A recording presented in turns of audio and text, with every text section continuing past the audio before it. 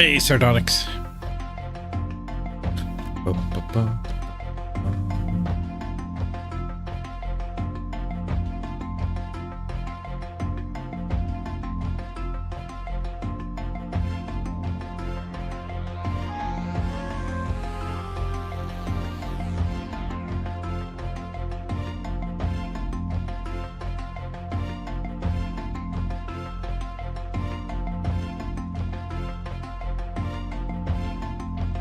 Morning, Gaming Dad. Funflare, Minglets. Good to see everybody.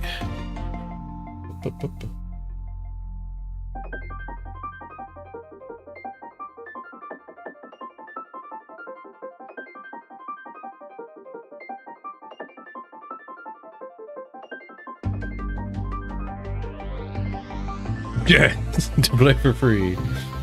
Exclamation point death to play for free.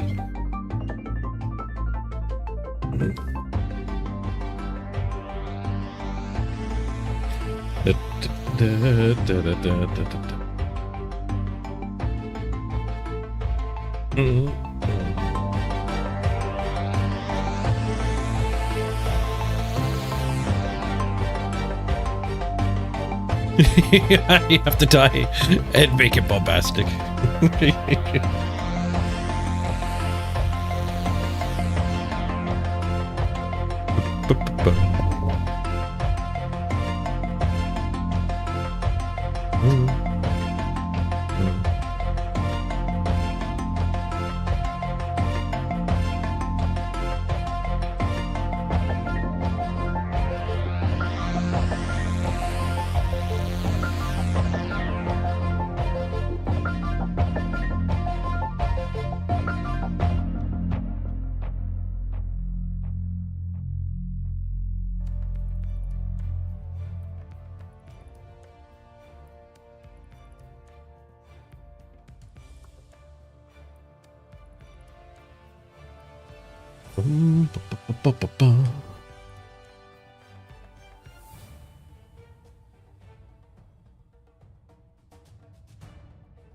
Hello, everybody. Good morning, everyone. We're spinning away here with our number 6 orcs. We've got a Mistnex game for this one. Got Morgan Jambolife, the temp, ready to battle for us. Spiral's getting too much SPP.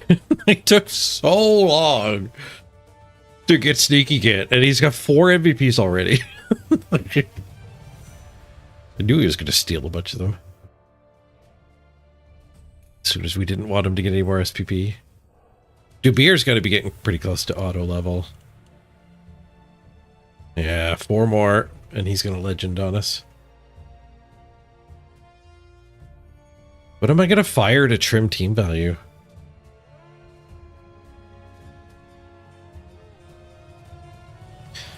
Do we just drop Plagues? The stand firm only guy? Turn it into a Lino? Oof. That might be correct.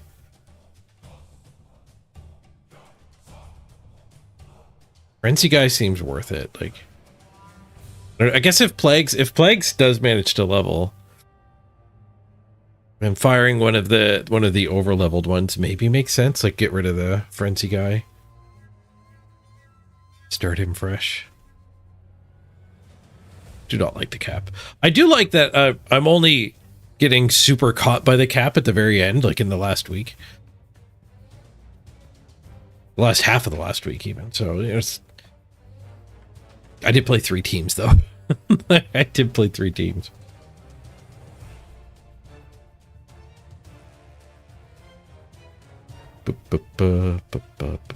I don't want to fire either tackler, that's for sure. They're sitting on their armors. I guess who's got the most concussions? Punisher's got 3. Legs is clean. KK guard's clean. Nice.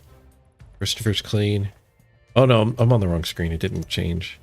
KK guard is not clean. He's got 2. Legs is though. Christopher's got 1. Dubier's got 1. There's concussions everywhere.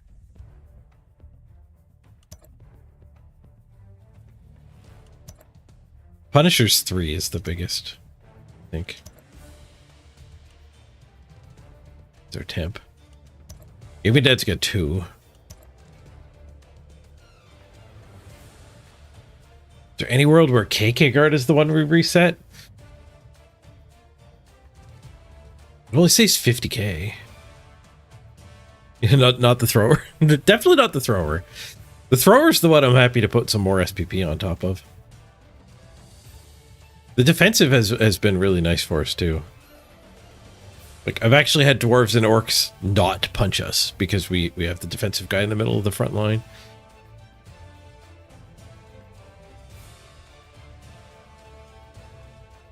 Which I guess, like, that formation needs all 3 of these. The stand firm guard block is critical. The mighty blow is not critical for that. But guard and block are. Like, plagues needs 2 levels to be able to take one of those initial, the role of one of those initial 3 blockaders.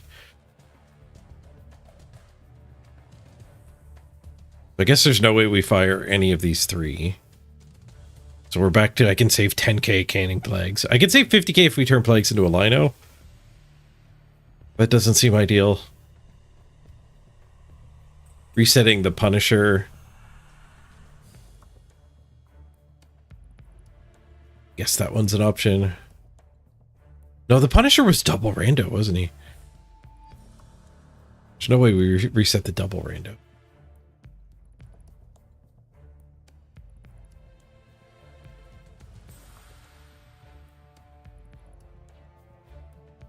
Rough. There's no way I reset a tackle. There's no way I reset the double rando. So it's like one of the undercreated guys. I guess the frenzy. We dropped the frenzy guy. I guess we dropped the frenzy guy. He's my favorite one to just blitz with randomly though. Frenzy finds you. It digs you down to the POW. What's our team value actually at when this guy comes back? 70k higher than shown, so yeah, we literally can't add another skill. I wonder if you can spin with a loner.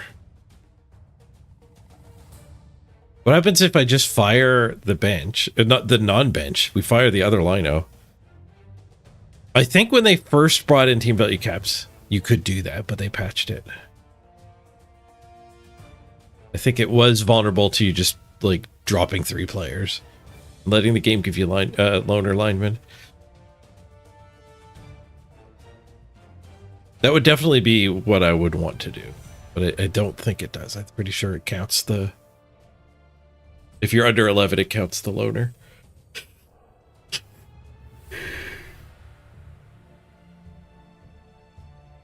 Might be worth testing, though. Max power? You were banned for a week. It's fun. You're back. Get a few more games in before the season rolls.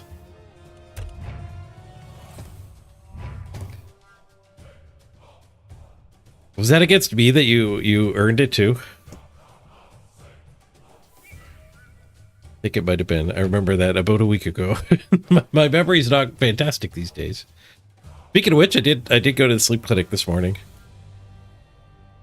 Little update on that. We are... Oh, Sparinol, you just hit level 40 in yesterday's sponsor game. Nice, thank you. We'll avoid highlighting it too much. You have my appreciation. But today we're actually sponsored by Death or Glory. Signed up for a long-term sponsorship with them. I worked with them through Lurk It a while ago, and they reached out, struck another deal. We're going to be doing Friday night fights. So every Friday stream for the month of June, we're going to be playing some Death or Glory for 2 hours. And I'm hoping to get challenges from you guys. This week we actually have there's a PvE event, a limited time raid PvE event that they would like me to highlight. I want to check that out. We might take a couple challenges from you guys if there's interest. But the first week, I think it's fine to do the PvE, build up some interest, advertise the game a little bit, get you guys to download it, give it a shot. It's free to play. And then the following 3 weeks, 3 Fridays in June, we can do some 1v1s against you guys. I think that'll be fun. If you didn't see the last time we played Death or Glory, it's a really sweet card game that it's trying to bring like the fighting game genre to card games, and it feels an awful lot like heavy counterspell Magic the Gathering. Because there's counters and blocks and stuff. So you do an attack and your opponent can counter it or block it, and the attacks have speed ratings, so you get penalized if your block is slower. You can still play it, but you have to discard a card. And if your block is faster and you block, you get to draw a card. So there's some, like, they're really embracing the sweet mind trappy type stuff that's going on with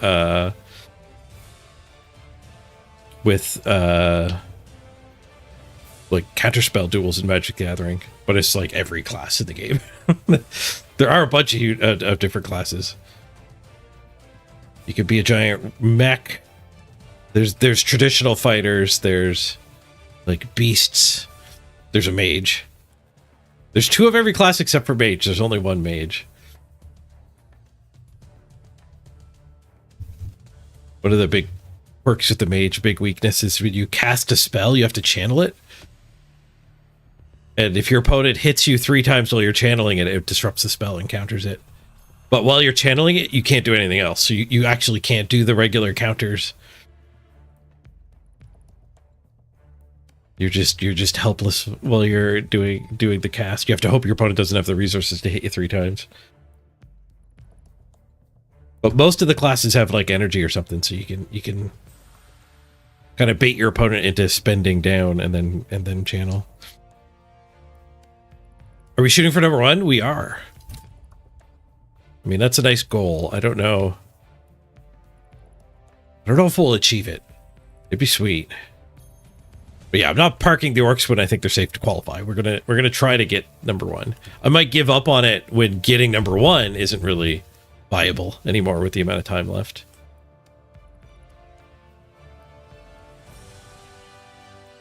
But I'm perfectly happy to push this team hard to get number 1, and if it explodes or slips down, we have dwarves as backup to actually play in the playoffs. Actually, do we? How many dwarves are there? Let's count. 1.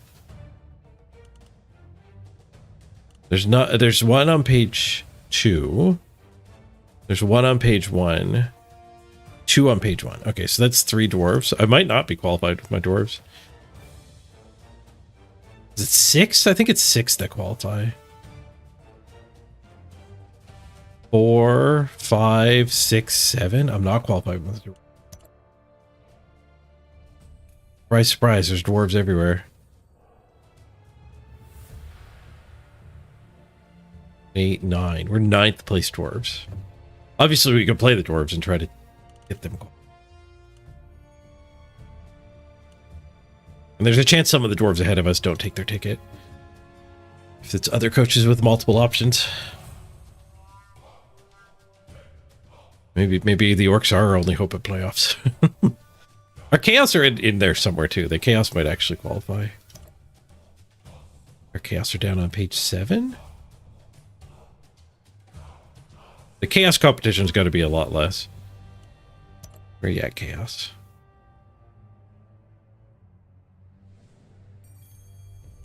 There we are. Okay, so our chaos are 58th. The chaos are above us. Take a while to load 5 pages worth of 10 teams. 1 on that page.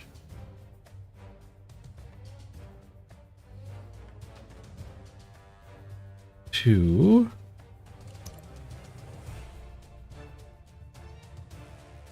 This rate, we're going to be fine. None on that page, so just 2 ahead of us.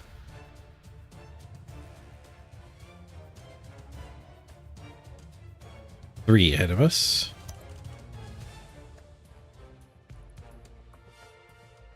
All right, so it looks like we have a backup team. Not on the front page. There's only 3 chaos ahead of us, and we're 58th or something, so our chaos will qualify if nothing else does. That our chaos are great. But that does give me the insurance policy we need to just push the orcs. many matches are going on? 4? Just 3 in Masters. Only one to work. Maybe the orc tide is diminishing a little. It's Friday, baby. Friday tip! Thank you, Vulcan! Thank you very much. What was that, an alert for ants? Why was that so small? Make it bigger. Can I rerun it? I think I made the right thing bigger. It's Friday, baby. There we go. Thank you.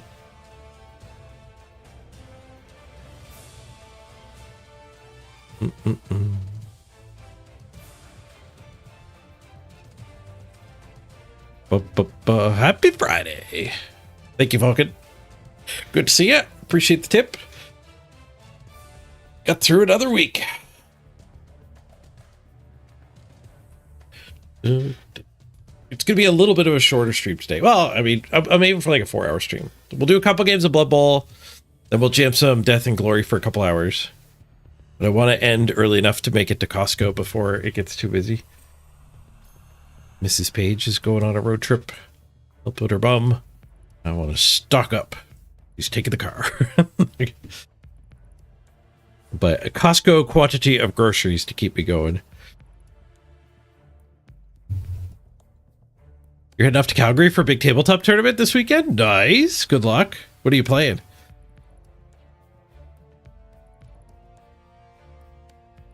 Sounds like a blast. You got 80 plus on the roster. Nice. Undead. Good luck.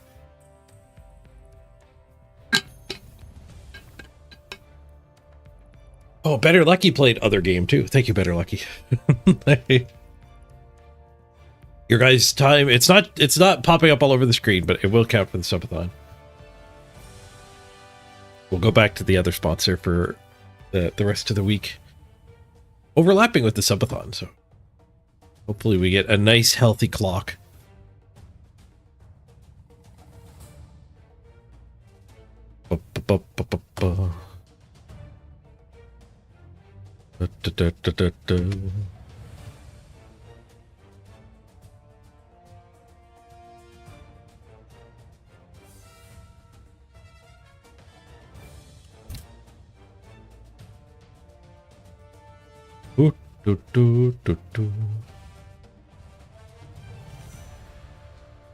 We're in for a bit of a wait here. I'm actually going to open up some Death or Glory. Start reading some cards. I don't want to play any games, but there's... As a game that's heavy encounters and there's like a speed element, it does pay to actually know the cards in the game. What can your opponent have? Important to have the 4 speed, 3 strength counter.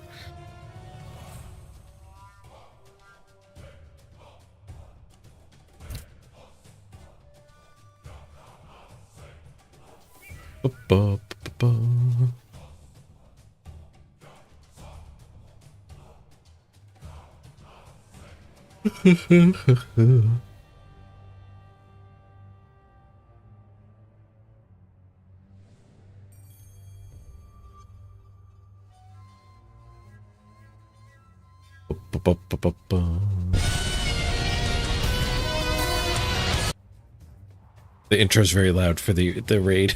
the raid's only lasting for like a month in the game, and I think we're near the end of it.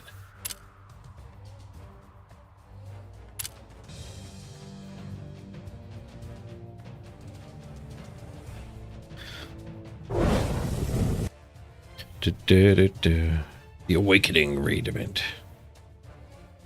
The raid event, it puts you against bosses, and you get to tag out characters from the regular PvP game.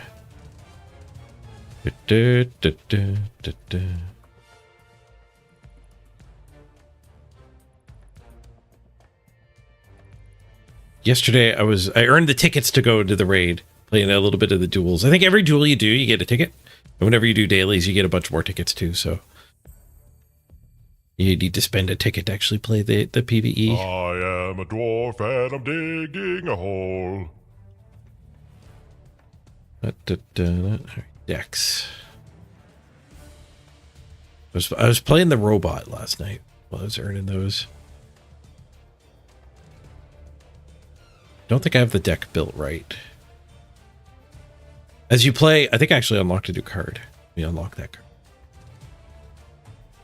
But as you play, like every couple wins, you unlock a new card, and then you can edit your deck. Oops, I went back into deck. I have to go to achievements.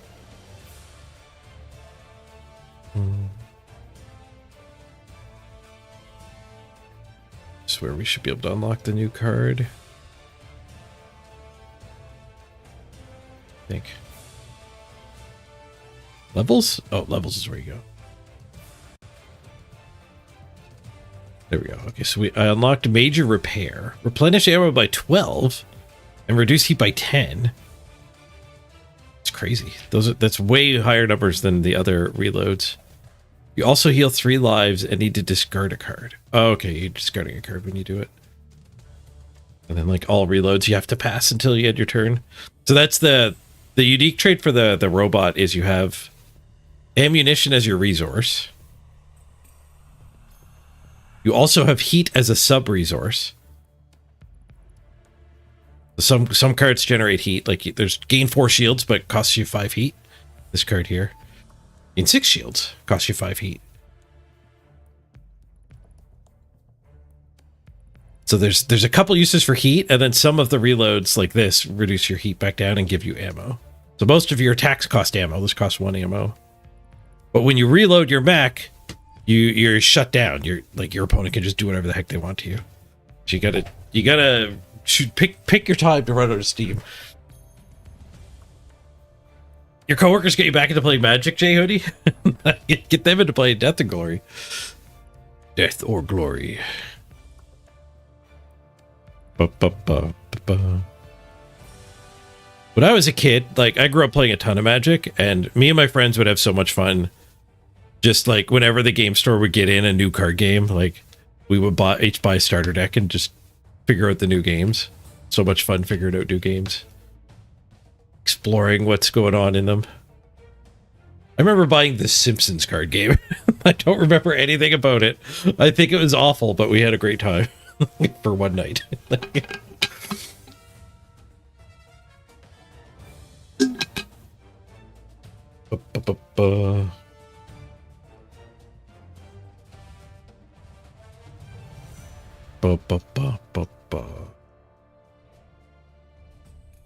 There's a whole class of cards that are like this guy here can interrupt spellcasting.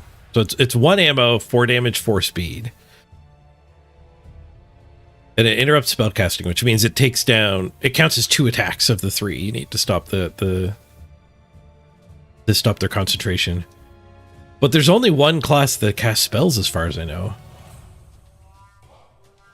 I don't think any of the other classes cast spells, just the mage. So like every deck has something that is, I guess it's still just a solid attack. I mean, you should just look at it as a bonus that has interrupt. It's just like a big FU to the mages. This one's not a block, it's a counter. So it's 3 speed, but it'll actually deal 5 damage back to their face. But the card doesn't go to the discard. You put the card back in their hand.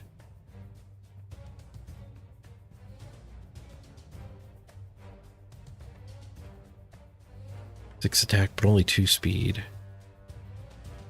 So like if you were in a robot mirror, reactive armor is really good against calibrated shot. Because it's faster, 6'3". So it's big enough to fully block it, which is important. If you fully block an attack, you counter the text box. So the spell doesn't resolve, basically. You don't take any damage, obviously. But also, if you fully block it, you get the text of your card. Increase your barrier value by 4 if it's already active. If you have your barrier up, it gets even stronger. Arrived. Hey, Dromo. But because it's faster, you also draw a card when you counter something faster. That's what I mean about like being really good at this card game would Like, it would pay off big time to know all the cards. And just know, like, all right, is the 3-speed good enough to counter what my opponent is up to? And this one too, like, it's only 3 strength. But it's 4 speed, so it's pretty fast. But is any given opponent even going to be offering up anything to you that's only going to deal 3 damage? Actually fully counter. Stuff like that's important to do though too, because the mechanics of a turn in this game are you draw 2 cards at the start of your turn and discard 1. And you actually get to pick up 1 card that you played last turn too. So you're kind of drawing 2 cards a turn. You're going plus 2 cards a turn. And you get some looting, some depth. So like, you often want to have a reload to end every turn with. But if you haven't drawn a second reload card, you can just you can always be picking up the reload you had played. And the blocks do play into that pretty sweet too, because you get the if you fully block something, like if you do reactive armor against your opponent's calibrated shot, the calibrated shot goes right to the discard. They can't pick it back up from the table. He's gone.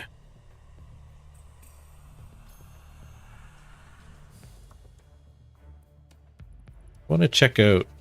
Well, let's tweak this deck. I think I might want the force multiplier back. I think I was wrong to cut that. Damage your attacks are increased by 2 and speed by 1. And it doesn't cost you ammo, it costs you heat. So there's not a lot of heat uses. I can take this back out. This didn't seem that great.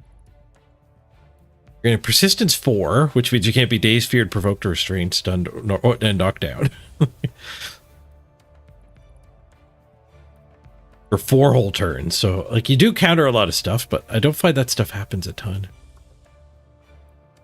And maybe it's pretty important to have this in case that happens. And if you're low on health, you actually draw a card when you play it too. And you get force field. You just don't take any more damage. Yeah, I should probably leave repulsion field in. But maybe the barrier, maybe 6 barrier is not worth it. Maybe this is better. If I'm going to do 3 attacks in the turn, it's that's where it equals 6 damage. We could play without barrier.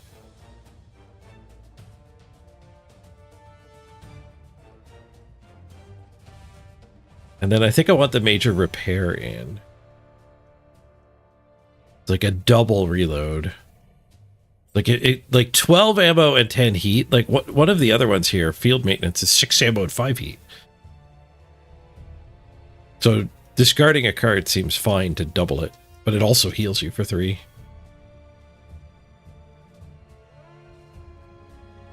Hey, Connor Drake, El Salvador. See you guys. Yeah, so let's just take out the field maintenance itself for this major repair.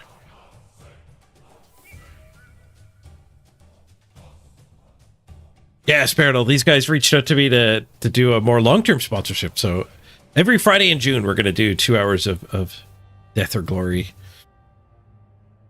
Which in the future, I hope to take challenges from viewers, but kind of surprising you guys, there might not be anyone ready to challenge me today, which works out fine because there's actually a limited time raid event active. So they actually want me to showcase the PvE event. We'll mostly jam that. I might take some challenges from viewers if there is interest, but the place our orc teams, they're currently 6th. 6th as we're spinning away here. We've been spinning for nearly half an hour, so that's why we're looking at cards. I'm not going to count this as they're sponsoring a 2-hour stream. I'm not counting this as in the 2 hours. Oops, I didn't save. What do I have cut? I have the very expensive Death and Destruction. Maybe I should leave that in. It actually works pretty good with Force Multiplier because it's a multi-hit too. So we would get the benefit twice. Death and Destruction's really good with lots of bullets too. It's reload 6 ammo, doesn't touch your heat. And you get a backup supply, which means your next card doesn't actually cost ammo. So it's really good with an expensive card like that. Should probably cut an attack. I could cut the interrupt, because there aren't that many mages around. I like Crippling Volley. It slows their attacks down for the rest of the turn.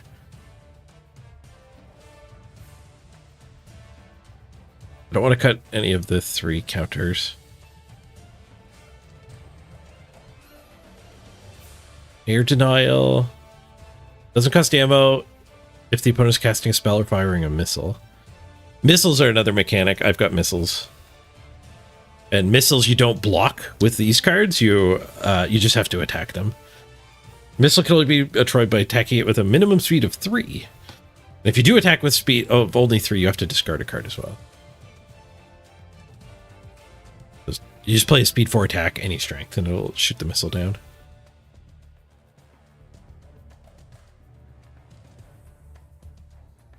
But I have not seen Air Denial actually trigger the freeness of it very often.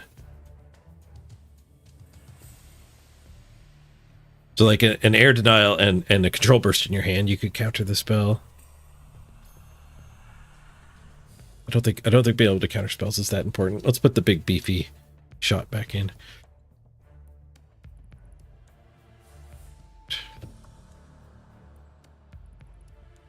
There's a chance one of the monks cast spells too. I'm not sure.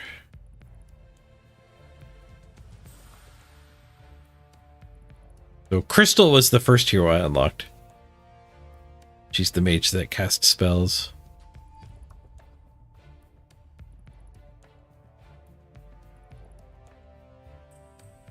You can't get claws with KOs. You can't get claws with KOs. Hey, dude IRL. Speaking of claws, there is Red Eye. There's a beast.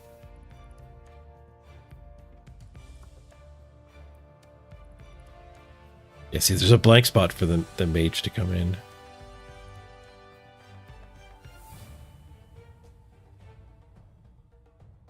Yeah, does Taj do spells? I don't think he does.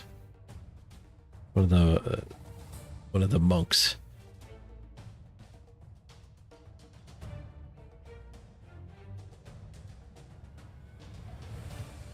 Granted spirit worship during Transcendence, the damage of this attack is increased by 2. When spirit worship is in place, any attack will reduce the opponent's attack damage by 1 for this turn and cause fear 1. Fear being any card played by your opponent has a 40% chance to fail. Oof.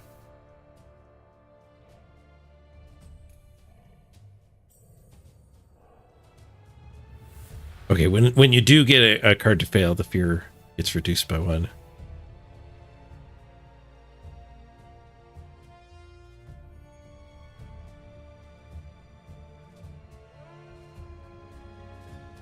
I think the gimmick with this guy, if I remember right, is there's 3 different worships you can enter. Spirit is giving fear, so making your opponent discard cards. Snake worship, any damage will apply poison 1 to the opponent.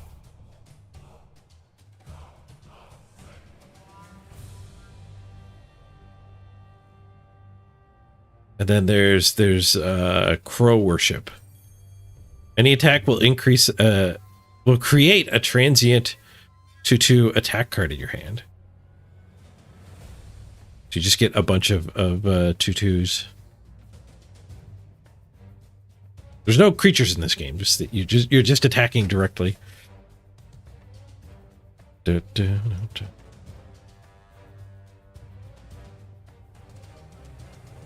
then the religious ones also have devotion.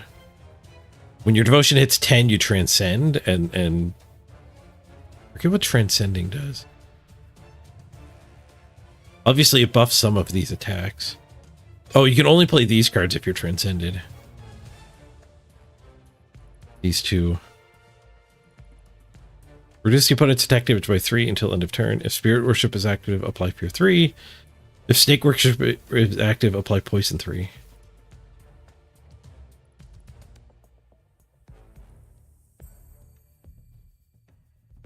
Mighty Intervention. Reuse an attack card in play by putting it back in hand. If Crow Worship is active, increase your attack damage by 2 until end of turn.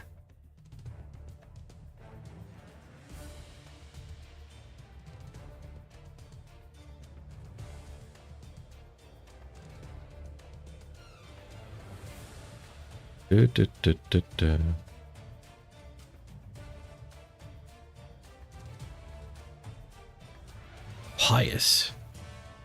Crow, Spirit, or Snake Worship actually become more pious. Success rate of this prayer is increased by 10 for every value of X.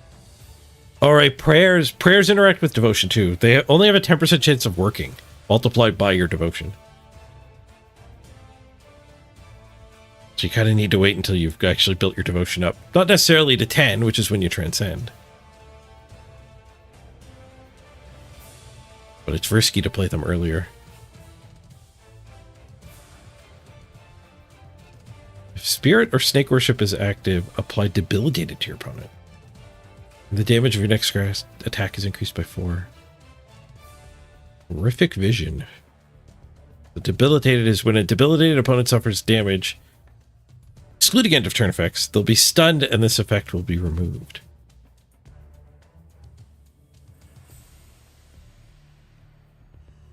It's like a bad stun. It's stunned with extra steps. Stun is pretty good. They can't do anything else for the rest of the turn.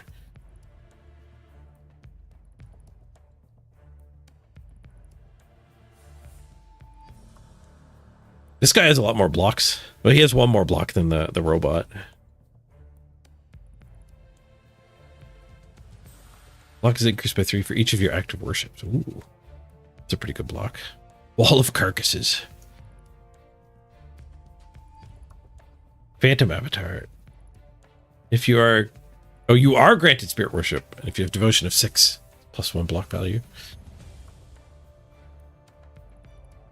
I wonder which class is the best at blocking. It's like a quest. And the stud is the quest reward. Your quest is to damage your opponent. Which luckily is fairly easy to do. I mean, they might block your attack. They might have something to say about it, but you should be able to at least make a go at it. You're granted Snake Worship. If your devotion value is 6 or greater, increase block by 1. So these are like kind of the same card. Well, the speed and default block are inverted.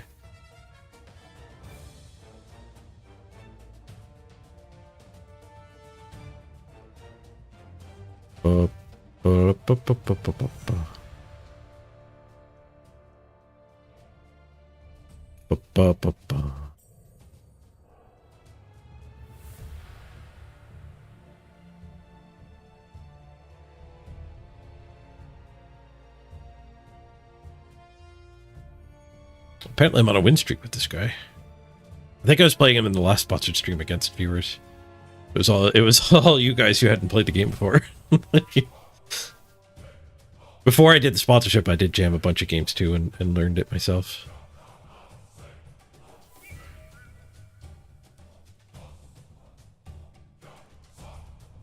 There's a dragon. You can be a dragon. There's a sniper.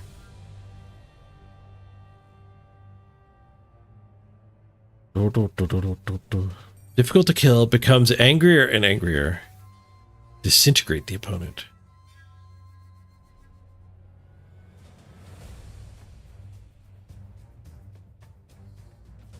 The end of turn, if the opponent has taken damage during their turn, apply disintegrate damage to them. Take advantage of your massive defenses to wear down the opponent. Or massive defenses. Scalification. You're granted Fortify 1 and Cure. You're getting rid of a bunch of status effects. Fortify. You are granted Fortify for X turns. While active, the damage from attacks, spells, or missiles are reduced by 2. Higher Fortify value replaces lower one. So most of these things like Fortify in this game, if you get Fortify 2 instead of 1, it lasts for 2 turns. It's not twice as powerful. It'll always just be a 2-point damage reduction. You could end up having it active for very long. You do this. The rest of the card is you get Fortify 3 if you're at 25 or less health.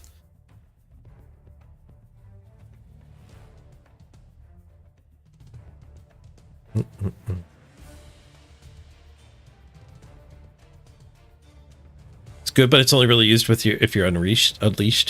It does say unleashed in the middle. I don't know what that means. You're going to regenerate 1 and you heal 3. At the end of every turn, you heal X.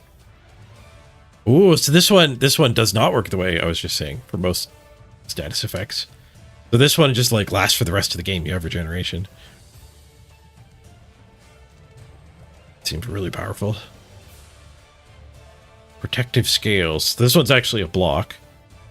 4 strength block with X speed. Granted persistence 3. You also heal 3 lives.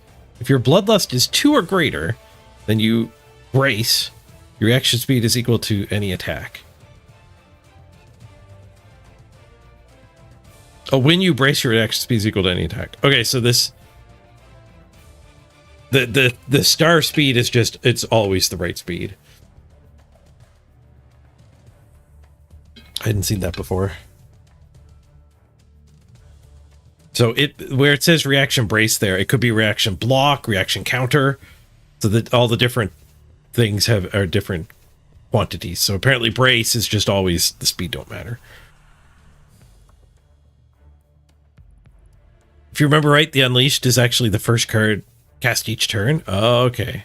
So you have to start your turn by doing one of these.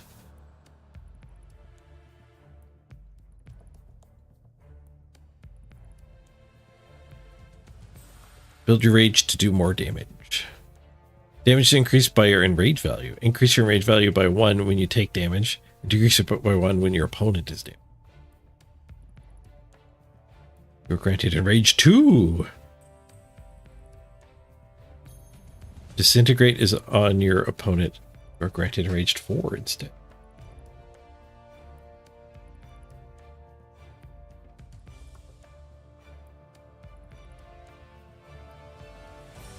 Granted rage 2, you heal 3 lives. If you have 25 or less health remaining.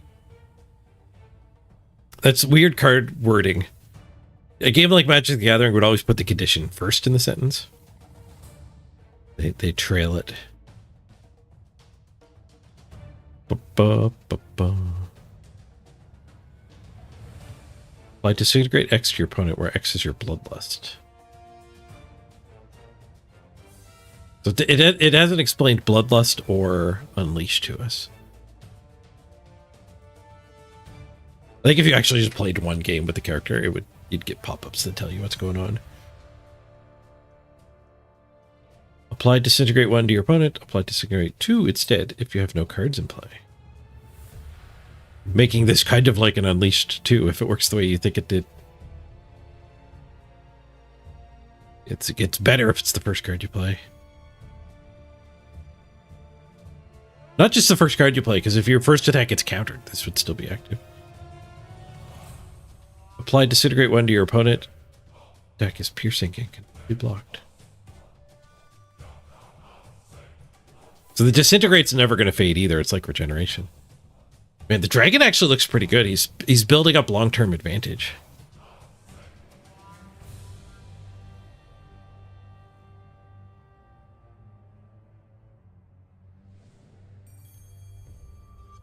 Oh, is rage your cost? Is that what's up at the top corner there? Like this thing is 2 rage. This thing is no rage. If I knew we were going to go forever without finding a Blood Bowl game, I'd actually jam a game of this. I want to try the dragon now. I'm intrigued.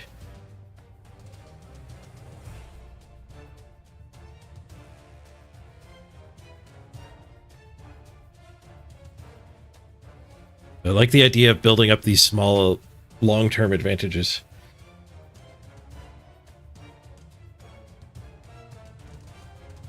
As you battle in the PvP, you climb up the tower.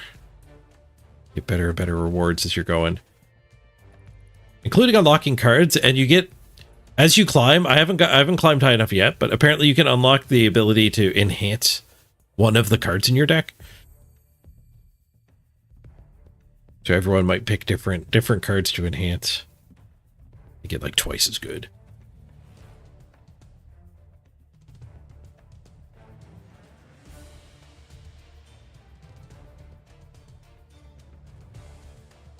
Yeah, this upgrade thing here. So I can't do that. Love it care to unlock new cards. Once you unlock all the cards, then I think you start unlocking upgrades. I think you end up with 2 or 3 upgrades you get to apply once you're at the end game. Wonder if we could just play against a PvE. See if we could figure out how this works.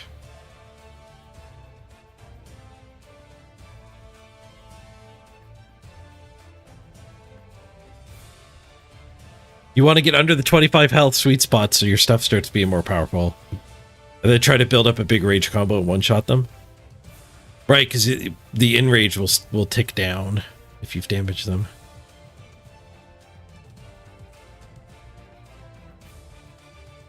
There is a PvE Vitcher mode I haven't touched yet.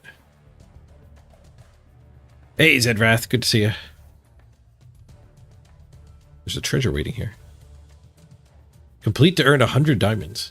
Diamonds are the currency used to unlock new heroes. When you first install the game, you get one for free. You get to pick which one you want to unlock.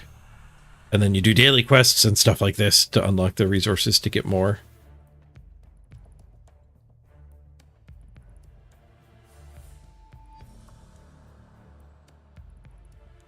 I don't know if I'm going to be actually playing as the dragon, though. Okay, we are playing as dragon. Get to pick. I wasn't sure if the PvE was going to force us to be one.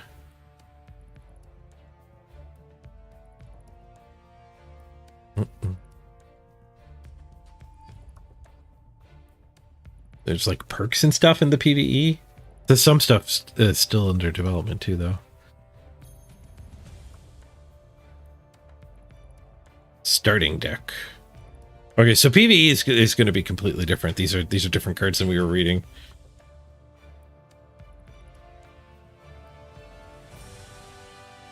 Let's get some very basic cards. Probably better for learning the game. There's some non-basic cards. But the mechanics should work the same. I'll actually figure out what Unleash does. Swap the audio.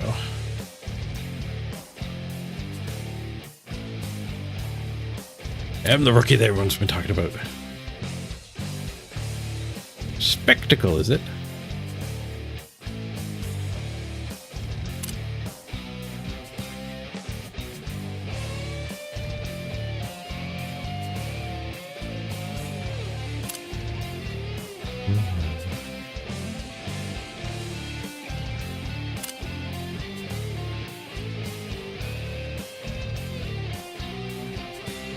Like a Slay the Spire.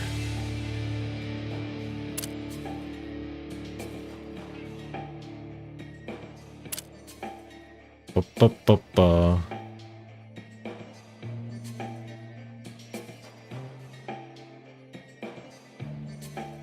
Okay, so the monsters can only play one card a turn until they're unleashed. That's the way the other fighter or animal class works, the other red color. He only plays one attack a turn until he's unleashed, and then he can go nuts.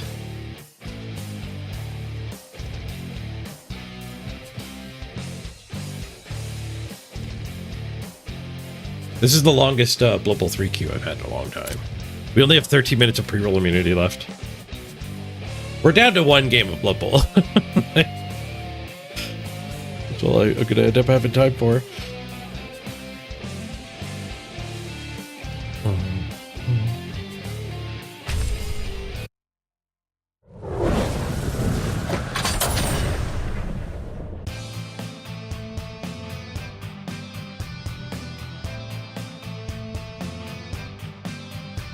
Test subject 41507.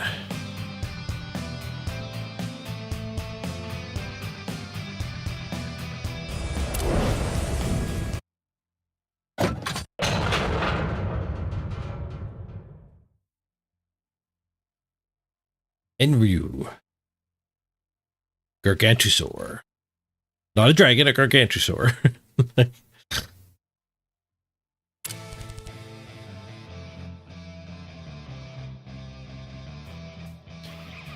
Gonna discard one of these. Heal 3. I get not damaged. Pitch to dodge.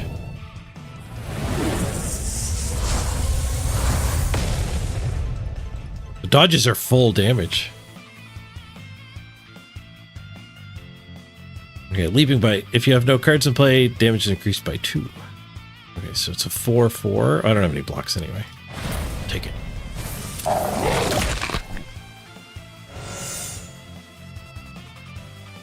Alright, so normally you can mouse over this stuff and figure out what's going on with your class. Number of attack cards you have played this turn. Before you unleash, you may only attack once. Oh, okay. So the unleash is the same. So I can only play one of these attacks, because I'm not going to be able to unleash. And then Bloodlust is damaging your opponent increases value by 1 that turn, while failing to damage reduces its value by 1.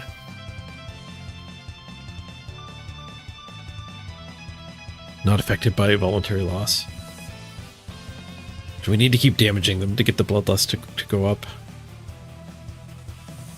You're riled up, and this attack can interrupt spellcasting. If your opponent's berry is active, damage is further increased by 4. What does riled do? If the opponent reacts to this attack, your damage is increased by 4. Oh. So it's extra hard to block.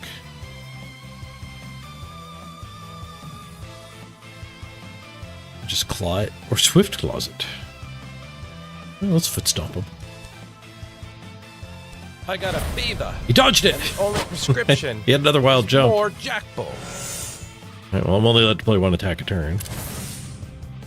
Hey, Jackbull.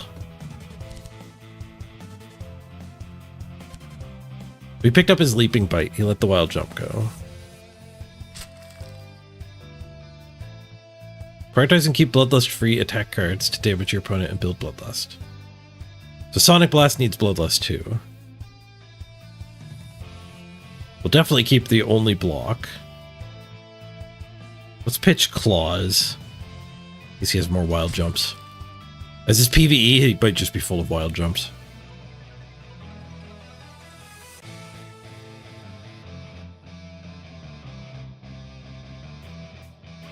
Let's do a Mighty Thrash.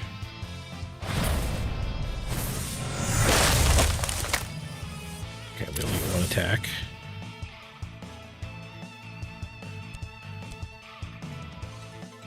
Leaping Bite.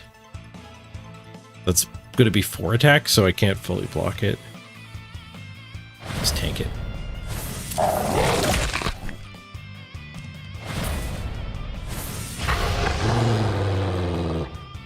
Damage and speed of your attacker both increased by 1. Did that. Order. Apply bleeding 2 to your opponent. This attack can interrupt. I'm just gonna play this. It'll draw me a card because I'm faster, but it's not gonna fully block it. We still get hit by the bleed. Well, he emptied his hand. Another one of those. Oh, what did we draw? The speed of your next attack is increased by 1. Oh, we can actually dodge that. It's full. Speed is slower. Oh, because he's got the +1 speed.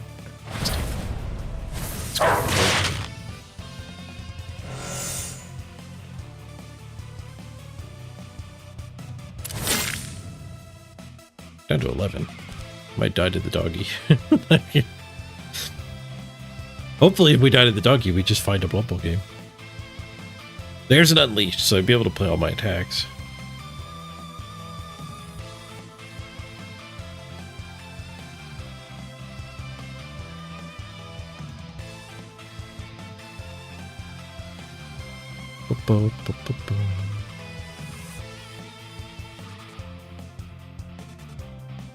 Pitch that one.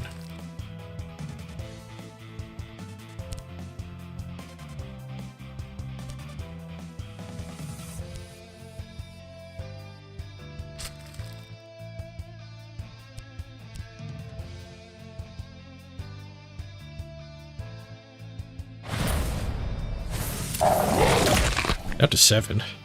He's only got 1 card in his hand now.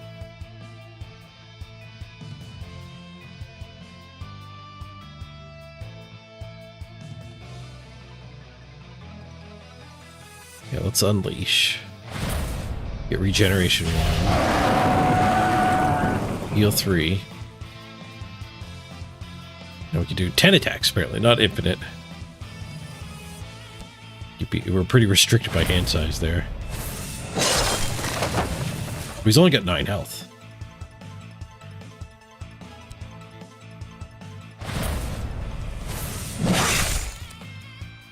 We got the Bloodlust up for this, too.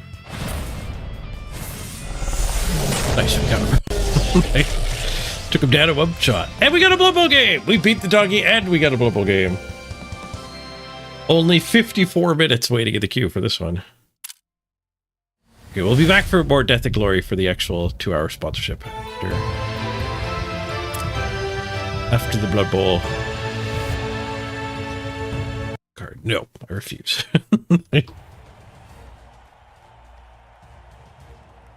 Oh, Blood Bowl locked up. Hello, Blood Bowl? It didn't like me closing the other game, apparently. There we go. Oh, yep, Death or Glory clashed. Error. Undead? I haven't played against Undead in a long time. Let's go full screen mode, order mode. If we can beat up some Undead. No block on the mummies. I like seeing that. They have a lot of skills, though. A little bit lower team value. They're a lot lower SR, but not too bad. They're still 2104. 200 behind. Be good. Somewhere in the teens, if we can beat them. Yeah, their games played is only 24 against our, like, 70.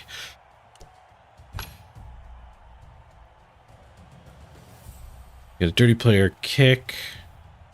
One random fend.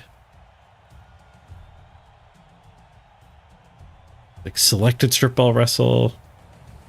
There's a random on this, on the Blodge Sure Hands guy. Blodge Step Sure Hands. 4 Mighty Blow, 2 guard, 3 stand firm.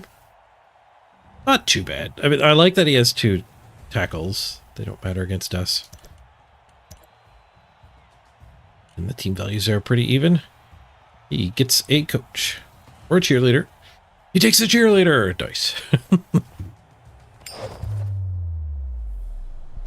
Mm-hmm.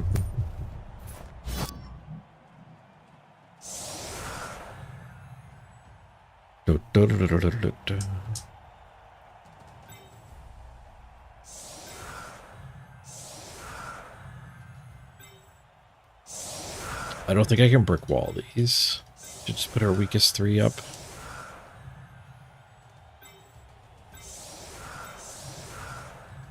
You and you.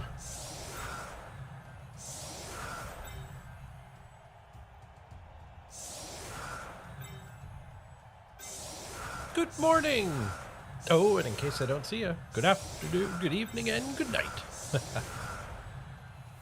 Ooh, doo, doo, doo, doo, doo.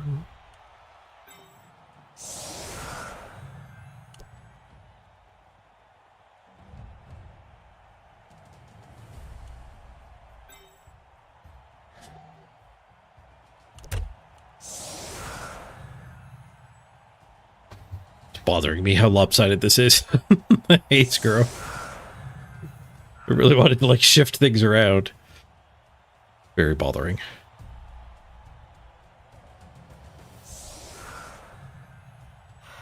I guess with all the stand firm here, I could have bricked. We could have put these guys tight in.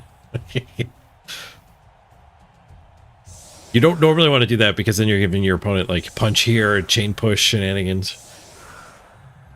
Disrupt your formation. You have an abundance of stand firm on this team.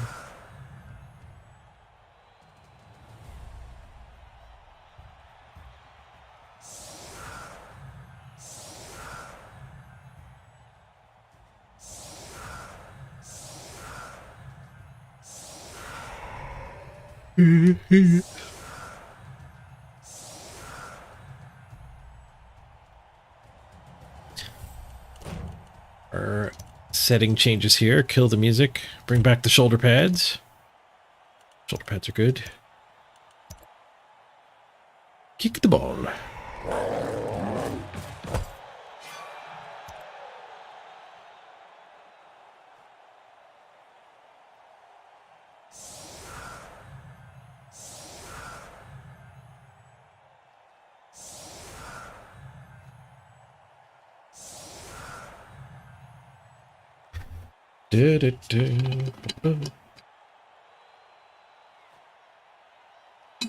It's the first hit is thrown. We're losing our pre-roll immunity.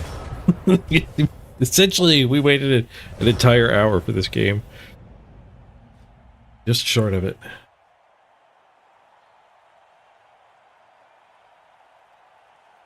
Late season, top of the ladder, Blood Bowl.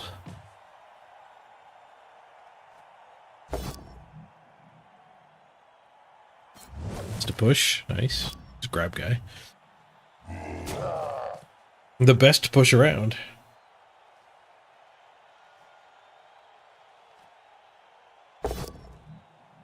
Just a push.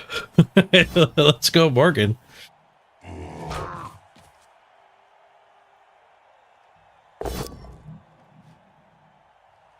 Just a push. And Firm denies that assist being created.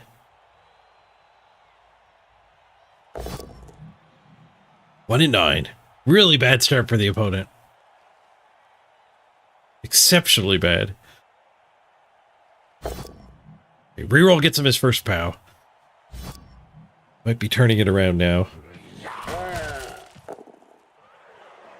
Did cost him a reroll. I'd like to see that.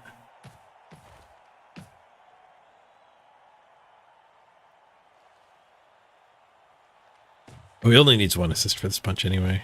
That might be the blitz he wants. Anywho, just...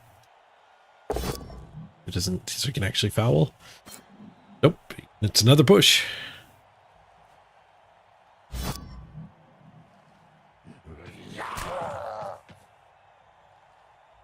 Pardon my yawn.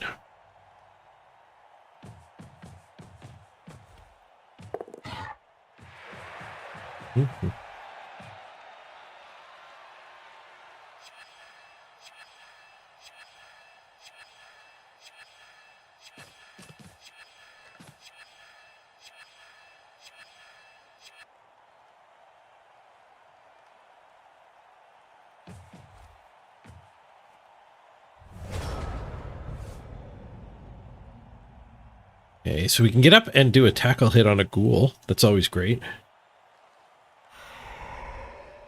Can we mush in and get a hit with him? Probably we'd be giving him Mighty Blow hits back. I don't think I can defensive lock these out. Can I? I could make them 1 die, couldn't I?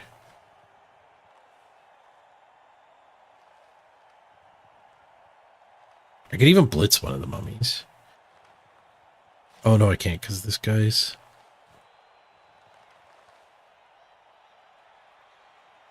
Not guard.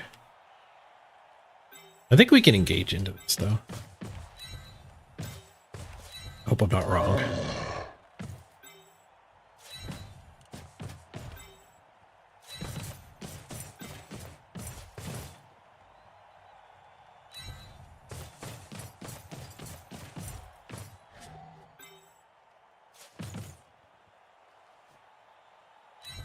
Okay. I don't love giving them a hit, but I am... We're entering base all man's territory here. Nice, scratched ghoul. Very nice. We're not going to get a foul.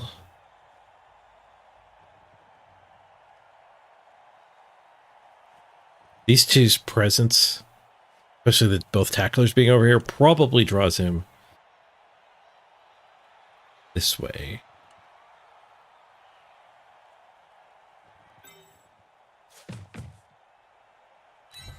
I think we'll go like this.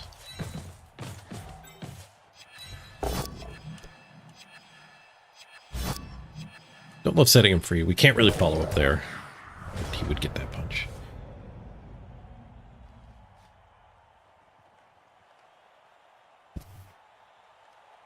See what he can find here.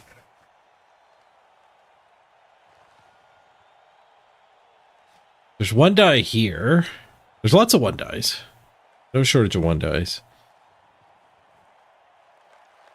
But he doesn't have block for them.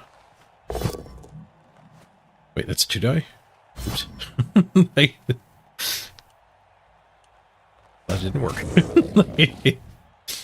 I think in my mind, in my planning, so I was assuming guard here. Should not have engaged. Yeah, this guy. This guy only gets a 1 die. That guy was. It had the assist, but now there's no assist for any.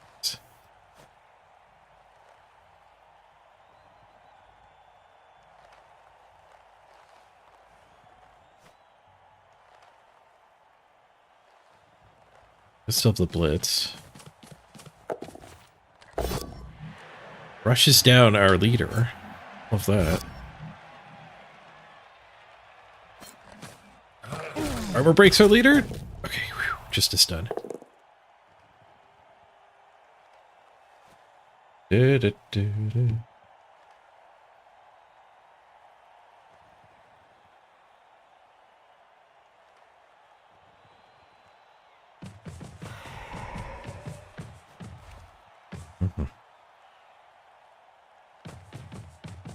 I was right that he was going to go that way.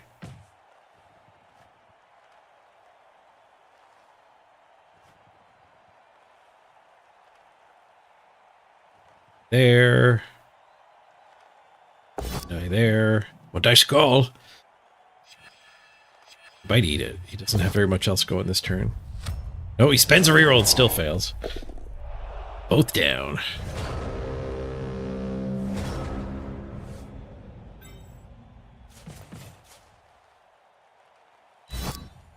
Back.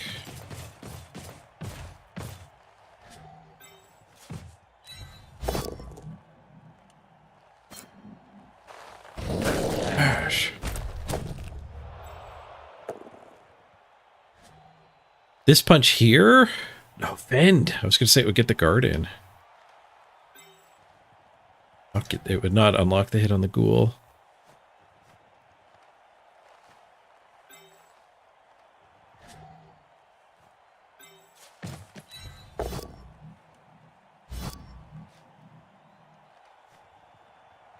Mummy Val sounds like a pretty good idea, though.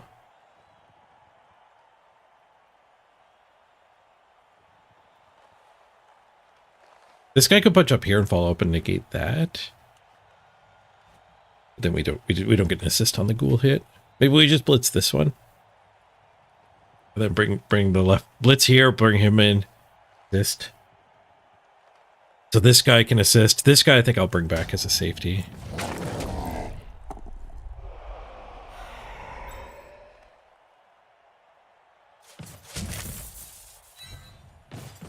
Stand firm so the angle doesn't matter.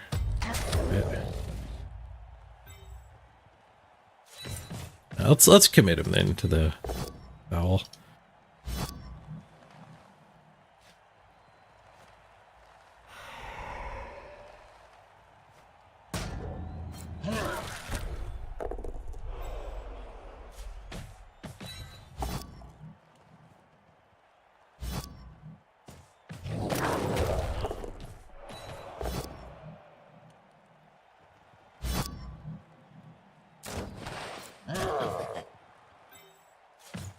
He's going to be able to run up the sideline and pretty much get away from me, though, if I get caught.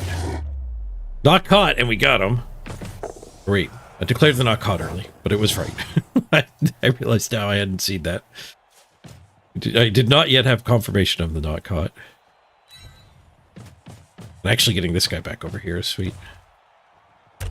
He did regenerate, though, so the mummy will be back. That makes for a pretty nice looking next few turns. You might even want to score early now, just to get the mummy back.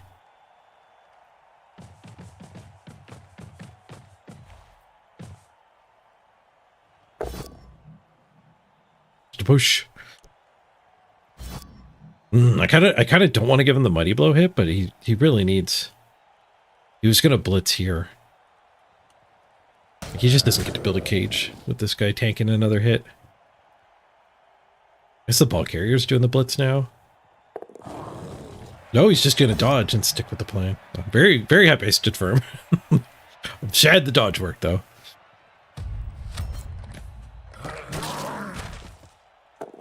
The stun.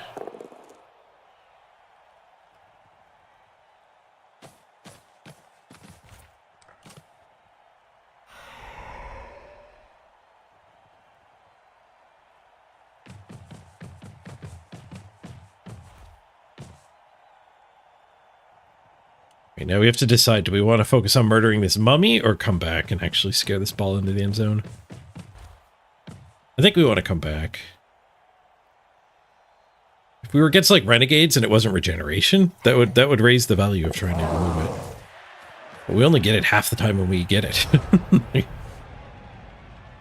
Even when we get it, we probably didn't get it.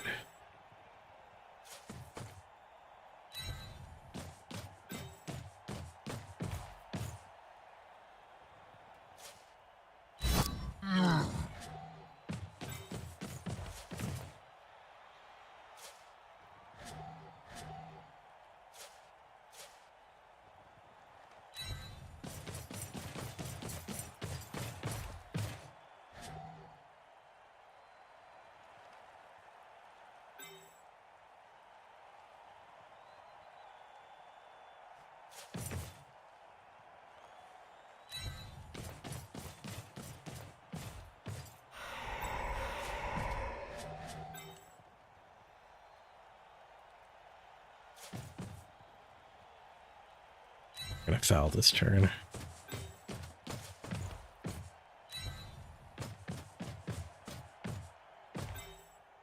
Put this guy in to actually get a 1 die here. And being back here is relevant to scaring him in. Take the 1 die.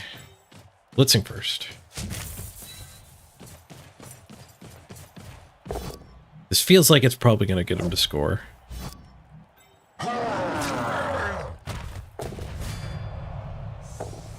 Ew.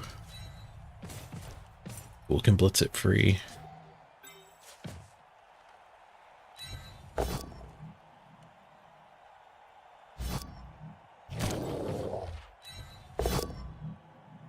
Bonk.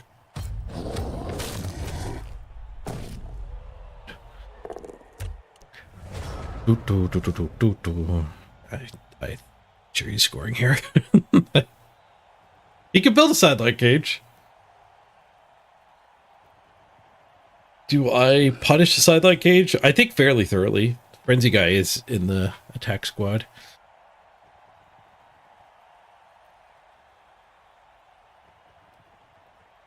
I'd have to surf the back of the cage, if anything.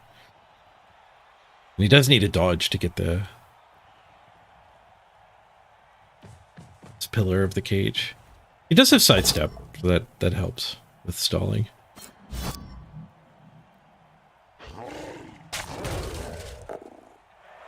Path's clear to score if he wants to. We'll get 5 turns to respond, which is fantastic. Scoring gets his mummy back, too.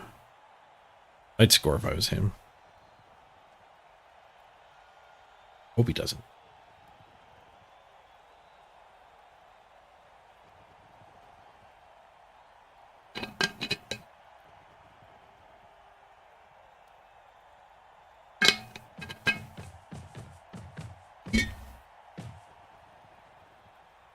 Wait right on the edge. Am I doing all right? I'm looking tired. I was up a little early today to make my sleep clinic appointment, which went pretty well. But yeah, I'm not doing okay. But the doctor is pretty sure my sleep apnea machine isn't not set up correctly. So I got to see the sleep clinic today. She sent me home with a blood oxygen monitor, a titration. So it's going to measure my heart rate and my oxygen levels overnight, over the weekend, and then I get to go see her again on Monday. She'll tune my machine, make some adjustments, and hopefully we see those numbers get much better. But no, I've been dealing with chronic fatigue now all winter. And I did last winter too. When does the subathon start? With the new season. which should be Tuesday, I believe.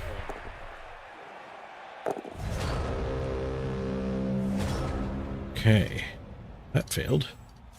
We have double go for it, 1 die. Do we get an assist there? We can do 2 go for it's for the assist, which I think is probably worthwhile.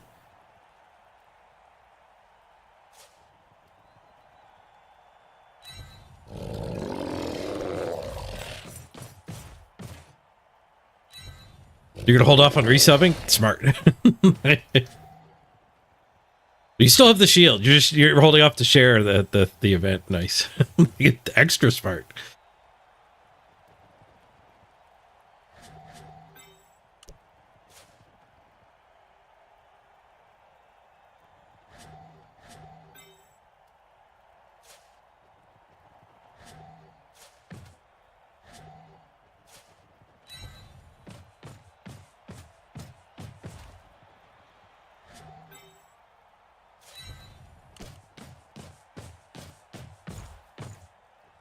What's going on up here? These guys got brutally 1 die, didn't they?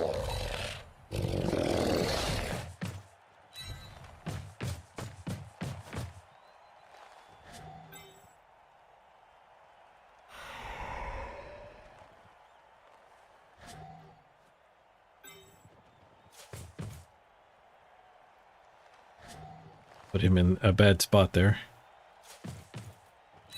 We've been in Mr. Throw's way.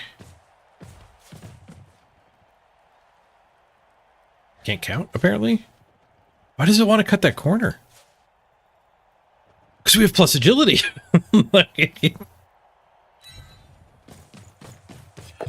Show off here with the corner cut. Like, look how agile I am. This guy's not cutting the corner. Carefulling. Let's just go for it. Reroll. It's the POW! Nice. Free movement. Casual 4 go for it attack.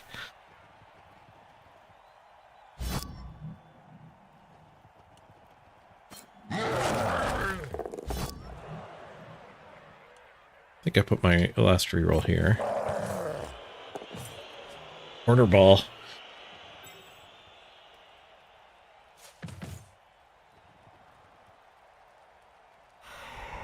That guy's already cut off. We go here. Blocking that square from a dodge. Sure, that seems good. Alright. Opponent's ball on the ground behind our dudes. We might see this guy actually dodge to here. And then this guy can 1 die and clear the way. Maybe I should have put the lino here. This ghoul could have dodged out and done the 1 die still. So 4, 5, 6, 7. It would have forced a go for it for him if he doesn't want to follow up on that.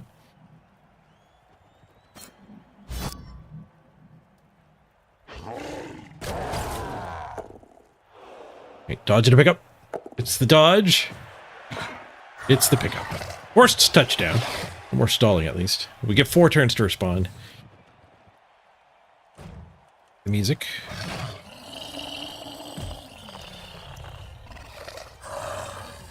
Da, da, da, da, da.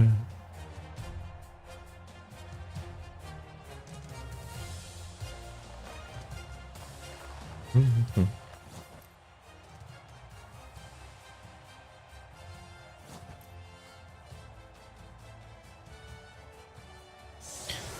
Ba-ba-ba-ba-ba-ba.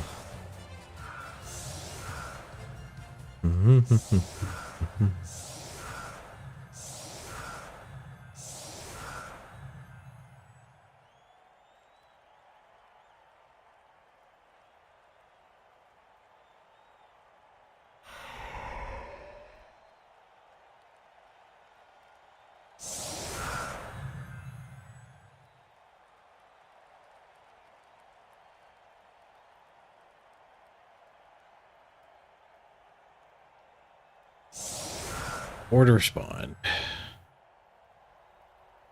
Still got the whole team here.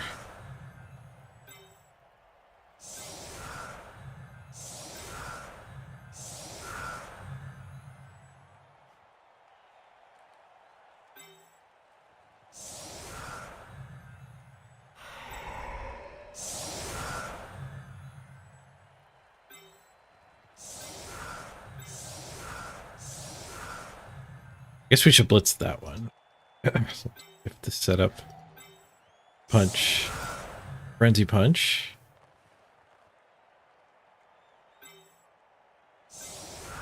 Some blitz and foul setup on this guy.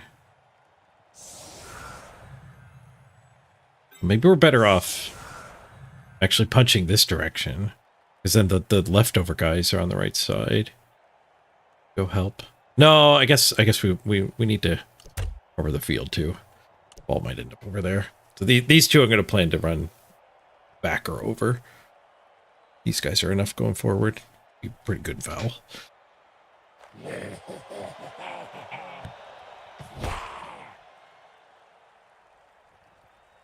Oh, look. Good safety. God damn. Freaky game. Last Dutch hero hanging out way in the back. He's like, I got it, guys. Got a solid defense. Oh, that could be bad against mummies. A mummy here at least seems good. I can run away from my hit squad. I forgot he had kick. So I forgot about this guy. They kind of go well together. Why'd he kick it towards the corner with the guy? Should have kicked it the other corner. I guess because he wanted to be away from this heaviness.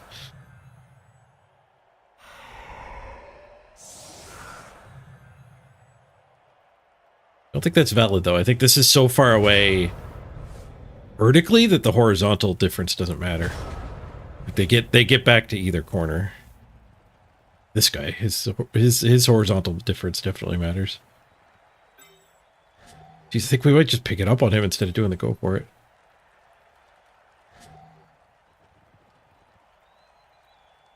I could pick it up and double go for it handoff. How are we doing movement wise? We need to end this turn with this guy 15 away. I think I do that. I think I pick it up here and hand off. That's a lot of dice, but that one extra turn stalling was pretty damn good for the opponent.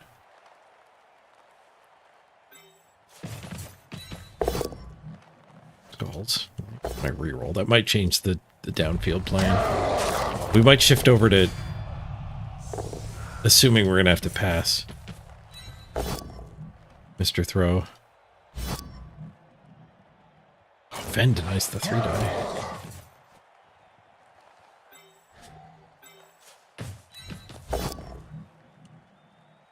It's that one. Forced to put in a sitch there.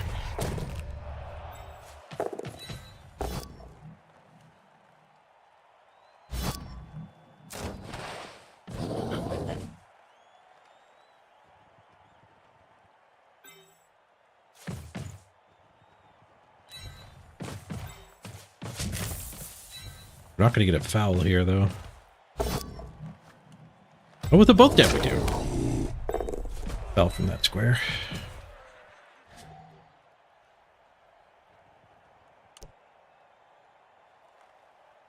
I am live today. I forgot to go live, didn't I? My Discord go live announcement. Oops. I started very late today. I is tired today.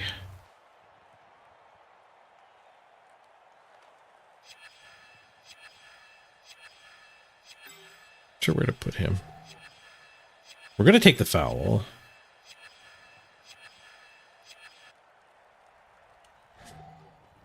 I think we still have to try the handoff.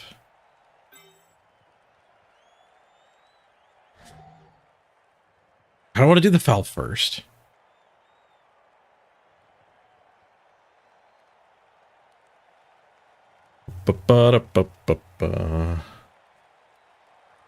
I think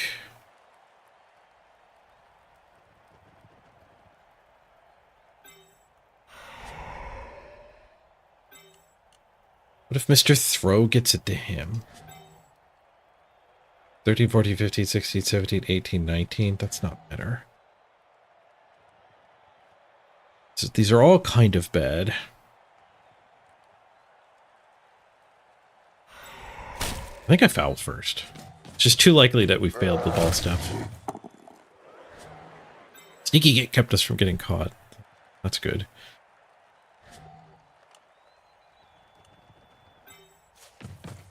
I think we try it. 3 plus 2 plus 2 plus 2 plus. Well, the crowd helps. We are going to have to pass with this guy, but at least I went towards him.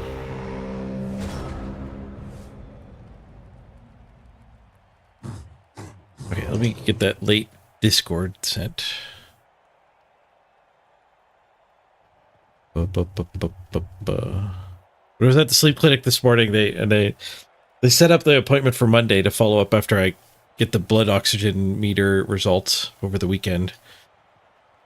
And she's like, okay, so 10 a.m. on Monday. Do you want me to write that down for you on a card? I'm like, yeah. Bad memory is one of my symptoms.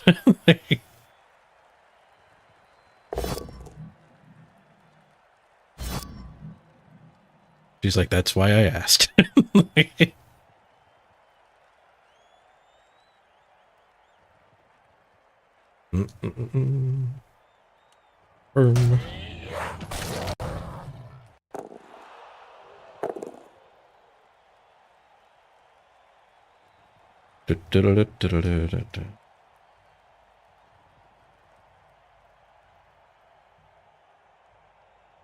That's an awkward stun. Been a pretty good guy to stand up. Be tough to punch the mummies now.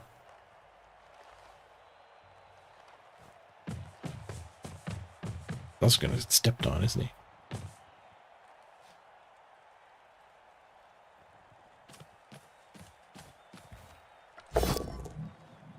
What if I do the pass attempt right now?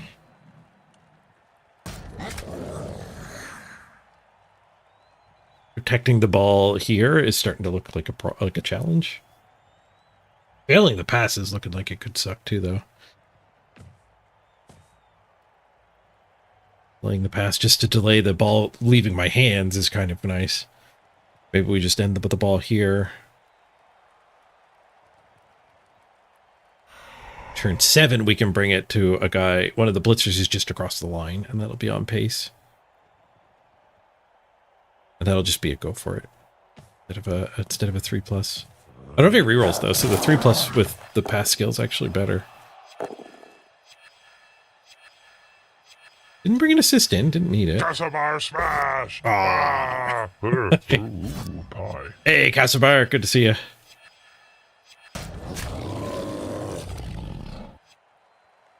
I wasn't supposed to stand from there, was I? We're stuck on the mummy.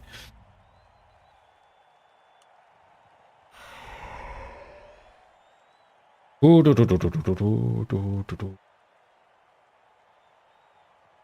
right, well, we can move this guy here, and then he's a scoring threat, and it will unlock this punch. Frenzy and defend, not ideal. We could run a guy over here and look to actually punch this. We'd have to put 2, but that guy is a scoring threat. Do both.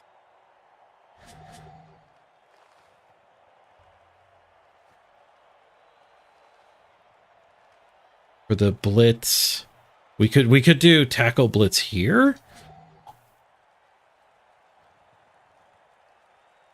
One, 2, 3, 4, 5, 6. Kind of like that. Maybe we just give up on that side.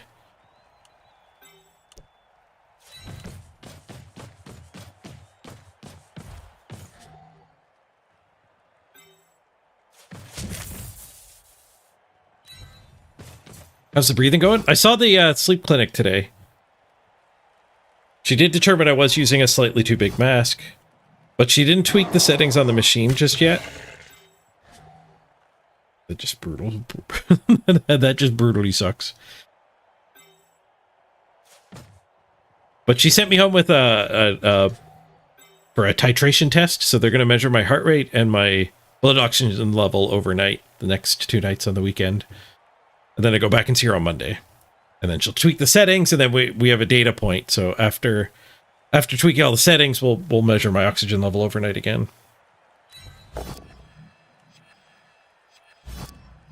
If we can get to the bottom of my fatigue.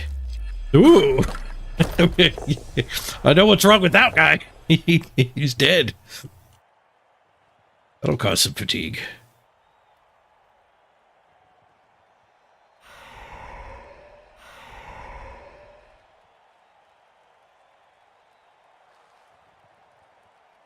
Yeah. This ghoul is going to come steal my ball if I let it. I only have one scoring threat if I come back here, though.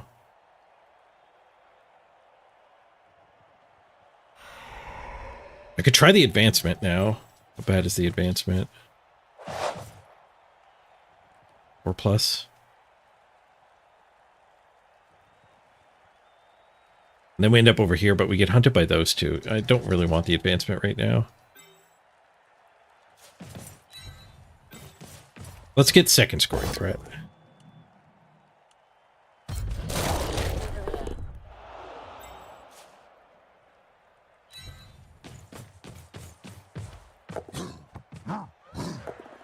You sure hands? No, I don't think we bother doing anything. Oh no, we dodged to cover. That's what we do.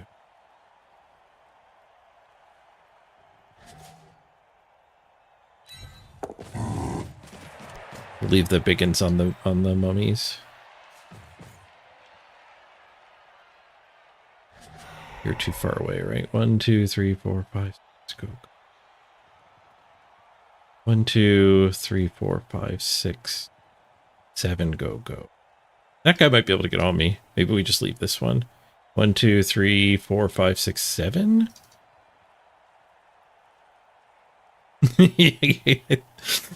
That's definitely what's wrong with it. It don't got no life in it.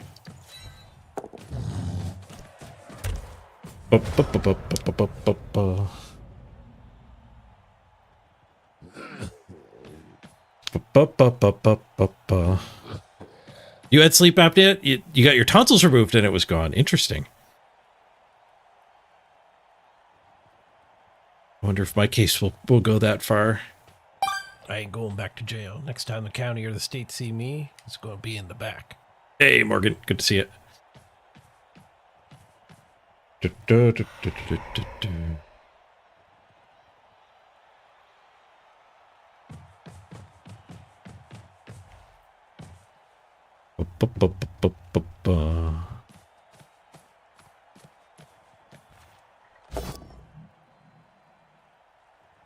I love how we killed something as soon as Caspar showed up.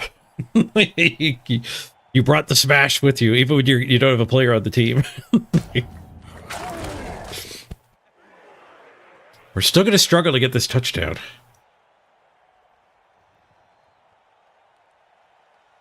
We might be able to clear this guy to actually be able to accomplish it, though. I need this mummy attack to fail. Much of a hope of that, though. How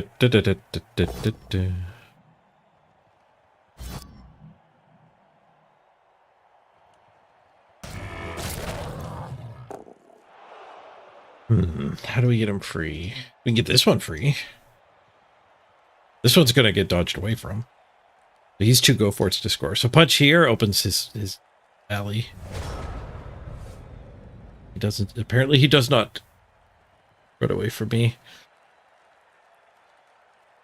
We can set up a chain push here.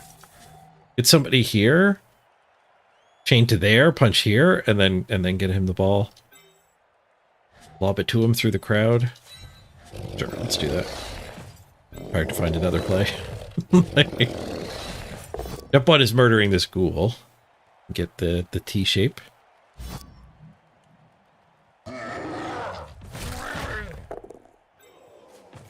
Well, it's not a murder, but it'll do.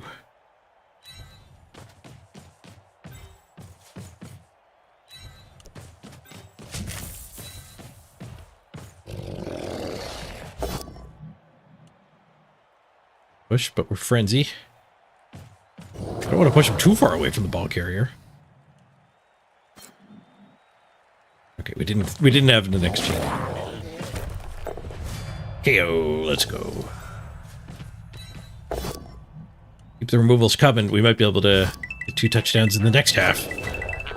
Simple Gifts! Thank you for making it prime time. Football as well? Indeed. All is well. I hope all is well in 404. Right, let's see if we can get this touchdown. Animosity. All right, we'll pass on the ball next turn. God damn it.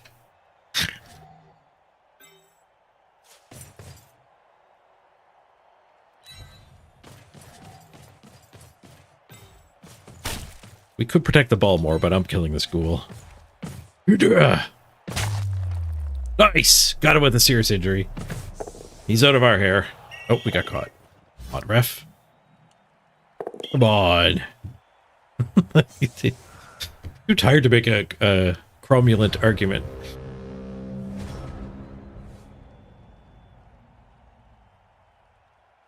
Is the frenzy big and new? No, he's been frenzy for a while.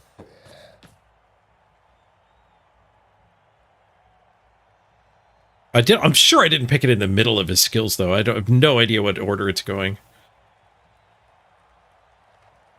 Random, and then the selected skills come back the other direction, maybe? I don't know. There's a chance he was random. Block, mighty blow, frenzy.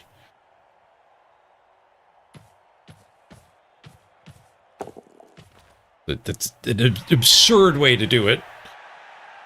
To set it up, but I think that might be what's going on there. Nice, stand firm. Casabar smash. Casabar smash! $100! Holy crap, thank you, Casabar. Oh, smashing it all the way to the bank. $100 and 37 cents. Oh, we're not getting the touchdown, though. We are kicking ass.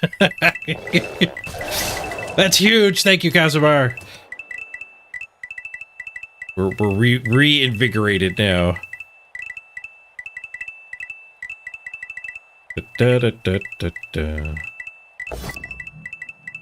KK Guard, you remember? It is your dude. It was random mighty blow and then picked everything else.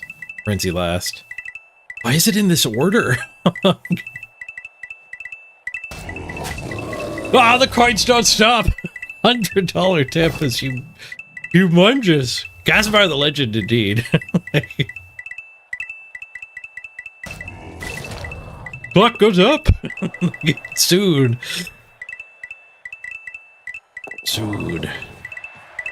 Dodge foul from the Fen Zombo. And it worked. Brutal. Brutal was Casabar. Oh, there's one more coin randomly. Doing. That must have been the 37 cents. We'll take the miss next game. What a brutal turn that was. Took down our scoring threat and took down our dude too. Alright, we can't score, but we can kill another opponent. Start swinging. Casabar smash! We want to try to get the mummy.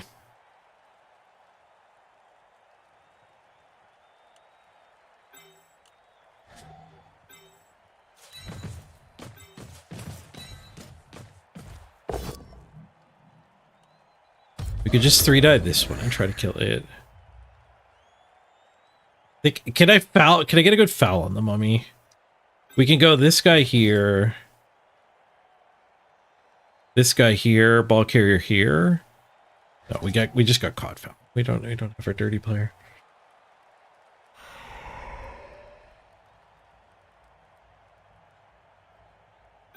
This guy here gets us towards that hit too.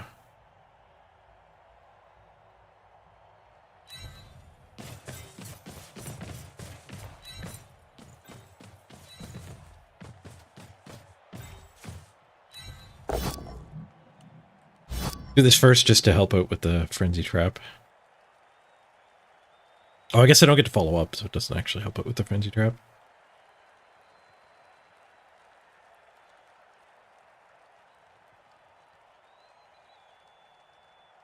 Casabar demands murder. Coming right up. Oh, no murder. How about a hot dog? Can have a hot dog. Consolation prize.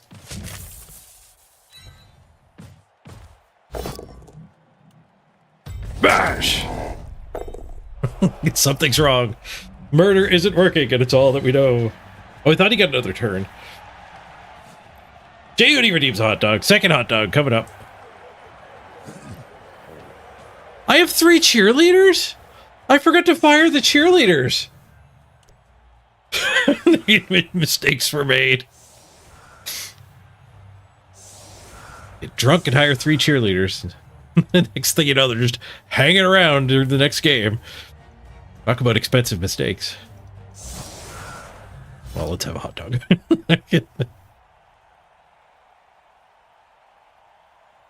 Best part about my 3 cheerleaders is he took one cheerleader with those inducements. Casabar Smash! Casabar just cheered 10,000 bits. Casabar smash. 10,000 bits! Casabar, thank you very much. Coming at us from all angles. We need to come at these ghouls from all angles. Well, they are down to 1 ghoul. We might still be able to win this. I believe. I believe.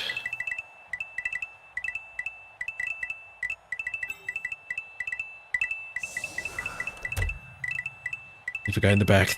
Oh, 10,000 bits! Do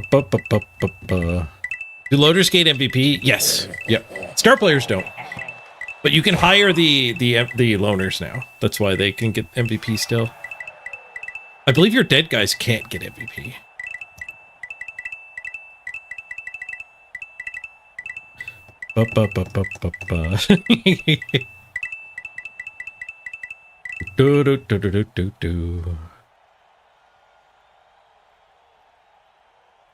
It's weird how you hire them. You don't hire them in the end of game sequence. You hire them while you're doing, like, before you roll expensive mistakes on your team management screen.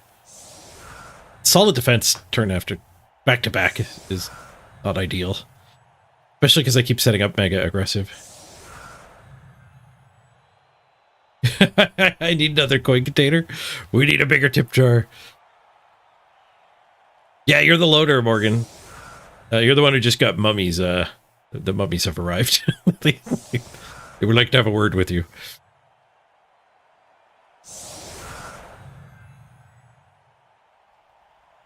Why did I kick again? I don't know if I do anything differently. Because if I put this guy too far back, he kicks it close. You should probably be kicking it close anyway. Possibly be. Maybe not probably.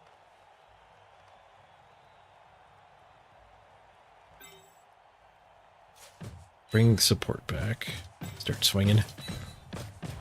Smashy, smashy. Nice. Powerful. Stun. Good start. Next up, a bonk. Effective. No mighty blow on this one. Nice. Got him anyway. That's done. Stunned him anyway. That wrong. We're not going to get this hit anywho.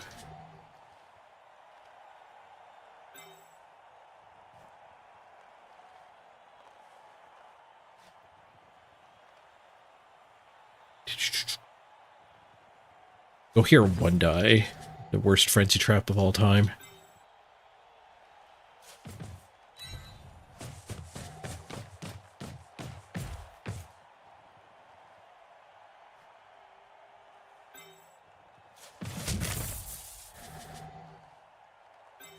I just did this really bad. That's one of the problems with my fatigue. I just started throwing things. I didn't play the turn out in my head.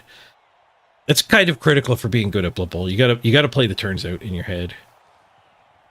I just assumed this guy would be able to punch that guy, and that is not happening.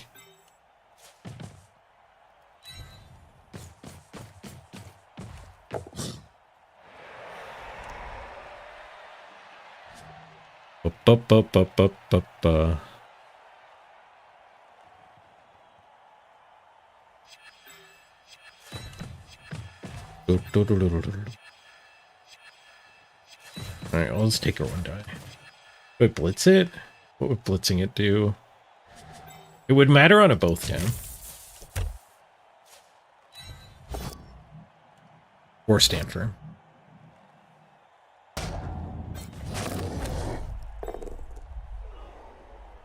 He decides to stand firm.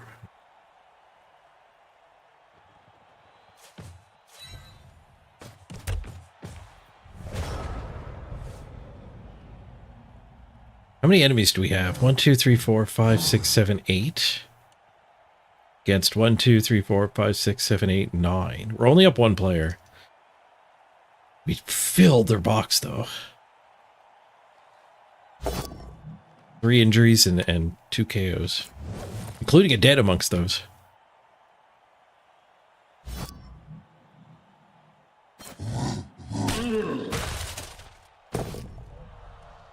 Here's Morgan. Thank you for your help, Morgan. Take a break in the pie box. Recharge on all the nice sideline pies.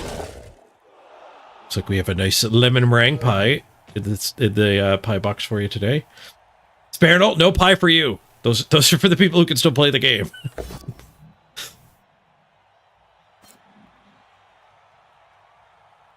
Kicked out fouling, you don't get any pie.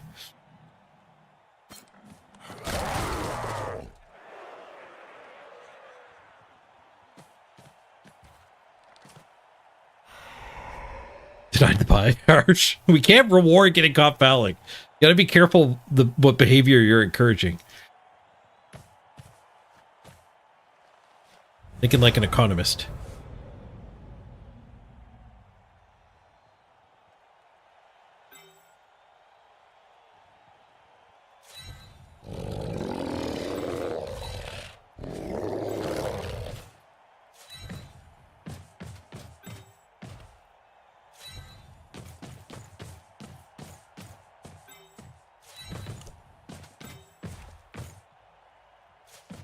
Frenzy trap.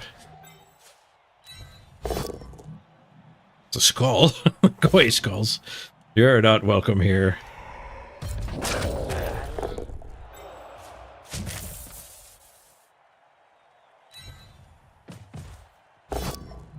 Bonk.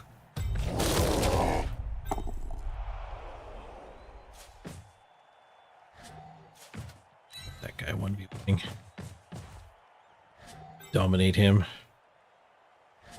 1, 2, 3, 4. Go. I gotta leave him. I cut that movement.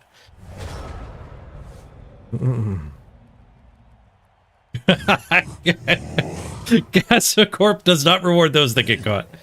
In fact, you risk becoming the pie. Nothing like a good halfling pot pie.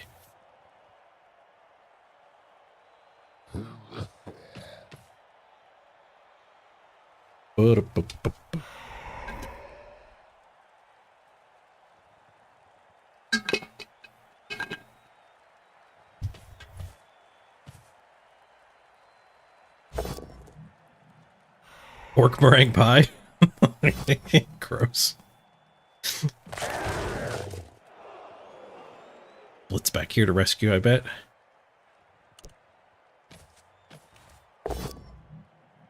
Rescue fails. If I stand firm, he gets a 1 die on me. I'd rather not care where that guy goes. He's the last one to activate.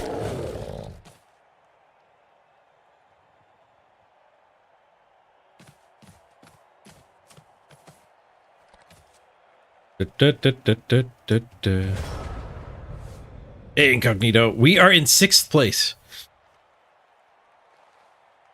But struggling to look for a way to actually win this one.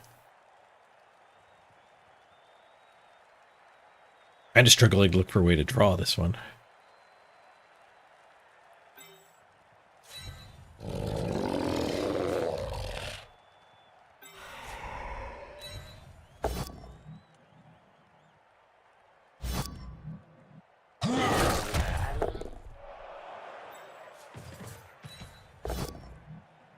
Skulls again.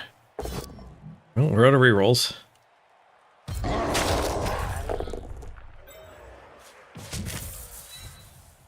There's Dirty Player.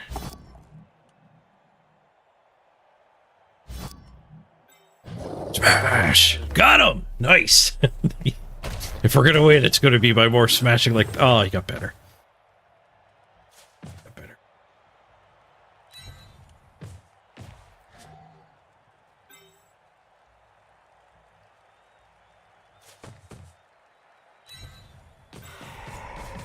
Alright, we can score in 2 turns. We'll have 3 to steal. Fuck us.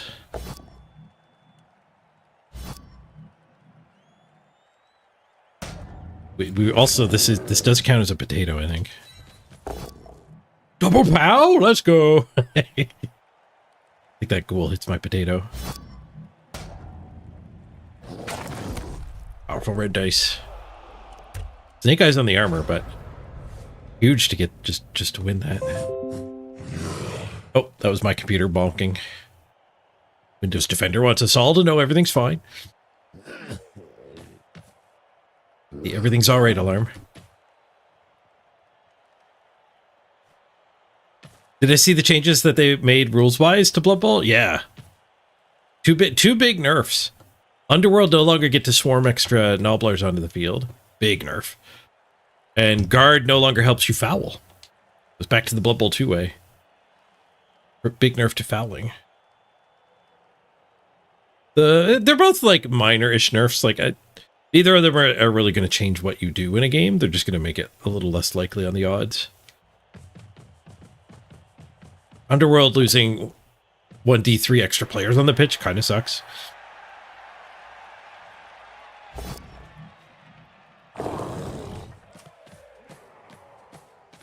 This works. We're in trouble. It worked. All right. Now we just have to fight for the draw. We need this guy to not die, too. That's pretty cool. That worked. Not dead. But he baked our potato. See if we can win the scrum here and still get the draw, but it's going to be really hard to push for the win. 2 to steal against Undead doesn't seem very good. Maybe if I kill the last ghoul. No, there's a KO'd ghoul that may or may not return. Okay, so we can punch here, punch here. We don't get that. We only get one of these punches because of Fend. Are we blitzing with this guy? 1, 2, 3, 4, 5? I think that's what we're doing.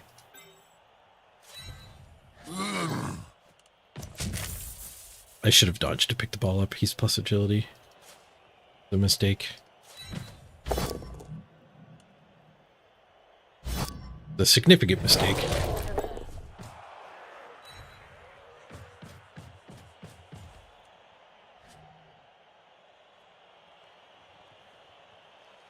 I'd actually punch here with the 1 die and bring him back into the scrum. Give us this hit.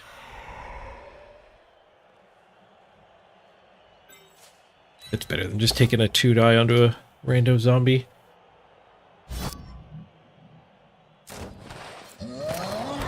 Fighting for the draw. Fighting for the draw.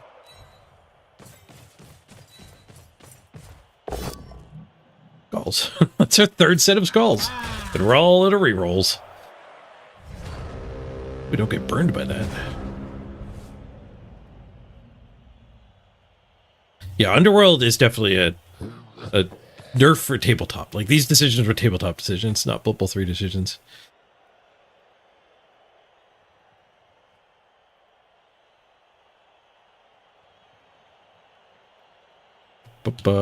Welcome home, Last Touch Hero. Welcome home.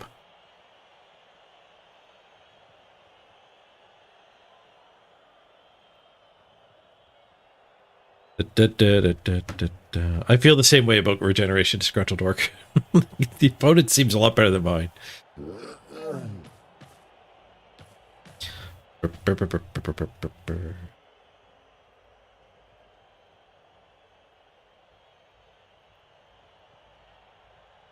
Did you murder? You have 2 SPP. I'd say you murdered something. Cranky Mids! Redeems a hot dog. Coming right up.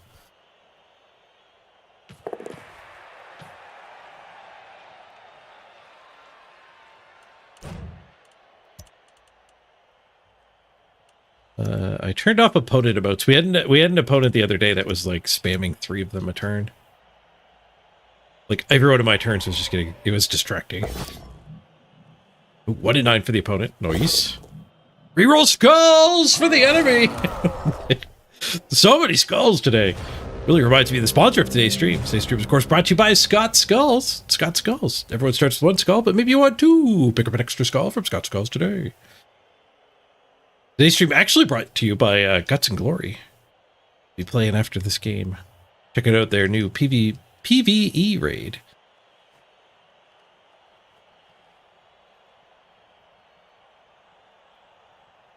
You got a guy died to double skulls, but he regenerated. It sounds like a roller coaster.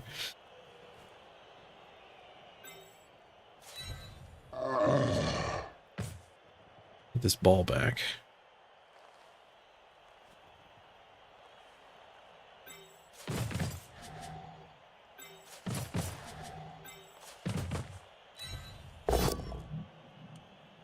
Whoosh.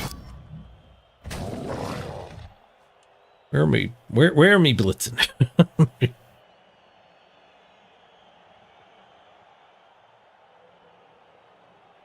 I could actually blitz here, scoop it, and just end up here.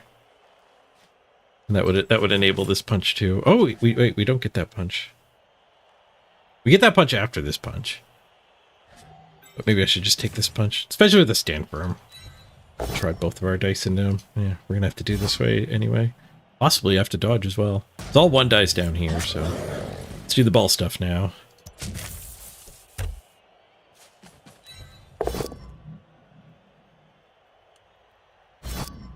Anfirm's pretty good. I don't know what's better than guard like this guy took, but maybe he randomed. One on the dodge. So much for plus agility. At least the ball stayed in bounds.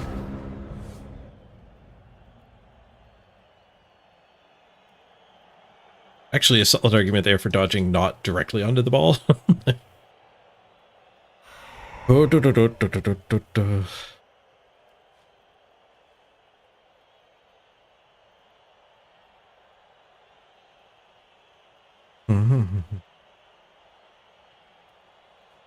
Yeah, lefty righty. I think in tabletop people just don't play nearly as much as the online players do. That's the big difference. A lot of tabletop tournaments are done with constructed Blood Bowl, where you just build a team with a given set of rules, which tends to be like a 7-page document to how you can build your team. The tournament players do not hold back. If you're one of these 3 teams, you can have 6 skills. If you're one of these next 4 teams, you can have 7 skills, and one of them can be a secondary. And if you're like a tier 4 team, then you can actually put 2 skills on a single player, and or have a secondary, but not both.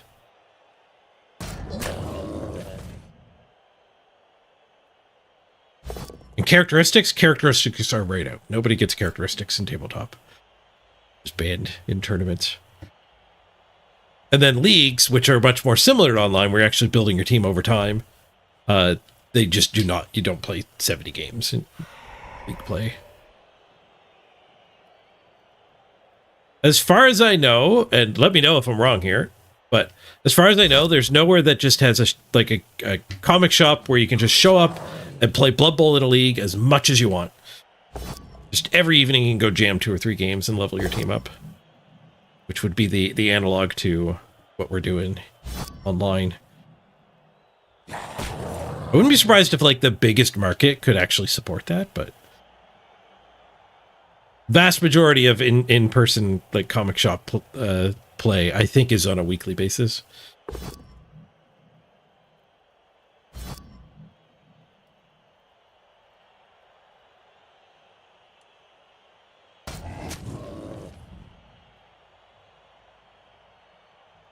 You dwarfed? Yeah, you were a kid. We can forgive you.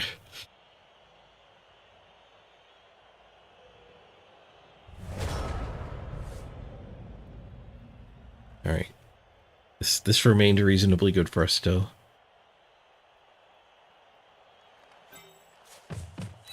How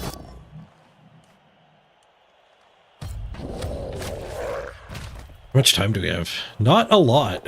2 turns after this. We're gonna have to like blitz here to get this punch. But ball first. Plenty of time. This works. Thank you, agility man.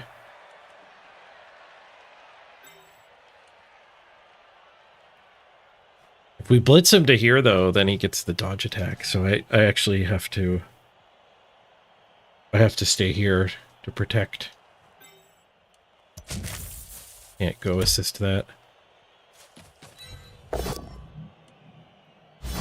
If you activate stand firm, it'd be a mistake, because then I could. This mistake not committed. Just not do that one die, I think. This one die might unlock an assistant to help over here. Not.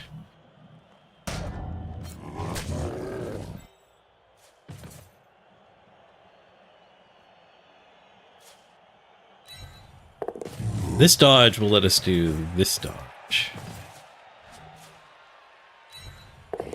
Nice. And actually, let's do this punch. Punch to protect.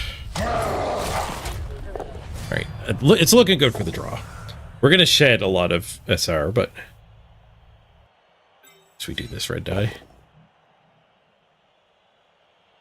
Never know. We got him once. We're on the move, are we? Ah, we got him twice. 100% red die rate. KK guarded did this mummy.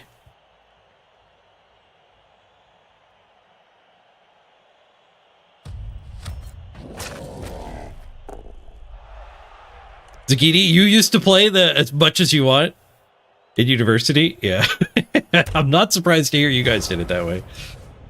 I've heard about your table your one Blood Bowl set in your house where like six math student gamers lived, and the Blood Bowl table basically got used 24/7.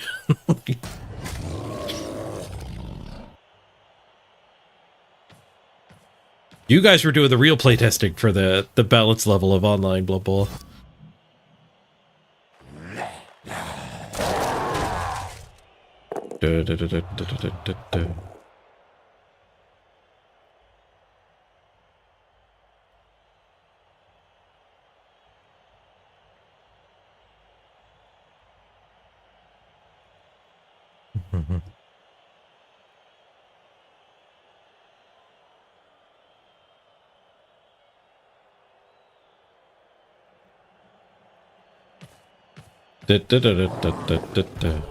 JD Whitey, your local league actually has play as you sit and goes, play as you go. But most people are only getting like 10-15 games in. Yeah, the latter unlocks a truly uncanny ability to play Blood Bowl at an alarming rate.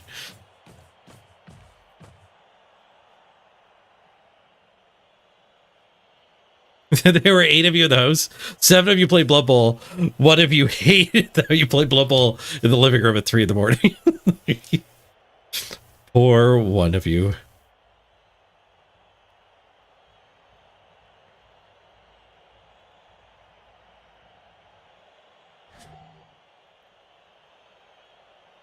I assume we're actually scot-free here.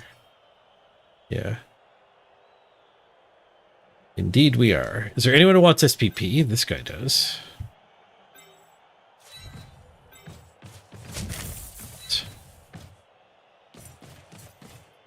Come back and assist this as well.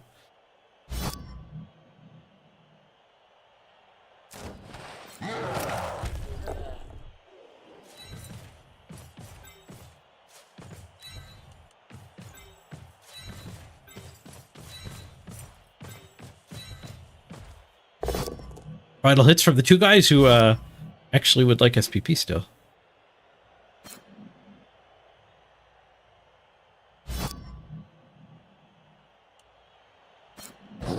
Bash.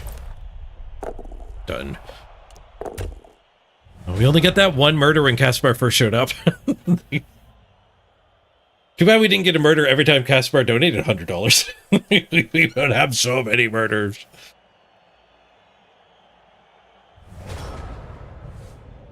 Does not stand. GG. Tough draw, but at least we didn't lose.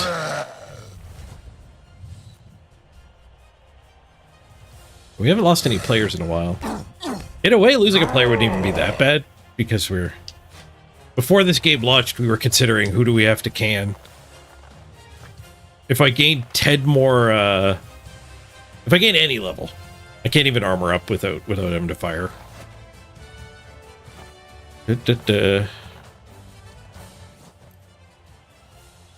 Oh, you had a bunch of ways to qualify for playoffs in your play as much as you want league.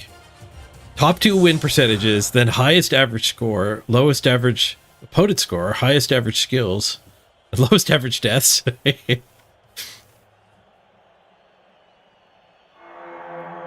That does sound pretty sweet. Hey, chill dude, thank you very much for the raid. Welcome everyone.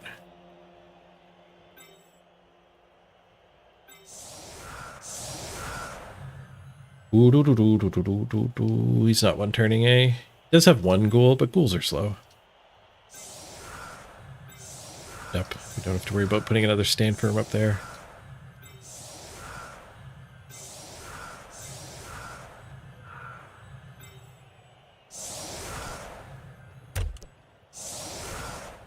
Hope your stream went great, chill dude. I do appreciate you picking me as your raid target. Your halflings made the playoff by killing people. Nice.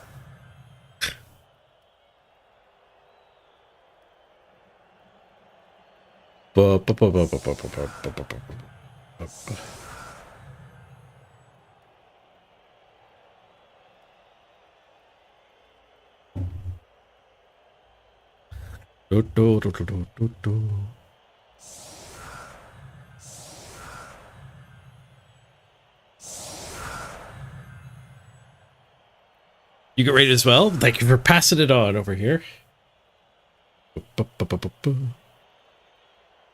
One good raid deserves another.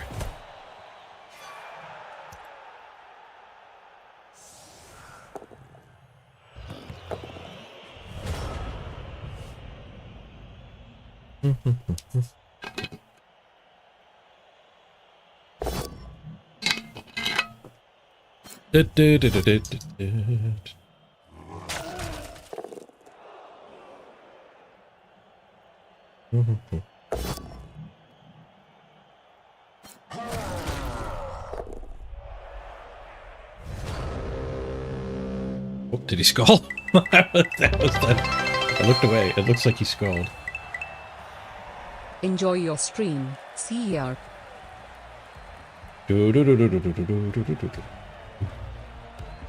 Thanks, chill dude, for the bits as well. Very generous of you.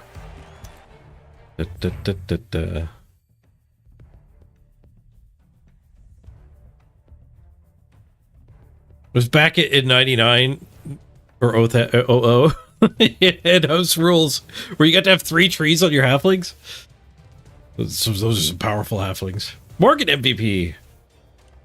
I think we did pick up another miss next game, so the temp will continue forward. Blocked him 53 to 41.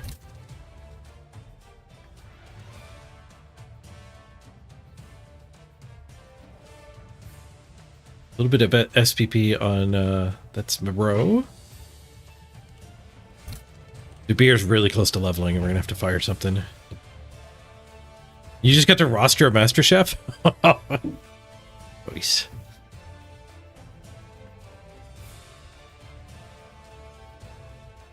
He mostly just murdered people with 3 punches while they scored. That's like some high quality Blood Bowl. Right, yeah, we did get another miss next game, so we need the temp again. Half for cash. Alright, but that is going to wrap up the Blood Bowl portion of today's stream. We stayed 6th place even with the draw. Not bad. We're going to move over to the sponsored segment. All month on Fridays, every Friday in June, we're going to be playing some Death or Glory, which is a sweet little card game here that reminds me very much of Counterspell battles in Magic the Gathering. It's a fighting game card game with all kinds of varieties of classes. So there's like fighters, and there's monks, and there's robots, and there's a sniper, and there's beasts. there's a mage, and they all play differently with totally different resource systems. Some of them can only do one attack a turn until they unleash and go nuts. The mage has a mana system that limits how many cards they can play. There's a huge mishmash of systems. It's pretty sweet. But what reminds me of sorry. They blast full volume at you, the intro video here. But why it reminds me of Counterspells is because it's a fighting game setting. One player does an attack, and then the other player gets a chance to do a counter or a dodge or a block. So it's just built into it that you're like counterspelling everybody. And the different attacks and blocks have speed ratings. If your block is a higher speed rating, you draw a card. A lower speed rating, you have to discard a card. It's very much like a thinky choose your spots card game, where almost every card game I've tried out other than Magic, like be it Hearthstone or whatever, they tend to be just player cards on curve, and you can kind of autopilot through them. Not so much here. Like, you gotta look for your opening when your opponent's card is down and strike.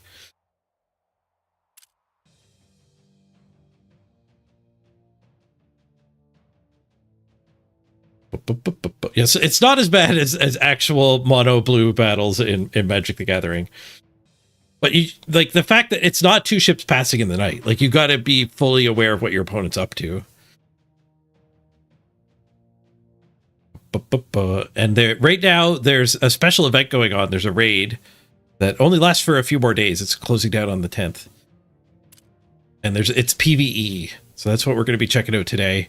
For the rest of the Fridays in the month, though, I'm hoping that you guys will download the game. It's free. You get one hero for free. There's a whole bunch of fighters you can pick from. And you do unlock the other ones either with cash or you get them over time, too, doing the daily quests. I was sponsored by these guys last month as well. They reached out to do a more long-term thing. Yeah, if you wanna, follow along today, if it tickles your fancy, give the game a download, level up your deck a little bit, and then you can challenge me next Friday. I'll be happy to battle you. And actually, downloading the game right now is a great time to kind of explore the characters, because when you're in the raid, you get to play as characters you don't have unlocked. The boss fights in the raid, you get to actually swap out in the middle of combat. I have not tried a raid yet.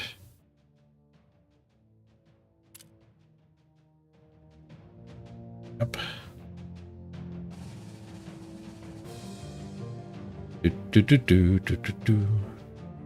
Oh, we did briefly try a raid. The test subject. Apparently we did briefly try a raid earlier.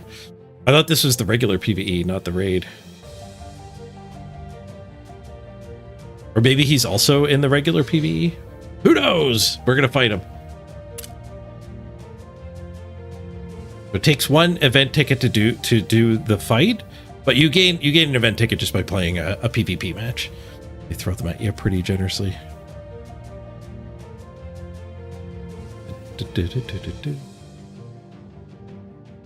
Make sure I switch categories here.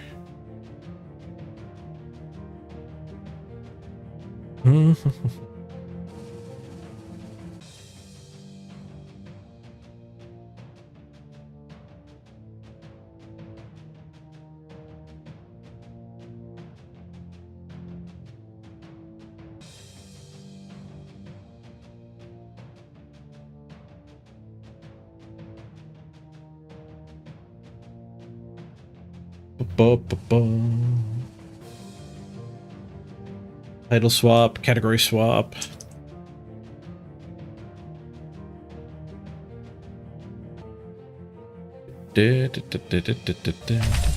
Let's do a battle here. All right, I'm trying out the dragon for the first time here. The dragon is like it seems to be the most control-y long term of the heroes that I've explored so far.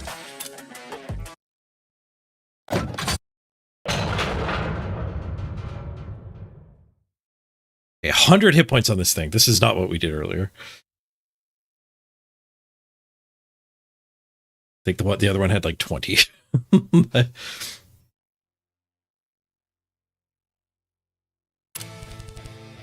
So we're going to eventually draw swap cards that'll let us swap into another hero, which will reset everything except for the opponent's health. And the opponents are they're going to enrage over time, so you actually have to swap to reset that. Okay, we have to discard one card at the start of the game. Oh, I should show you the two basic types of cards. We've got attacks. And they have an attack value, which is 3 on this guy, and a speed. This is speed 4. If you land the hit, it will do the text box. So apply Disintegrate 1 to your opponent. Disintegrate 2 instead if you have no cards in play. And Disintegrate is extra damage as long as you've done some damage. So it'll trigger at the end of the turn. Not a full poison because you do have to actually hit them.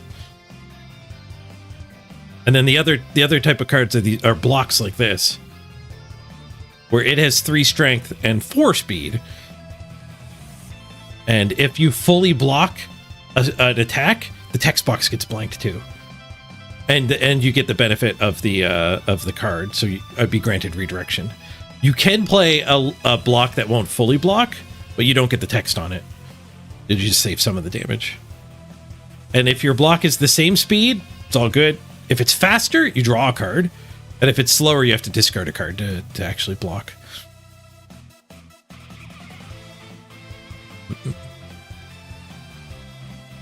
This one's dodge, so it always has enough. Dodge is 100% block. As long as it's fast enough. Okay, and I have to hit a threshold to actually cast these spells. This thing needs 2 Bloodlust. And I gain a Bloodlust if I damage the opponent in a turn. I lose a Bloodlust if I don't damage them. But I'm just going to discard the Bloodlust too.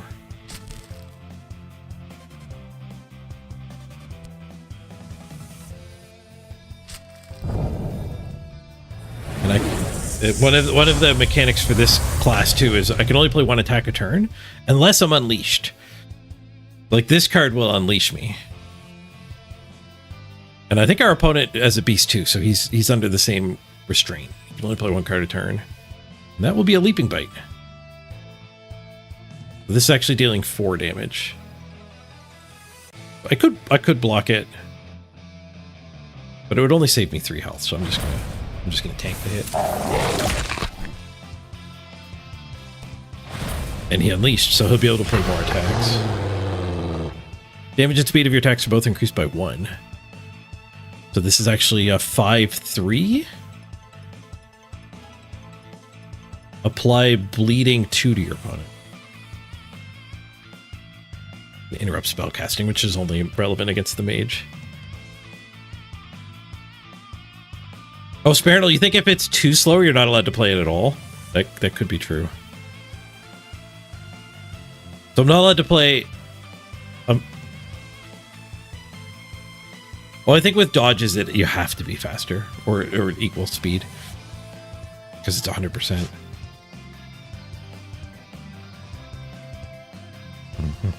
Let's try doing the block. It is faster, so I'll draw a card. But we don't get the text on our block. And it didn't go on the table either. Why it's important to go on the table is at the end of the turn, you get to pick one of the cards you played that turn back up. But not the ones that lose the fight. The exact same. 2 copies of that. He's going to run out of cards at least. He's wrecking us. Alright, he didn't play that. That could be a block. Apply Disintegrate 1 to your opponent. 2 if I don't make cards in play, which is true because the block didn't stick. So he'll take 2 damage at the end of every turn, as long as I've hit him. Now we could Reinvigorate, gain regen, heal 3, and Unleash. Yeah, let's do that. Let's go to town on him here. Let us also do this. If you generate Enrage 2 and you heal 3 lives, Oh no, you not if. You are granted that, and you heal 3 if you have 25 less health remaining. All right, well, give me the enrage.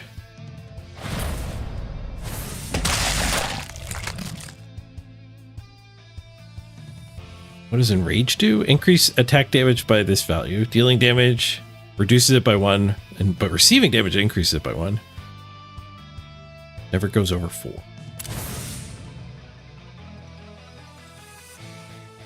We'll pass. I just have 2 blocks in hand, so it doesn't help at all. Blocks I couldn't play earlier. I actually couldn't play this because I didn't have the Bloodlust. I missed what he picked up. Should have paid attention. Do I want to get the regen rolling?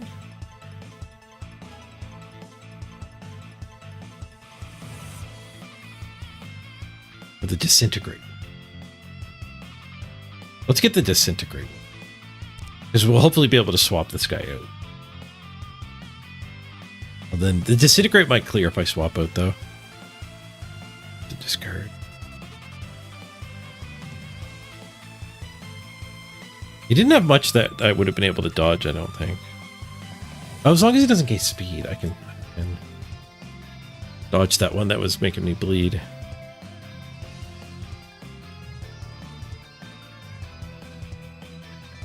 Barriers or spells. We'll pitch that one.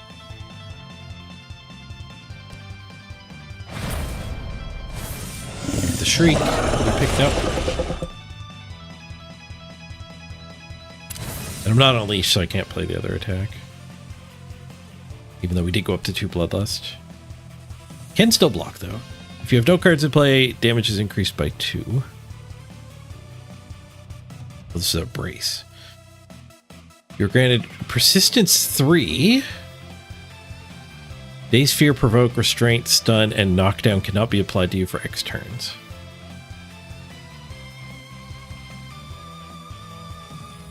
But it didn't say bleed. Bleed's the one that matters. If you blow this to a greater... Oh, heal 3 if you blow this to a greater. It throws me off because I'm so used to card games doing the if statement first. When you brace, your reaction speed is equal to any attack. Okay, so... Yeah, let's just go ahead and block it. Heal 3. He's only got 2 cards, so... Like, he could, in theory, do an Unleash and attack me again, but he's probably... That was my priority. When you block, you steal. You steal priority. Yeah, he didn't have anything else to do. Might take the Protective Scale back. Building up the Disintegrate actually seems good. Let's keep taking that back. What is this? Switch! We can swap to Tori. This card is only playable after the start of turn 5. Apply lightning damage 24 to your opponent. When this card is successfully played, you will switch to control Tori. Recover all your health and reset all buffs and cards in play. Lightning damage is take extra X damage. Jeez, okay, so 24 damage is a lot. We want to swap as soon as we can. But it's not turn 5 yet. We will not be discarding that card. Fortify 1 and Cure. Cure, what, does that get rid of the bleed?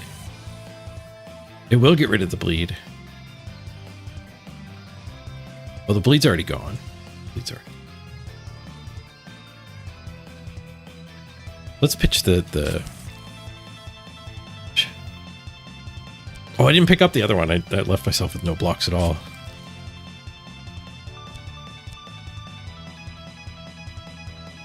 So we just take it.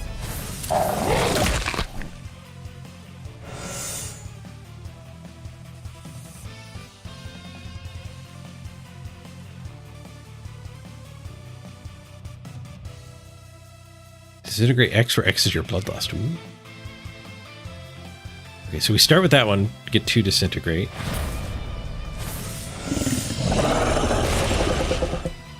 Up to 6 Disintegrate.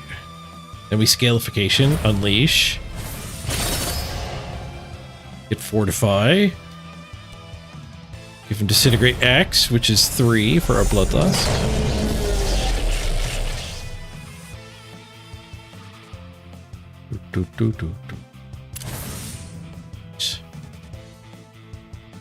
I might be able to take him down without even swapping.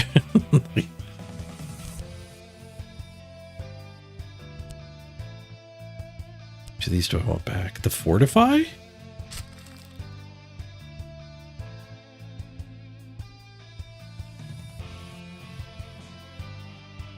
No, I think the Sonic Blast. Hit him with some Disintegrate X.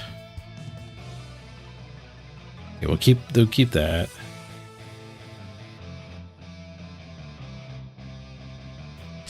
A counter and a 1 attack.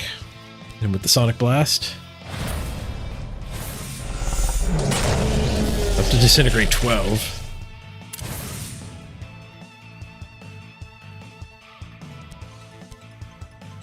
Leaping Bite, we've seen that card before.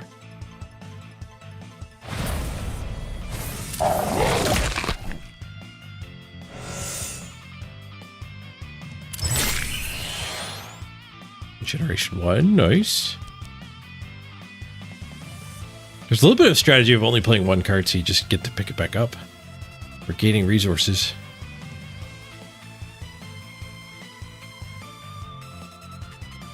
This thing's just too weak.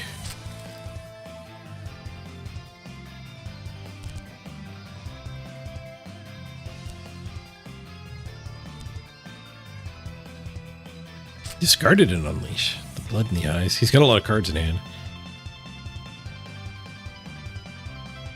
Okay, we can Protective Scales that.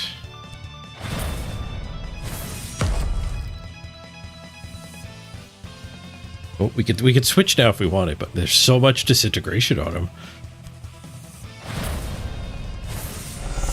If I swap, the disintegration will fall off. I still have 30 health. There are difficulty levels. This is the first boss in the raid at the easiest difficulty level.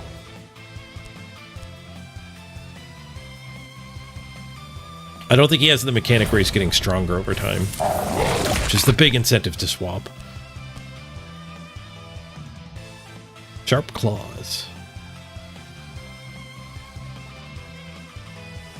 We can just full block that, keep the bleed off. Oh no, okay. I was slower, I forgot that he had +1 speed. I actually had to discard my swap. Well, we're stuck with the Disintegrate game plan here.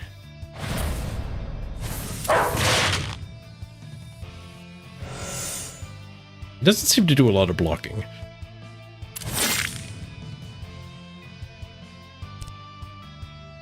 It's down to 22 though.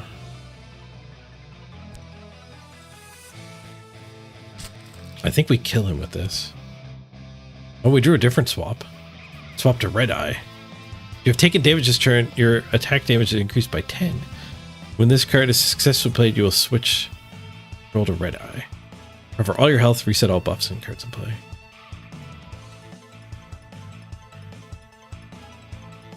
Oh, and it's also an attack. Gotcha. Like, disintegrate one and frozen one to your opponent. Frozen means they can only play one card in a turn. Alright, let's just drop the swap. This should be lethal.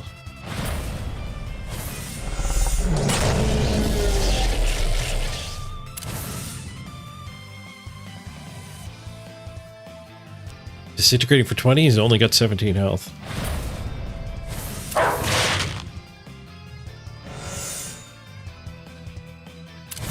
GG. I like the dragon quite a bit. Building up these like disintegrate on him, regeneration on you gives you a big snowballing advantage over time. 20 diamonds for the first raid. Difficulty bonus 1, victory bonus 2, total damage 103. Scored 206.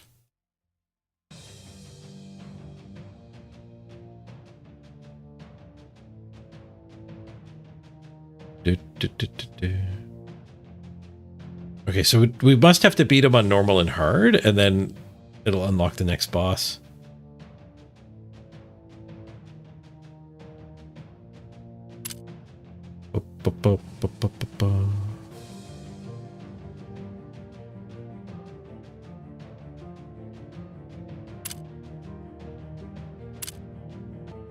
Oh, no, okay. Normal is a different boss. That's the way it works. There's 3 bosses. The doggy is the easy boss. It's not a harder version of the dog. Let's take on Dyla.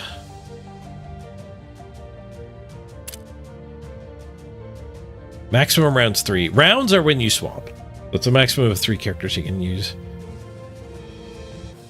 The AFK journey is still up. I just don't have it all over the place because we're sponsored today by this game, but that'll still be up for a week.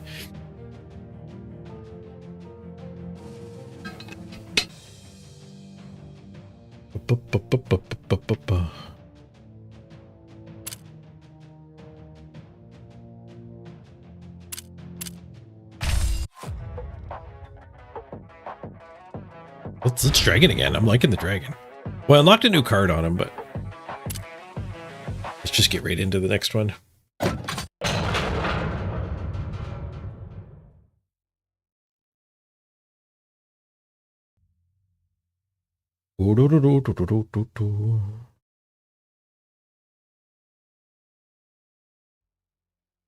As battle progresses, the inner power of your opponent will continue to awaken. Okay, so this guy is going to force me to swap. Okay, we'll discard the high bloodlust cost. We don't have any blocks.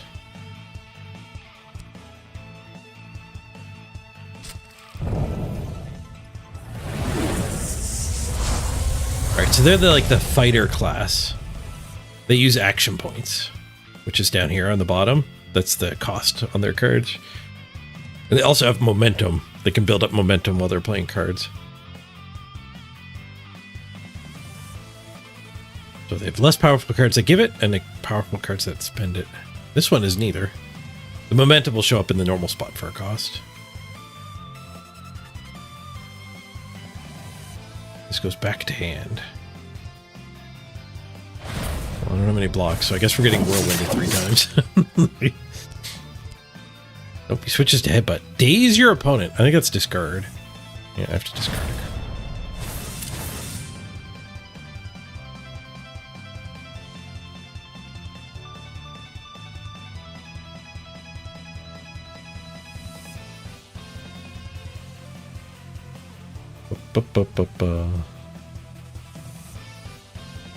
That one works good against barriers and spell castings. Watch that. There's not going to be a lot of spell casting going on against a fighter. Back to Whirlwind. This guy's hitting for a lot harder, and he's got more health.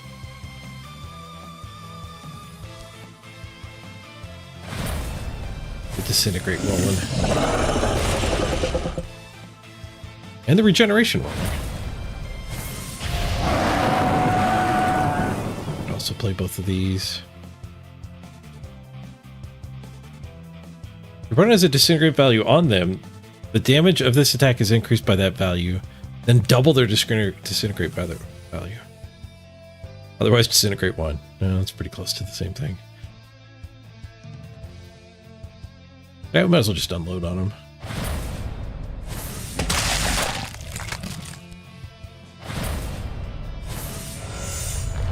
I guess there's some value to holding on to that particular card until you get more disintegrate. But I think I'm just going to pick up the regeneration.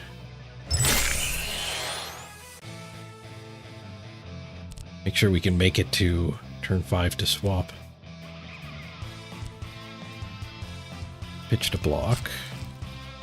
Okay, we drew a swap to Tori.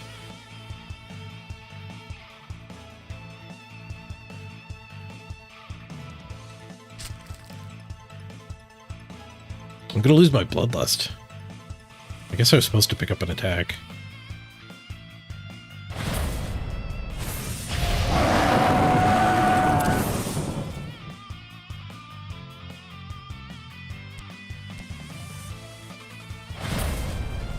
So he's always going to do 12 damage a turn. Minimum. I guess when he headbutts, he loses a damage. Oh no, I have to discard my Tori. Alright, hopefully we draw a different swap in time. Two whirlwinds and a headbutt. We've been here before.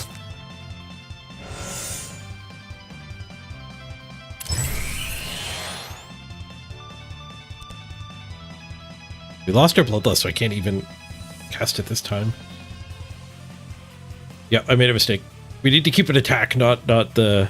I wanted the regen spam, but now I can't keep going.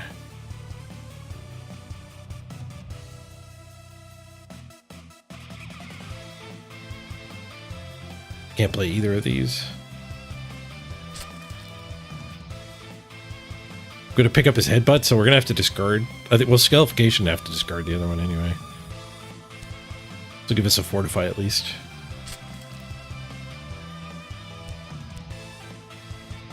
There's 3 Fortify, actually.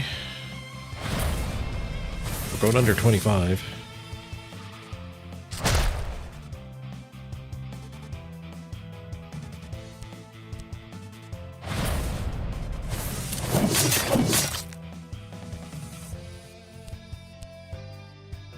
Awaken level. Increase at the end of every 2 turns. Maximum action point and card draw at the end of turn is increased by the Awaken level.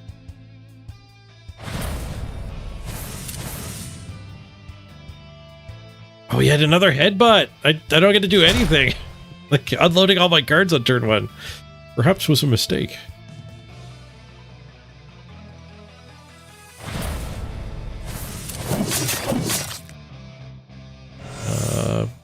I have enough health to not be dead, at least. To whirlwind, whirlwind, whirlwind. We need to draw another another swap, though. Actually be able to play it. Okay, we can get our bloodlust back with an attack. Hopefully I go first. I do. Passes back and forth. No, he blocked it. Oh, he only partial blocked it.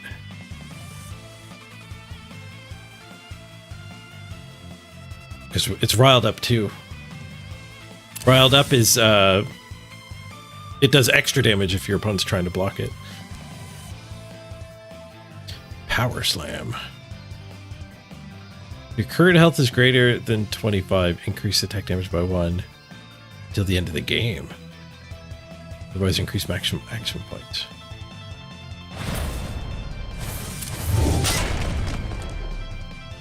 I need to swap. He's gonna get to go first too. Am I just... No, he's out of action points. No, I am just dead. He had a buff. Oof. Okay, well, we played that poorly. The difficulty level ramped up quite a bit going from the first boss to the second one.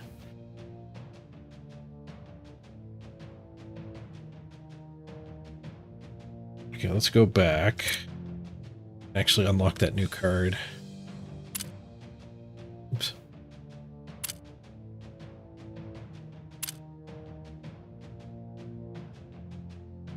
I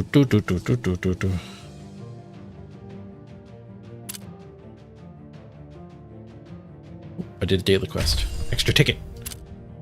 And a gem. I think I'd be able to buy another hero now. 100 gems. They juiced up my account. I just got them all unlocked. Levels. Where we get the new card. Oh, we didn't get a card. We got this. Played them to get a card.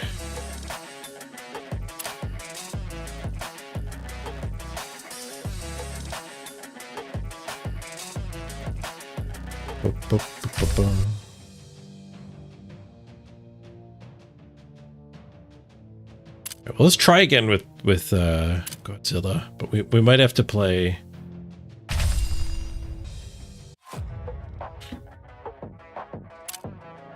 We might have to play one of the decks I've actually unlocked some stuff on. Boop, boop, boop, boop, boop, boop, boop. I think I can play a lot better too, though. Clearly picked up the wrong card on the first turn.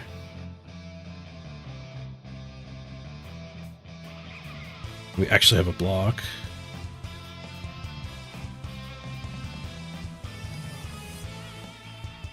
Two blocks.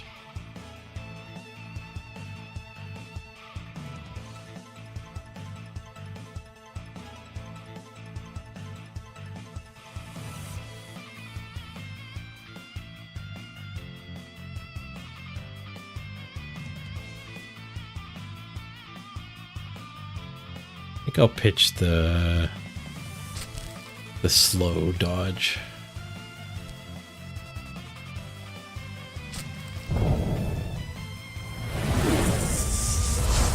Being able to actually dodge one of those headbutts would have helped a lot too.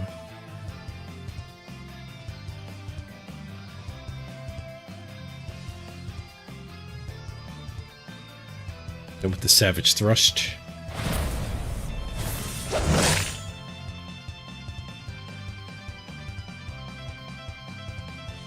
Get the regen going.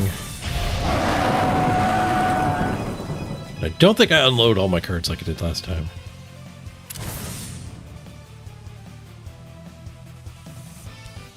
I want to make sure we can keep our Bloodlust going in the right direction. 7-3.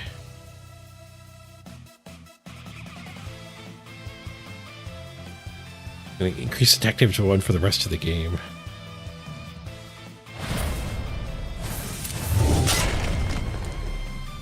So it was bad to play the regeneration when I did, because we didn't get the heal 3, and he was going to hit me.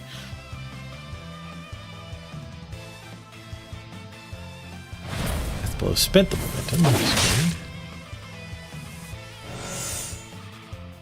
think. I can't tell which one's which. Yeah, that gained 2 and the spent 1. He's got 1 left.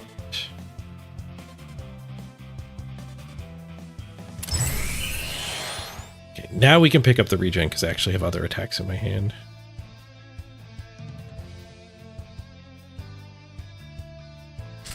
Domination. Just an unleash card.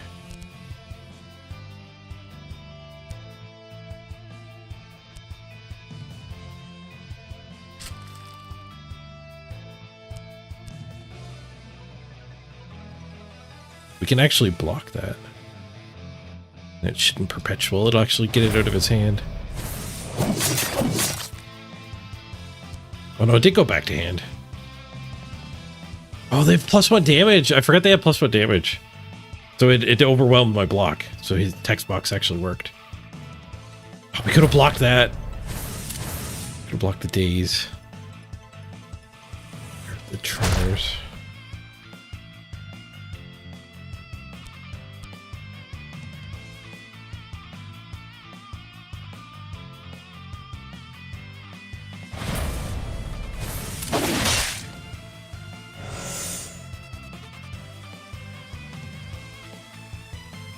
Let's reinvigorate.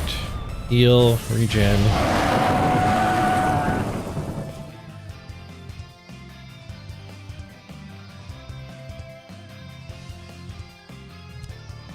Crushing Jaw.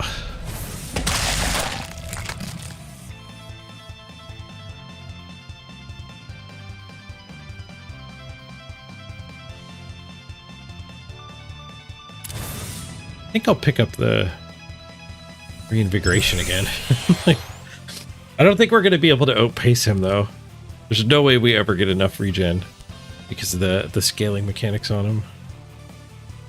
Yeah, let's just pick up the other attack. Your scalification.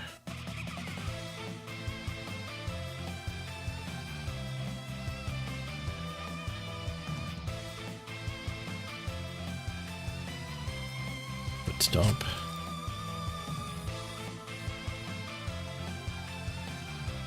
We are enraged. Multi-hit him. Underblocks takes 10. Nice. Fortify 3. 2 less damage for the next 3 turns. And I think we empty our hand because now we're immune to headbutt this turn.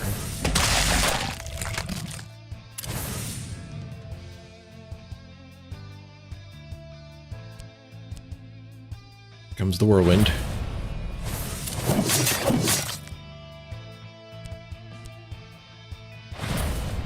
Triple whirlwind's putting my rage up. Caps at 4.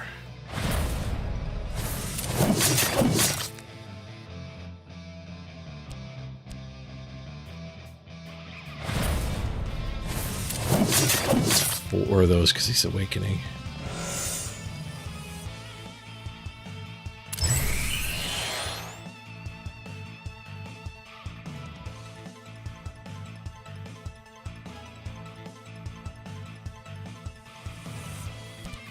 There's our swap. We can swap to attacker, the mech. Attack with Baldy at 2. When this card is successfully played, you switch to attacker.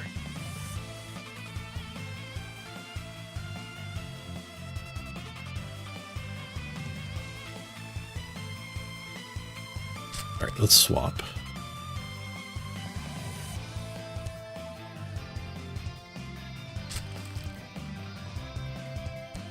Awakened.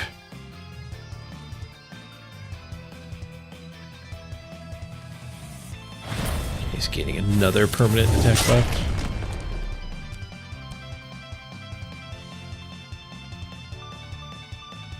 Like daze 1 to your opponent. No! If he has another headbutt, I can't swap. He has 7 damage, I'm dead. No, he has another headbutt! God damn it.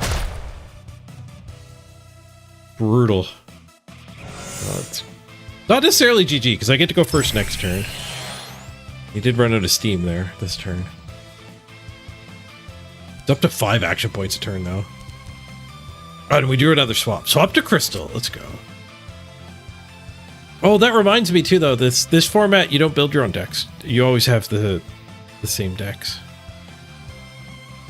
Keep the swap.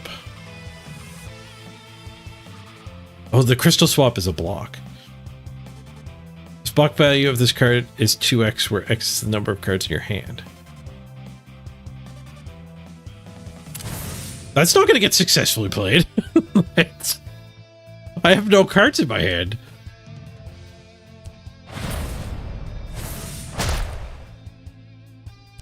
Fail.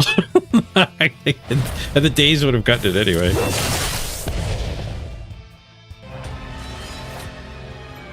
Alright.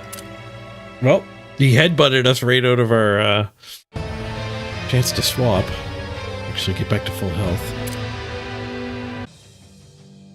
Again.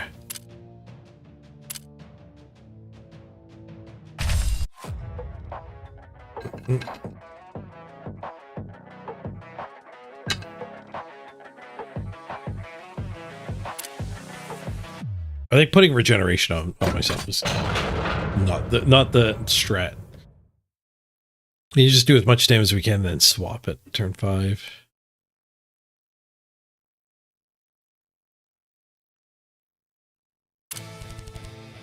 Boop, boop, boop, boop, boop, boop, boop.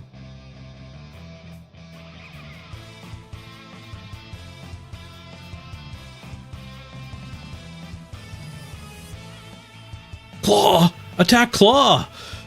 This game's got Claw! Damage increased by 3 if your opponent's health is 3 or less.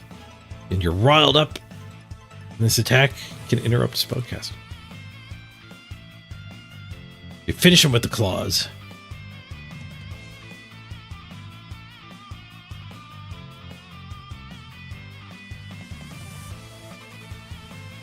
That one. The barrier and spellcasting one's not particularly active here.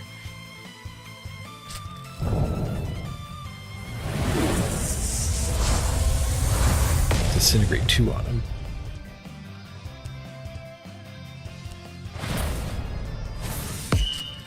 Blocked. Reversed.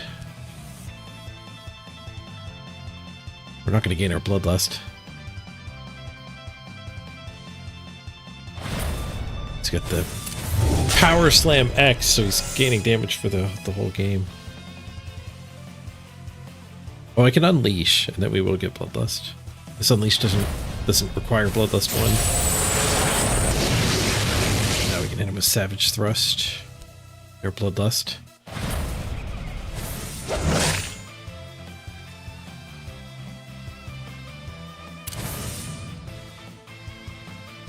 Be a little patient. Keep this in my hand to discard.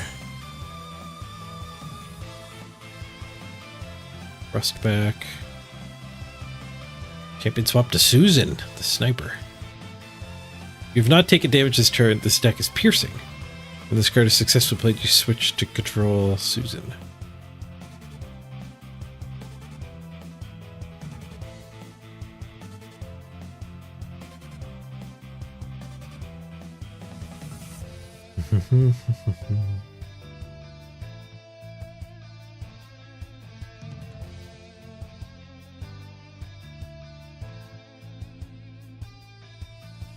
Discard the claw.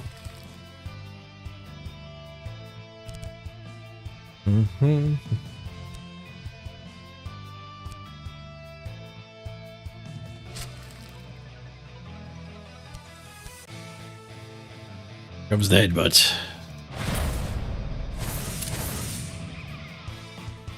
You pitch the Susan? Is it too early? I think we do, under the assumption that our hand's going to get emptied on us before we'd be able to play it anyway. It's a good assumption. Second headbutt. Headbutt's 3 attack, 3 speed. Definitely keeping anything that can block it. But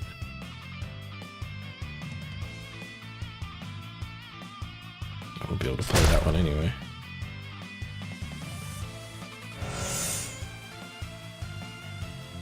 He's going to pick up a headbutt. He's going to have a headbutt. I have to play this to get my Bloodlust. Let's get a Disintegrate on him. Do I play this? I don't think so. It'll fortify 3S. But the next turn I'll only have 2 cards in hand. Eh. Fortifying for 3 turns actually seems pretty good.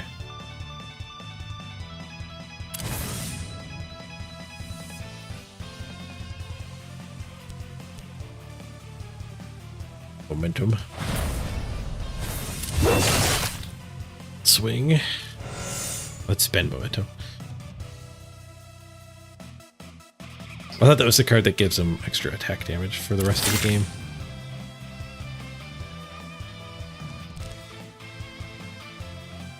He takes his headbutt back.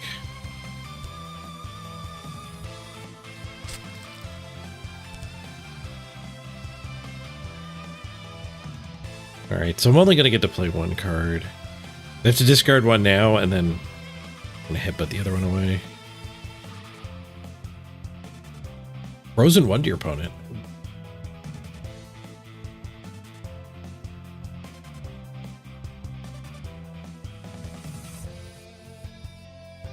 Range 4 might have been reasonably good too, but freezing him will at least make it so he only gets to headbutt me with the 1 card.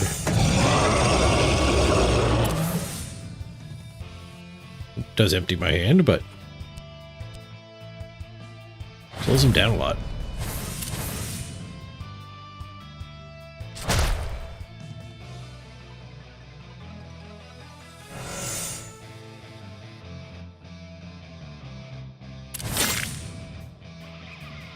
Disintegrate is going. Champion switch to Roxor. Should we do that just because we're not in danger of dying? Like, I can freeze him again. No, he goes first. I'm probably just going to get double headbutt and not have anything.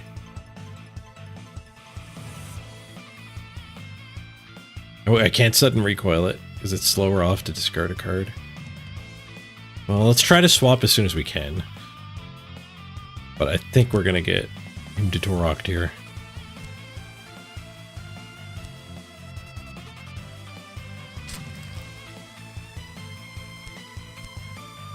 First headbutt.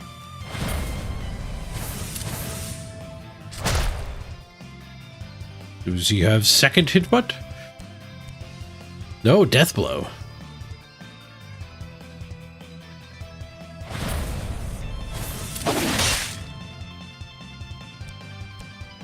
Just dead.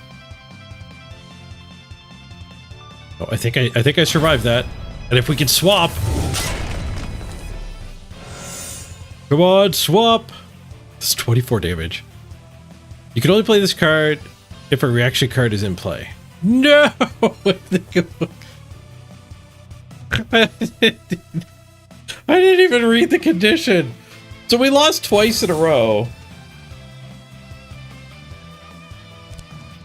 to having a swap we can't play.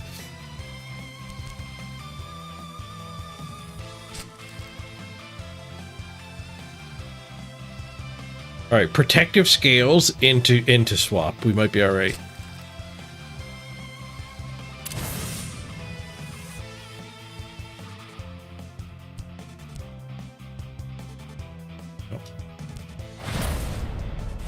Not strong enough. It's not all right at all.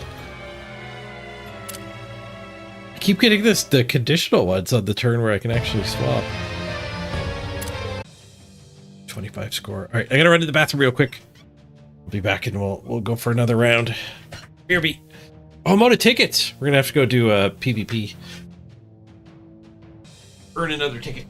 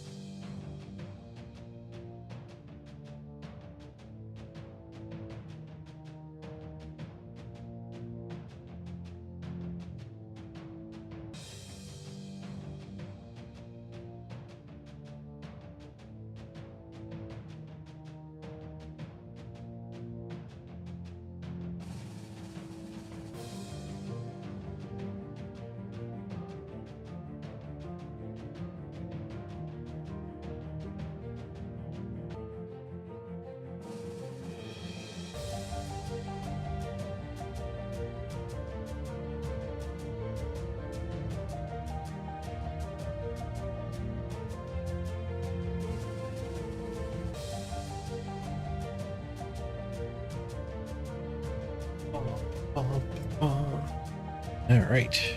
Let's jump into a PvP battle. Is anybody out there prepared to face me? We're not officially taking challenges today, but we have to weave in some PvP to actually unlock an event ticket. I think you get one for every battle you fight, so just have to do one. And then you also get extra ones for the daily quests. So let's see what our daily quests are. Might be to play a specific dude.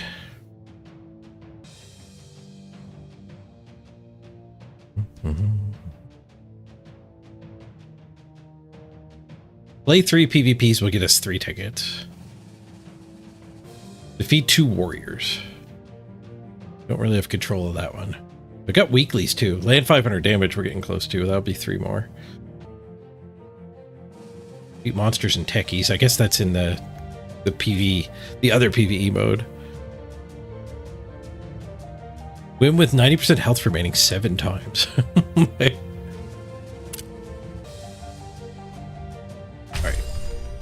I'm gonna get in there with the dragon. If you want to play against me, queue up as well.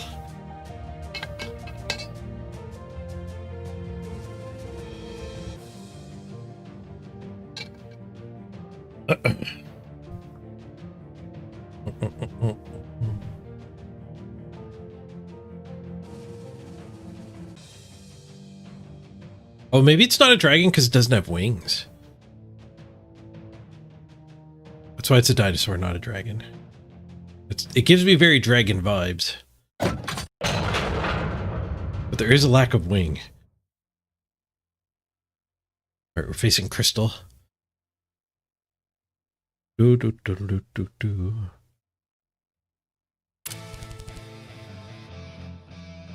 So interrupt cards actually kind of matter.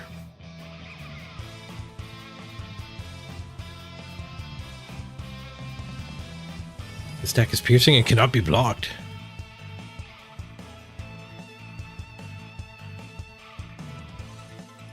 It's a Godzillasaur.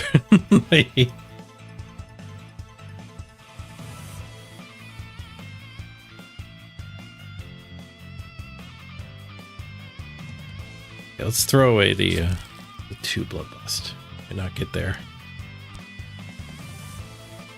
We threw away a block.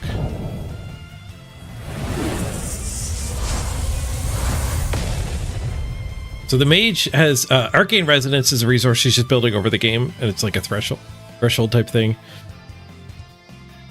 And she has mana, which she can get more maximum mana per turn. She starts at 3. Play Frozen 1. Alright, so we can only play 1 card this turn.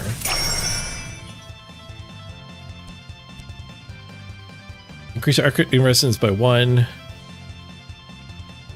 If the opponent is frozen, it deals 2 more damage.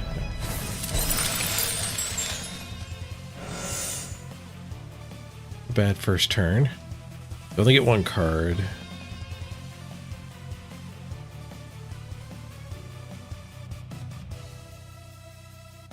You disintegrate them with the piercing attack.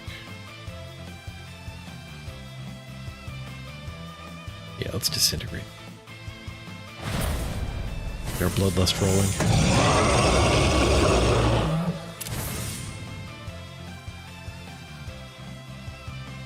Weaker start for sure for us, but we have a Disintegrate on them. Gained a Bloodlust. They pick up their Frozen card. Pitch another block. We do not draw a block. Oh, we did draw a block. Hopefully that can save us from getting frozen this time.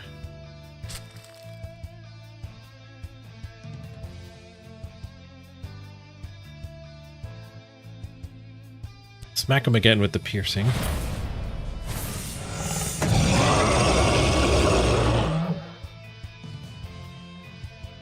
Let's let them go. I don't want to be done this turn, but we're going to let them go. They're doing a spell. Increase maximum mana and Arcane Resonance by 1. So while they're spellcasting, they can't do anything else. So I can unleash and go after them? No, we do have interrupt too, so this should actually cut them off.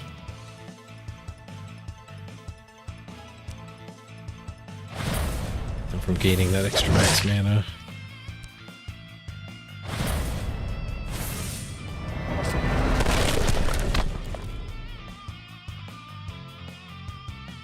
Both of my attacks were interrupts. I have to pick up an attack so we don't lose our bloodlust. The disintegrate rolling.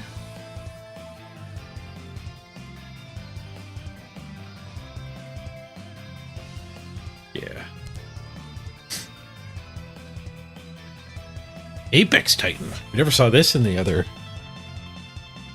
mode. If you parry an attack, it must be the same range. Otherwise, you can attack normal. His range.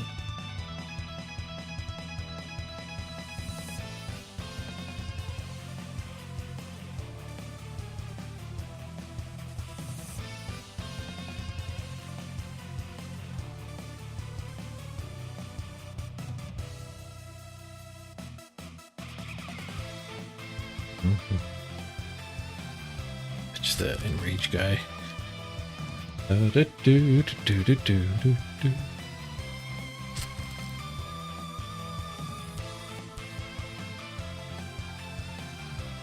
Like frozen one to your opponent. Well, I could just clean block that.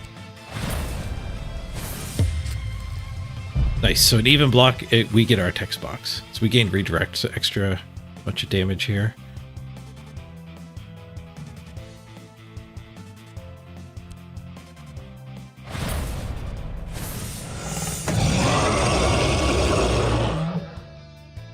Disintegrate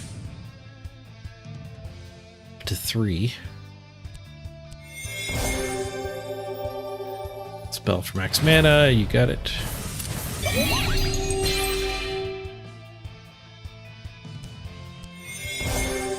Second spell for max mana and heal 4. They're out of mana now.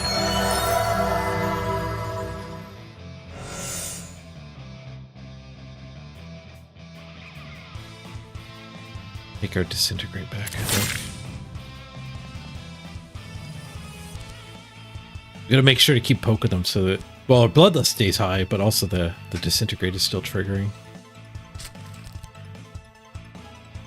The piercing is nice too. They keep discarding blocks.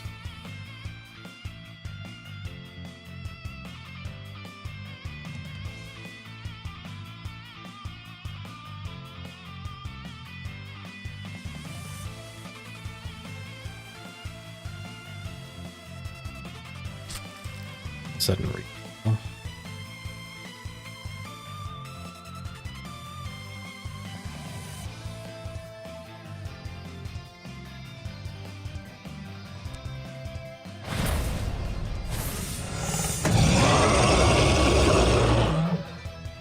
Let's see. So they're gonna drop to 11. Yeah, we can't. We can do 9.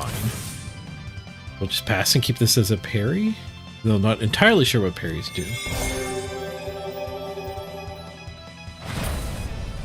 Into the maximum mana. They're setting up for the long game, but the disintegrate is making the game not likely to go too long. So they do a piercer. If you parry the attack, it must be the same range. Parry. This card can be used as a normal attack or as a block. When reacting to an attack of the same range, block value of this card is not changed by damage modification.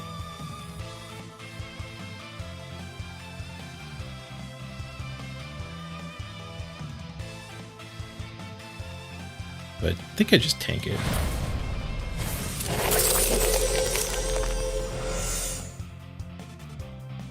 So we could smack him for an extra 9 here. Knock him down to 2, and then the thundering roar will kill them. Let's get this in while they're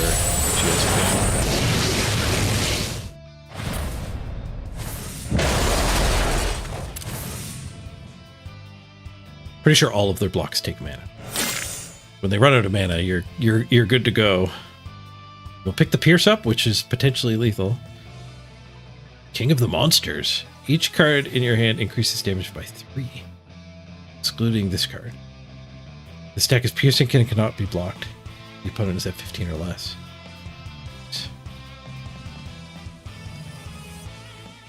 Okay, let's keep the 2 attacks in the niche.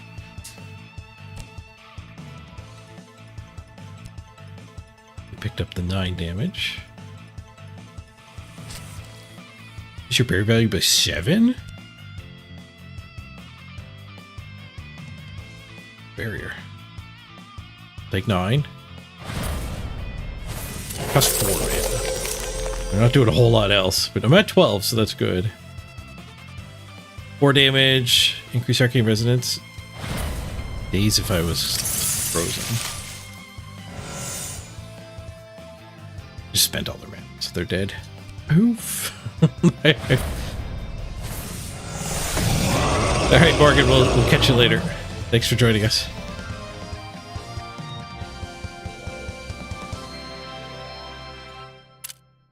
Alright. And was it a bot? You get to find it at the end. It shows the name. It was a bot.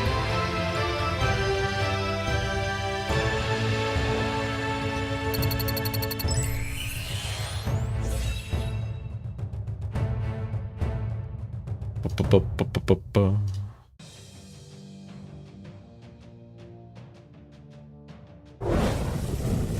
Oh, now we unlocked a new card. And we earned our raid ticket, so we can go do the raid again. Let's try again.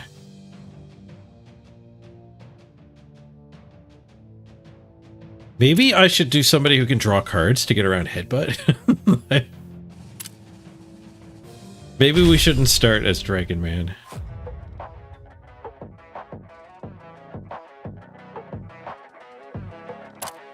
Being owned by Headbutt. Let's try Crystal.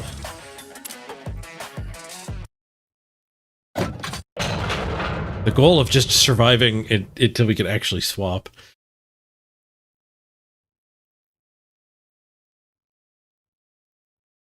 Hopefully Crystal will be able to block a Headbutt.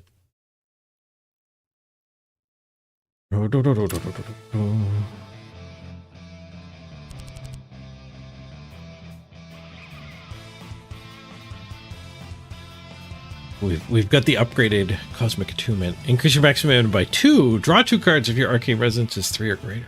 Otherwise, draw 1 card. That's pretty good. That's the card draw we needed. We can't counter the Headbutts, I can outdraw them.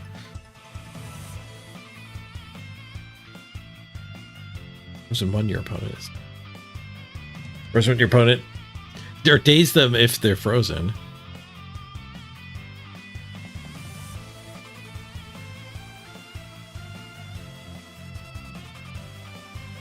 Apply Frozen X to your opponent where X is your Arcane Resonance. 4 mana? Alright, we'll throw that one out. Game card. Frozen's pretty damn good against the bosses here. Because they're drawing more cards and getting more energy. That's not relevant if they're frozen.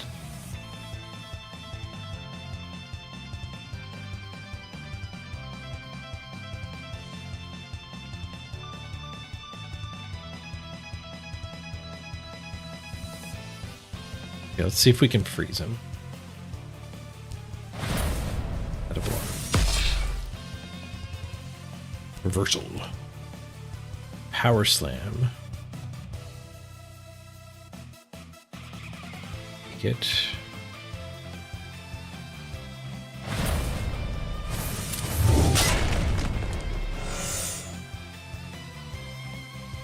Okay, they're out of energy, so we're clear to just cast our spell here, draw a card. Max mana. Gain 2 max mana. This will increase Arcane Resonance bow. Off.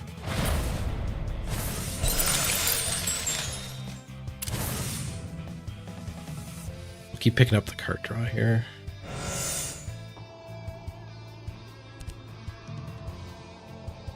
Ice and Mirrors, that's a good block. 7/3. And it increases your max mana.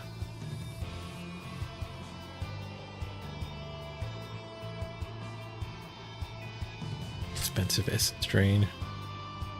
It might have been a good way to get a lot of Arcane Resonance, though. If we get Arcane Resonance up to 3, this thing starts drawing 2 cards. Whirlwind.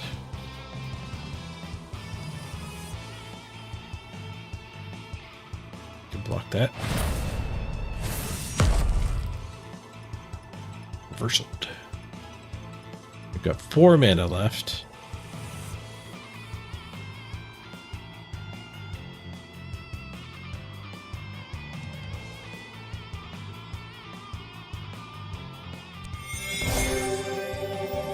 Let's go for the spellcast. Our shields are down.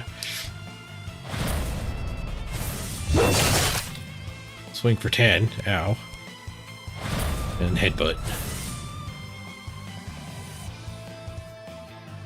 Discard.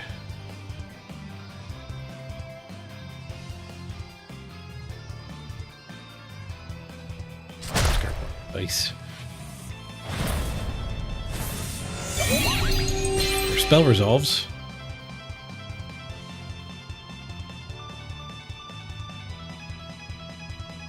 Increase max mana by 1, heal 4, or get an Arcane Resonance. I can do 2.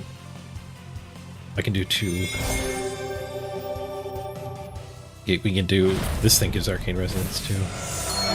There's a daze if they're frozen, so it kind of sucks to fire it off early, but I guess I don't need to worry about ramping up too much with max mana and Resonance, because we do want to swap.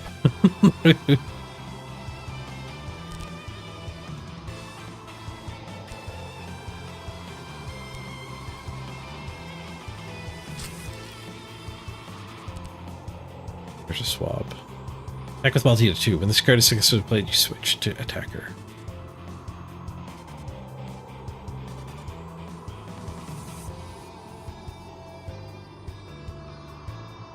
Like Daze 3 to your opponent. He's drawing all kinds of cards.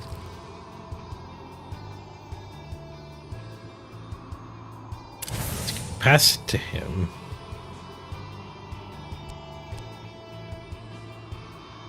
Block his headbutt.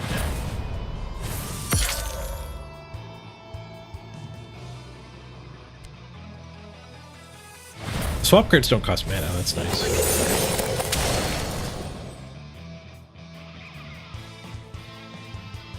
They are attacks though, so they were screwed by the mechanic of the dragon I was using.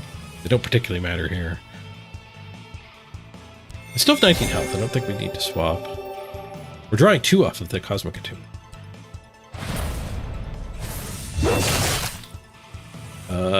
Okay, we might be dead. We're at 1! Not dead!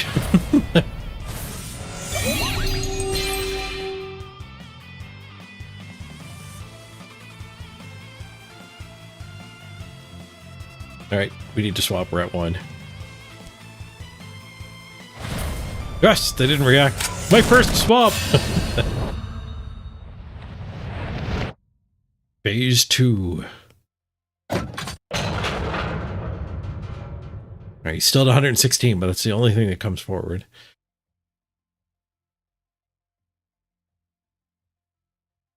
Our first swap. Well, they did it programmatically as just like a whole new fight.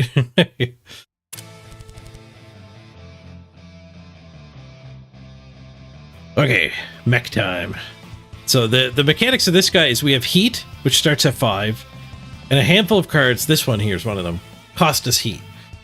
Once it's at 10, you can't go over 10. And we also have ammo as another resource, and you just spend ammo as a resource. This costs 3 ammo, it spends it. And the use reload cards to fix both. So major repair here will give us 12 ammo, reduce our heat by 10, and heal me by 3, but I have to discard a card. And quick reload just gives you 4 ammo, and you draw a card. While you're reloading, you're done. You can't do anything else. So you end your turn with reload, and your opponent can just go to town on you. What else do we have? It's Spray and Pray X. Attack with multi-hit 6. That's a pretty damn good one to buff. And there's a buff card. Let's throw quick reload out. We got major repair instead.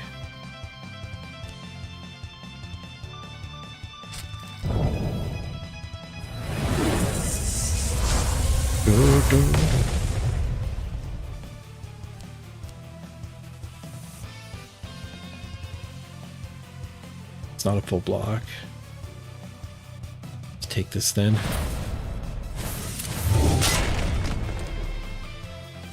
The power slam. Death blow. Damage increased by 2, and you draw a card if your opponent is 15 or less. That's not true. It is hitting for 7 though, because this thing just gave him a damage boost. I could tank that one too. I would have drawn a card though. Maybe I should have played that. Faster card.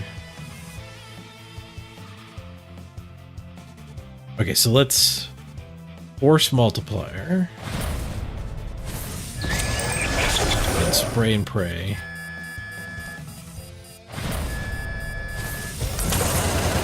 $24, taste it, and then we'll repair. Pop up on ammo and get their heat back down to 0. I have to discard. This thing can block headbutt. Like, headbutt's wrecked us before. Let's make sure we keep the anti-headbutt block.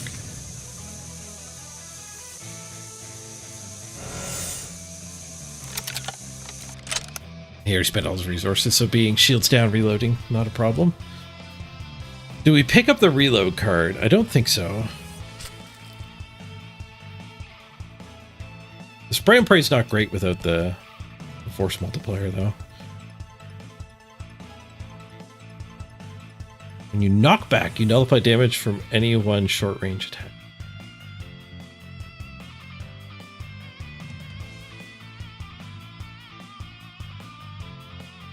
I think I actually pitch the spray and pray. No, let's hold on to it and we draw another way to buff it.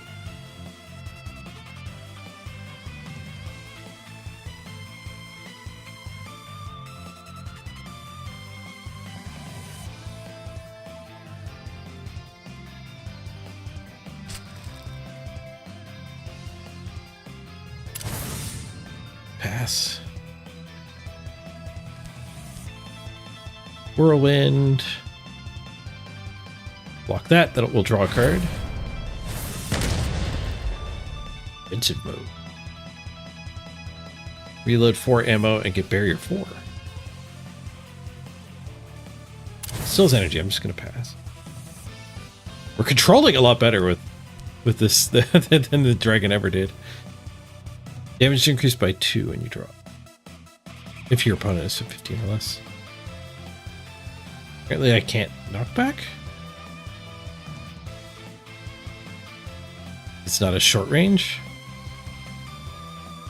You know the range. Oh, is it this icon here? Little sniper.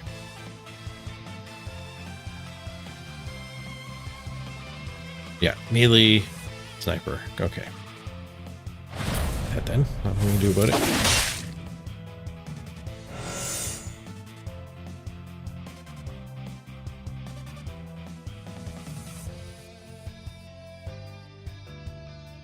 Want to reload and get barrier 4, or do I just want to pass? I just want to pass and pick my one card up.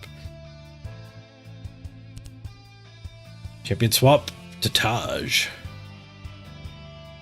Repulsion field. You are granted persistence 4 and also force field. So I can't get damage once I have force field.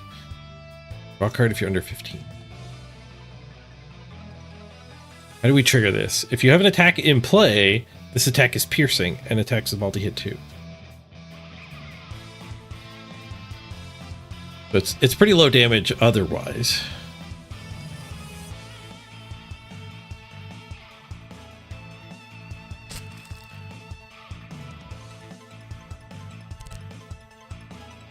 Death blowback. Then discards his death blow. Power slam. We'll block that. No attack for the rest of the game for you.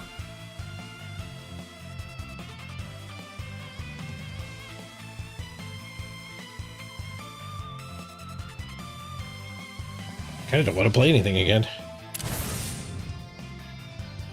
He'll play something. Another death blow. But now our repulsion field will trigger the draw card. Your momentum is 3 or above, multi-hit 3. Otherwise, attack with multi-hit 2. Apply grievous wounds to your opponent. That's going to hit me for 8. I guess it's going to hit me for 10. Right, because of the damage boost. Nothing I can do about it.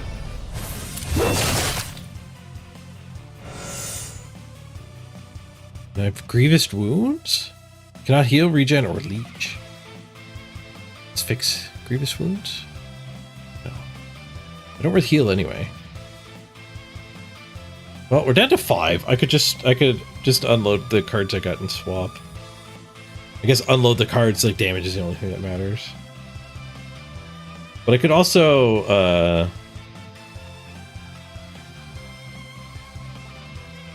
I go first next turn, right?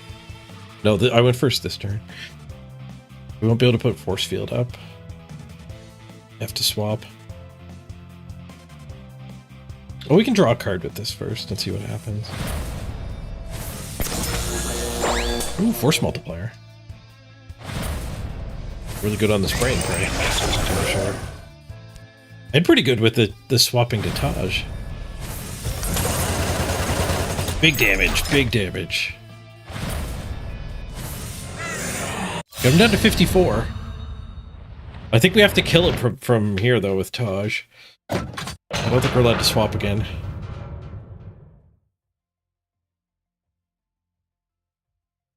We're slightly behind pace, but...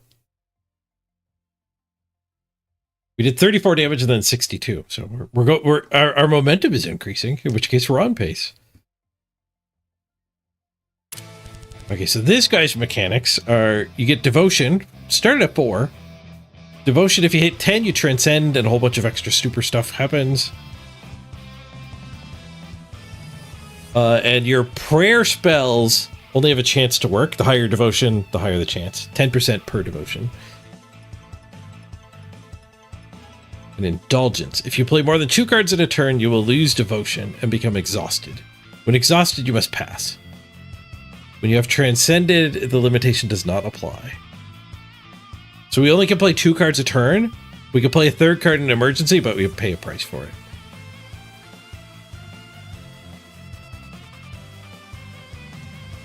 Dancing with Ghosts upgraded version.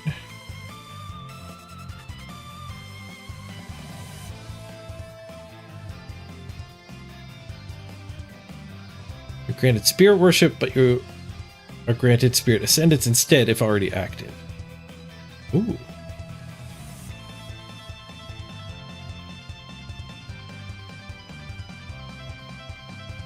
Spirit Ascendant can now create a Soul Word as well. Soul Word resets your life to 25 at the end of the turn. And is removed. For its Swarm upgrade, Crow Ascend, your Crow Worship now creates a uniquely powerful Alpha Crow before any other Crow. Only once per turn.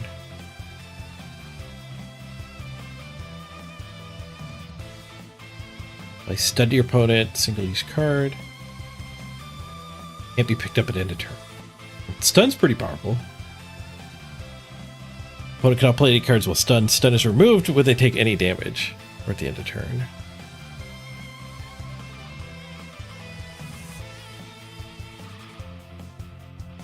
Devotion is further increased by 1.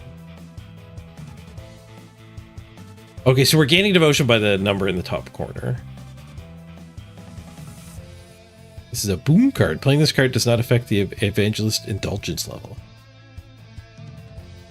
Ooh, okay, so we want to keep that one for sure. We have non-upgraded Horde Swarm. That's probably the discard then. Upgraded Pristine Vessel. Draw a card for every active type of worship. Afterwards, you are granted Crow, Snake, and Spirit Worship. Ooh. Oh, that's a Transcend card, though. These are all Transcend cards, I think. We can only play them if we're Transcended. I think that's what the other border means. No, that can't be. The other border must be because they're upgraded.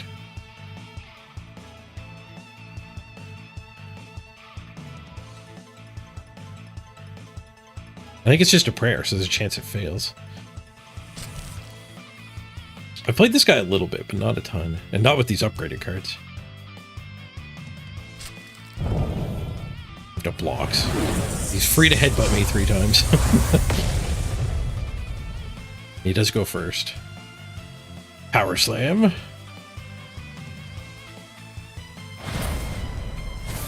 His damage buff going right away. He didn't have a headbutt. He just passes back. Okay, so we only want to play 2 cards.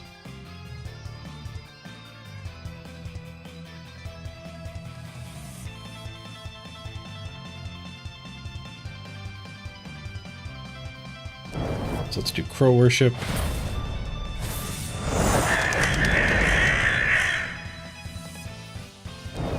Spirit Worship. Block Spirit Worship. And we don't. Oh, we can play Fetid Spew for free. Boon card.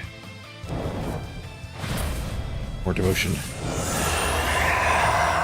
Which gives us a Crow Swarm, nice. Which is also a boon card. And I think it discards if I don't play it. Transient. Yeah, discard it and fire it off.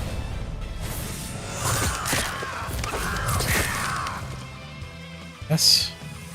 We don't anger. We don't indulge ourselves.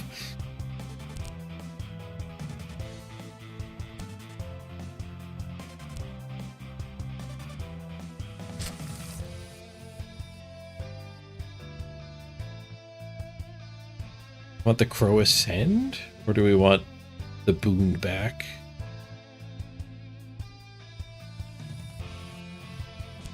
We want the Crow Ascend.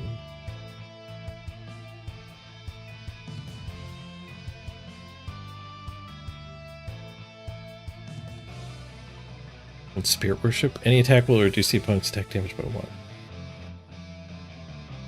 And cause Fear 1.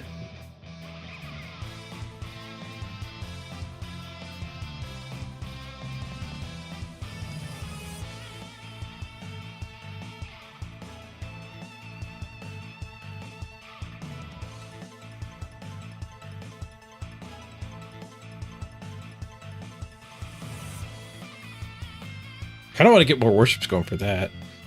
Yeah, let's pitch the Wall of Carcasses. This block can give us Spirit Worship.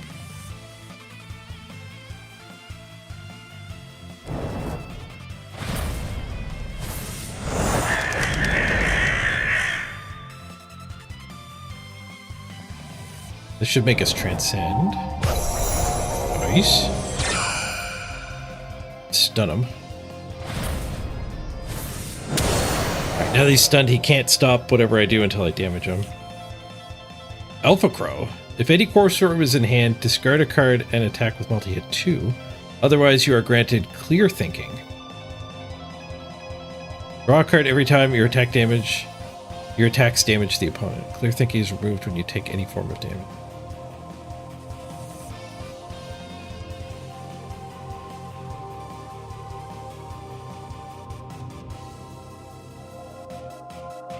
Let's draw a card.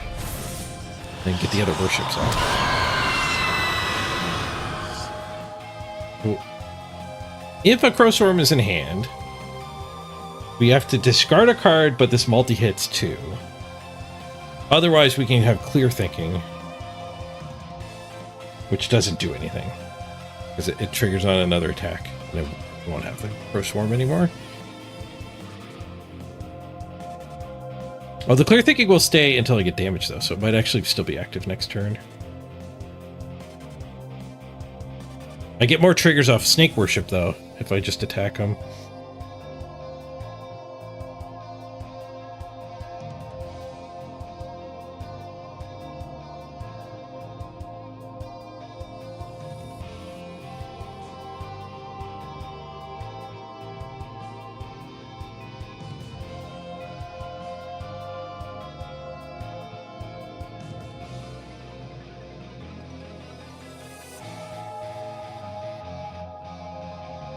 Let's do Alpha Crow.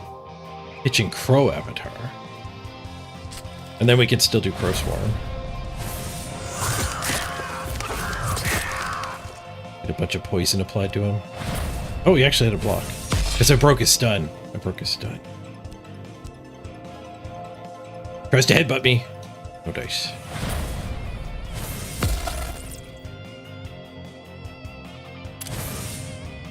Alright, I'm out of cards though.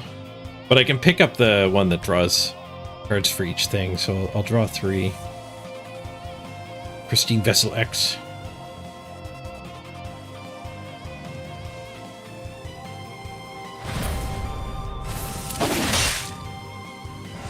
Hit for 7.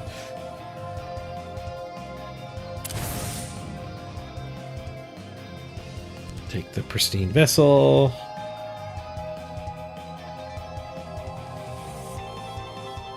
That's for 7.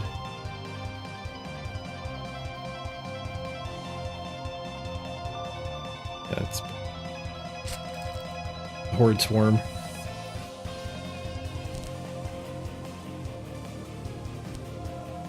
We picked up a 5/3 block. Discarded it.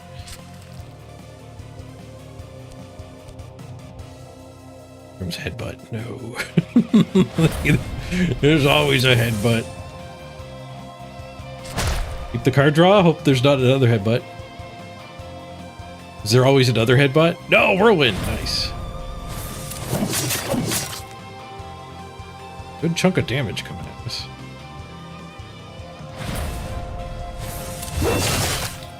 Up to 7.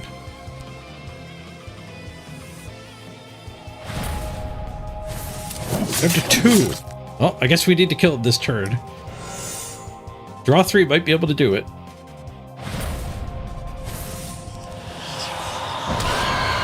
Block, that's a little late. Heal 3 lives. As Crow Spirit or Snake Worship is active, you become more pious, and your devotion is further increased by 1. Pious increased success rate of spells, so we're already at 100% because we're devoted at the moment. They can only last 2 turns. We're going to lose our Transcendence soon.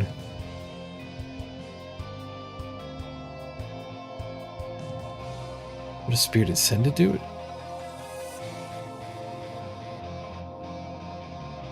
Sets your life to 25. Well, that would be really good, but I don't think... Oh, we actually activated because we get a crow here, too.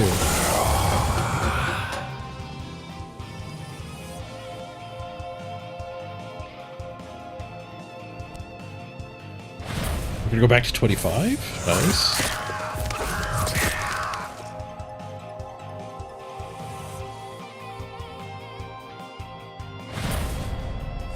I guess I didn't need to play that.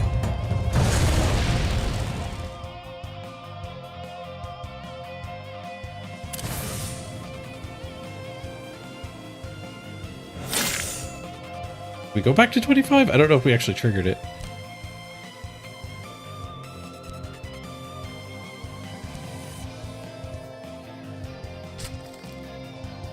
I don't think we triggered it.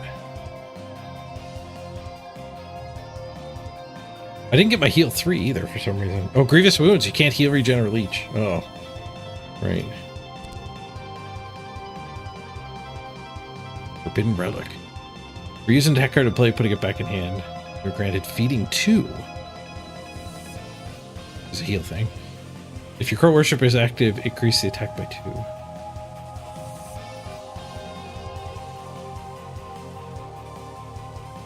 I get to go first here, right? So maybe we're fine. No, he gets to go first. I have a block.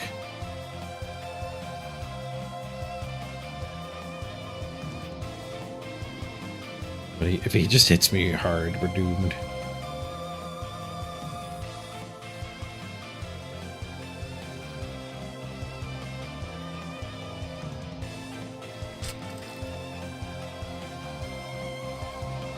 Oh, we do go first. Oh.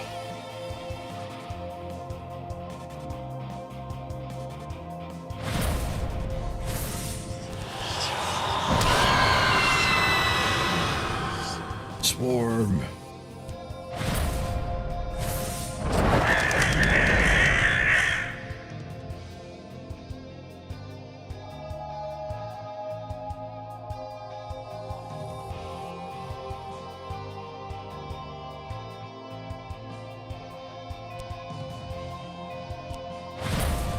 He's using blocks that are too low, so he's not reversing.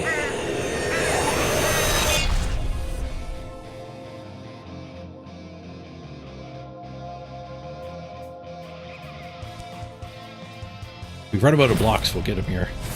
We might have run out of blocks. No, we got him! Yes! Victory! That took a lot of tries. The trick was not playing Godzilla anymore.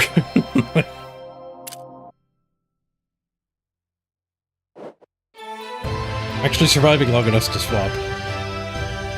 30 diamonds, nice.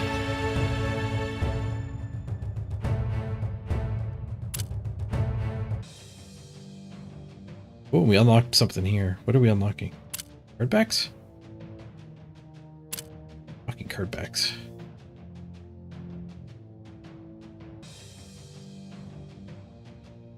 Leafy, thank you for the raid.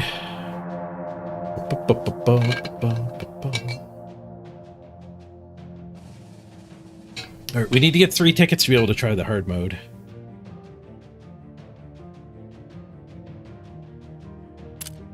Go back in PvP. If anyone wants to battle me, feel free to queue at the same time. Please do snipe me. You tend to run into bots a lot. There aren't a ton of people playing this game. Or the matchmaker doesn't put new players against them or whatever. But I do hit a lot of bots, so I'd much rather play against you guys. Via the snipage. Can we play Crystal on the ladder? Let's play Crystal. Granddad are inching up towards Master's Dice. Did you know the 2 block pro zombies are great value at 60k? Nice randoms. Billy's Bargain Block. Why pay full price for block when you get half price block for Billy's Bargain Block?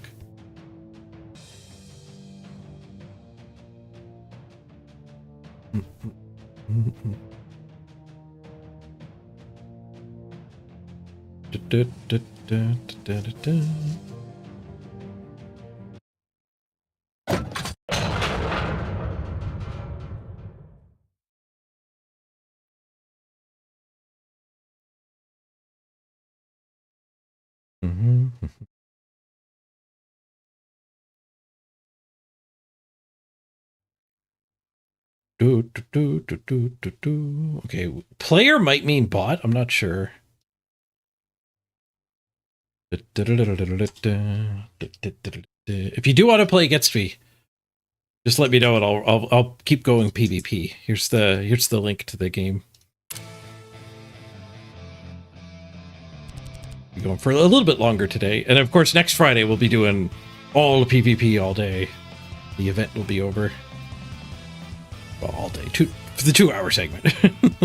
There'll be Blood Bowl next Friday. Hopefully we're subathonning. We'll do a 2-hour segment.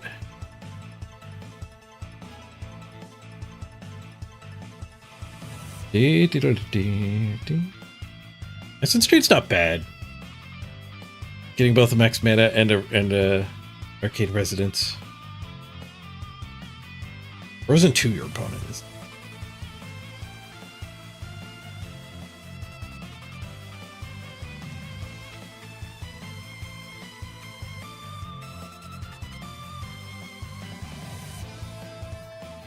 Let's throw back the Essence Drain. It's just too expensive this early. I have a lot of 3 mana things. We could have tried to wait until he's reloading and then just cast the spell.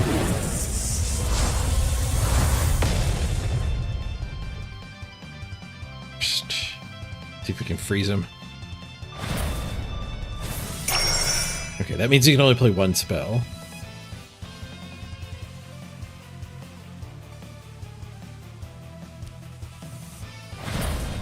We didn't increase our max mana, though, so that's not ideal. But we did 10 damage. This goes barrier. Do.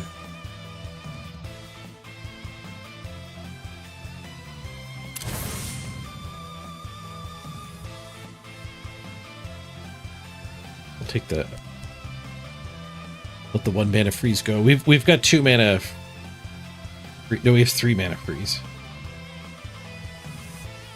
See manipulation. If your arcane resonance is 1 or greater, apply frozen 1. Actually have that. The 4 mana spell. We'll get rid of that.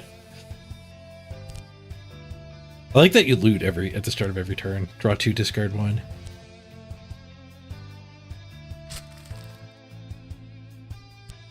Salvo.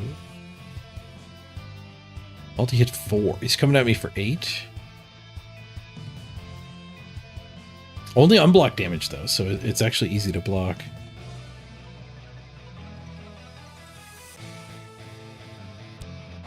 And this will freeze him too. That's sick. Now we can't play anything else.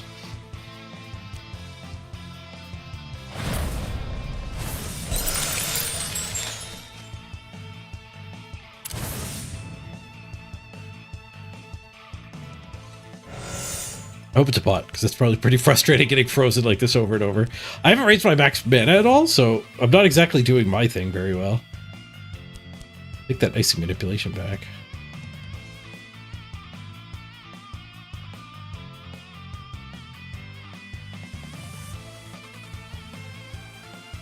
Expensive freeze.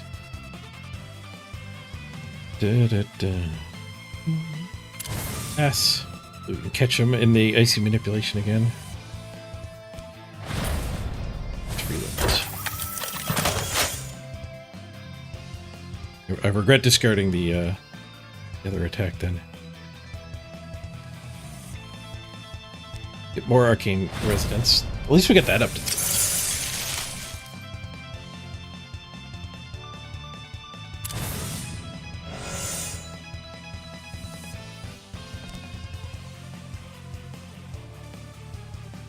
I frozen 1.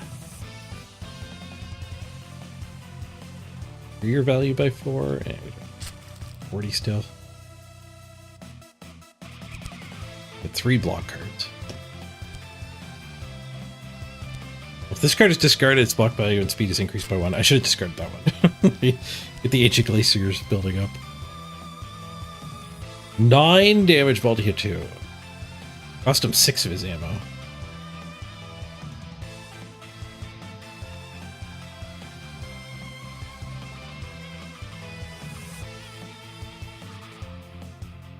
Alright, let's actually block it. Because we get double value from the block. So it spends my whole turn, but I spent a buttload of mana doing it. Of ammo. I don't get to pick anything up this turn, though. Great. Not gaining maximum mana in the first few turns, I think, was a big mistake. We did a bunch of damage to him, but now we're struggling to actually play our cards. It's the 4 mana thing. I need cards that gave me mana, and I don't have them.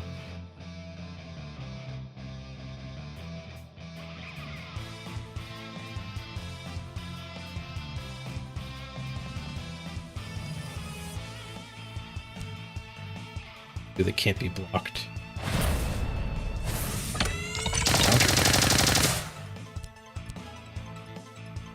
Area denial, 6/4.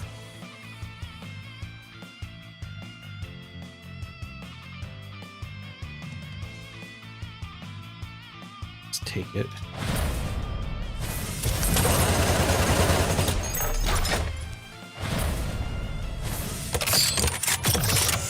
I got 2 mana to do whatever I want with.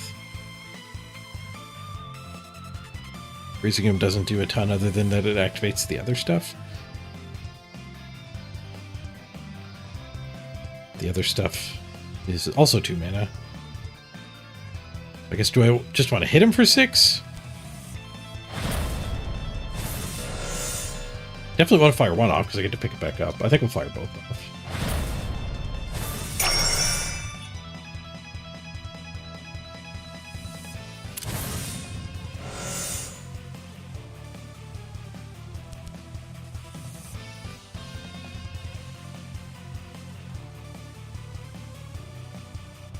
Thing getting improved.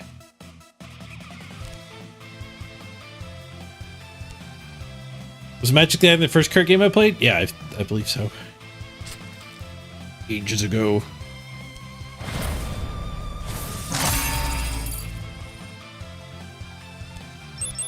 Lots of board games before that. Okay, missiles. We can attack the missiles with at least 4 speed. Hit it with permafrost. Just tank it too. Do I have any way to gain mana? If I can spend my mana gaining mana, I would like to do that.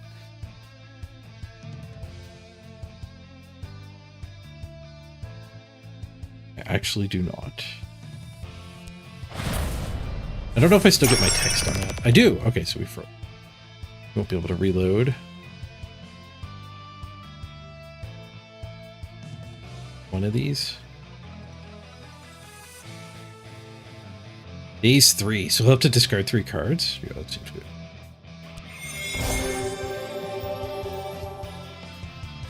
The spell, so he'd normally be able to interrupt it, but well, he's frozen.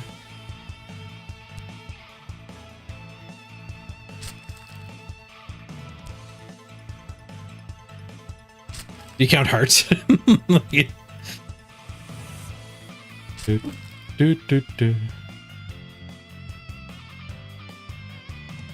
I would not count hearts. Or asshole.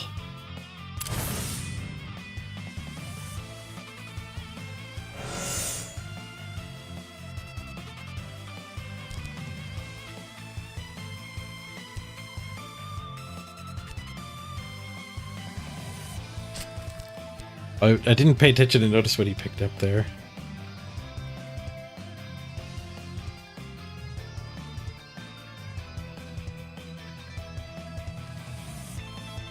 There's a maximum mana thing.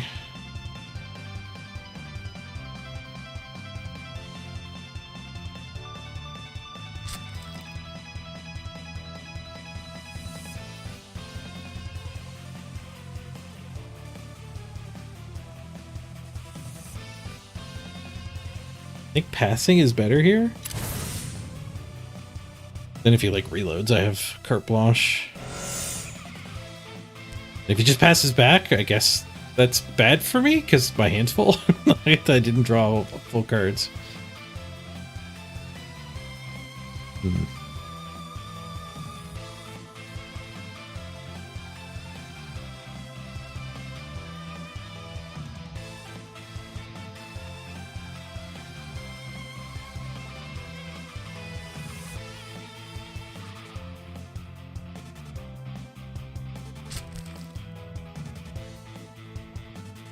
This late in the game with still 3 mana is so bad. Attack with multi-hit. One of these increases max mana. 2 of them do. This is plenty strong enough. This one would freeze them, but let's do Thick Ice. Oh, Thick Ice is slower. I have to discard a card. Do about it.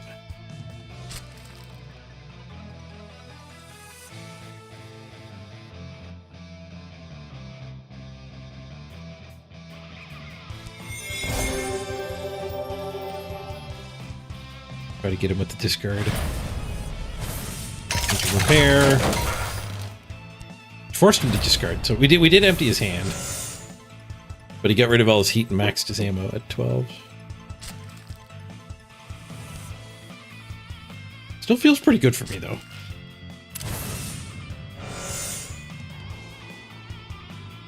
Major reload back, but or major repair back's pretty bad. We'll probably discard it. Like, it's bad when your hand's empty.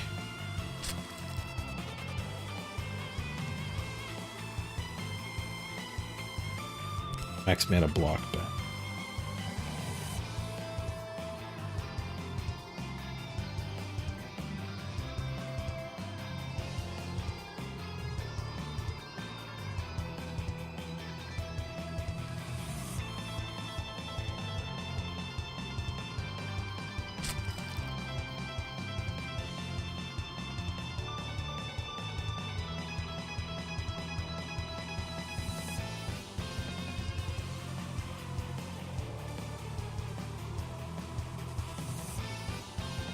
Let's just do this. I don't want him to pass. He's only got 2 cards. Even though he can do whatever he wants. He did have an interrupt. If he has 2 attacks, can't counters this. Not have second.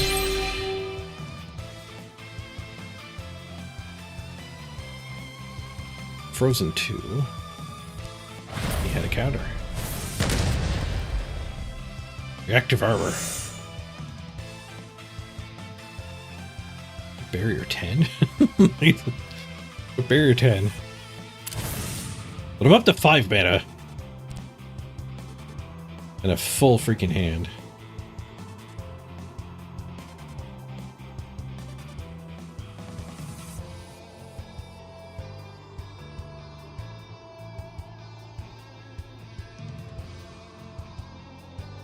Might be still a little too early for 9 damage. 4 mana. I got so many blocks in my hand. Maybe I could have discarded one of those.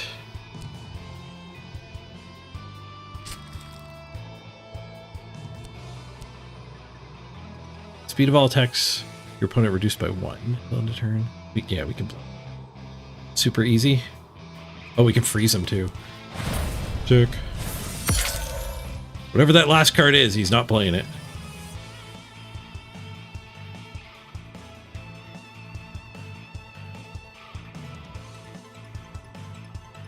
Let's gain a max mana.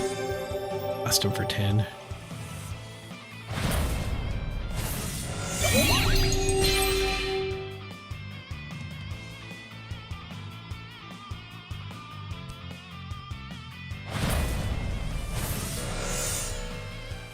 Barrier down.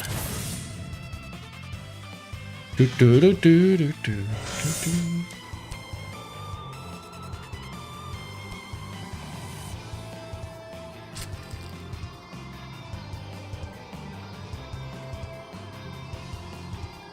We have a way to freeze. Can I pick up the blast for 10 if they're frozen? No. I have other things that care if they're frozen or not, though. Pick up the icy manipulation.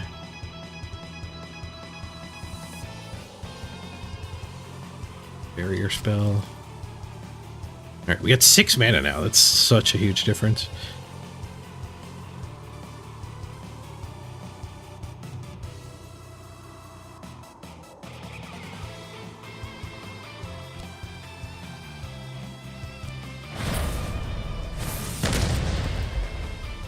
Drew a card off of that block being faster than mine.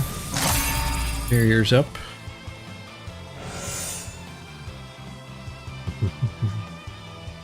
Let's get his last card here with Hypothermia. Apparently it was unplayable because he's discarding it. Just a block. Apparently can't block a damage spell?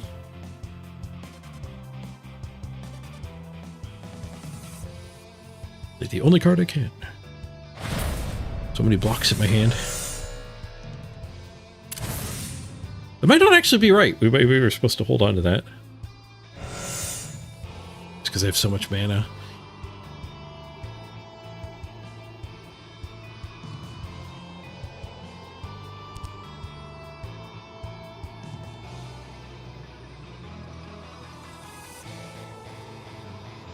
Do I have the one where I discard it gets better? I do. This game's going long.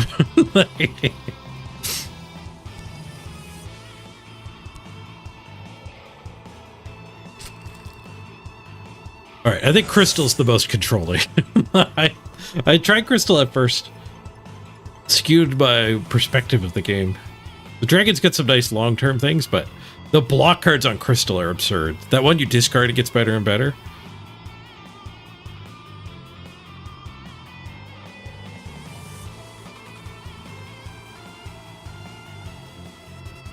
Let's hit him with a frozen deuce. The block. Didn't draw a card from it though.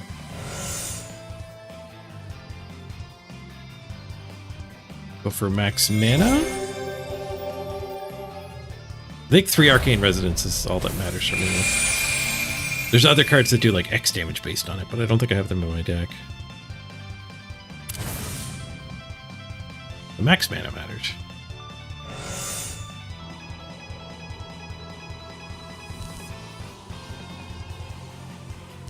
My mana is not as quickly overvaluing the cost of the cards I'm going to draw every turn, though, so. Care more about card draw now than max mana, I think.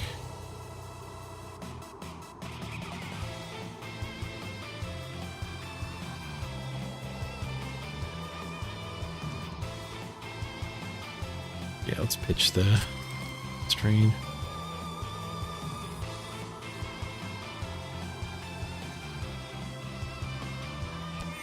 Yeah, let's empty his hand with hypothermia. Major repair. Just gonna pitch the other two.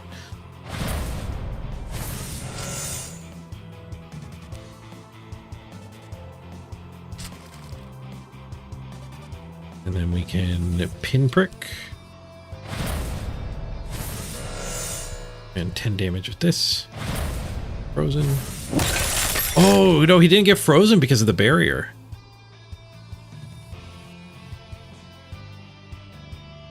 Oh, I didn't realize barrier also blocked the text on the card. Barrier's better than I thought it was.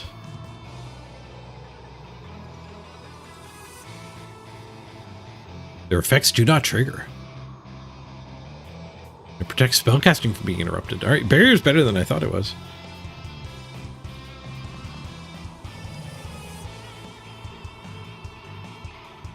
Let's take the higher damage one. There's Shard 6, the 4 mana, 9 damage. Time for that to show up.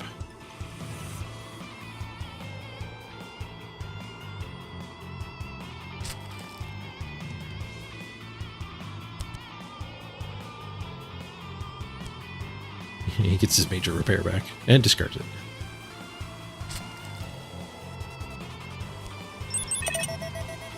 Apply stun to your opponent. Well, we can intercept that.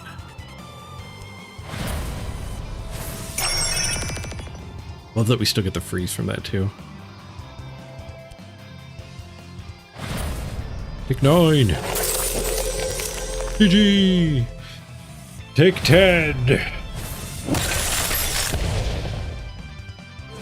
It's 19 damage out of nowhere while he's frozen. Solid. Crystal's fun.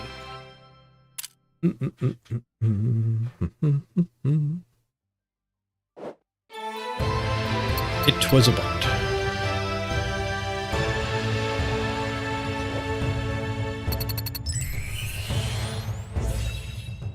New card unlocked for Crystal.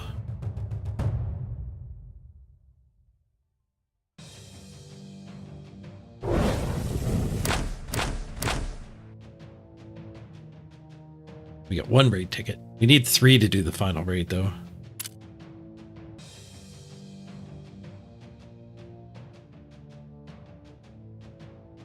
What do we unlock? Winter's Embrace. Apply Frozen X to your opponent, where X is your Arcane Resonance. X cannot be lower than 1.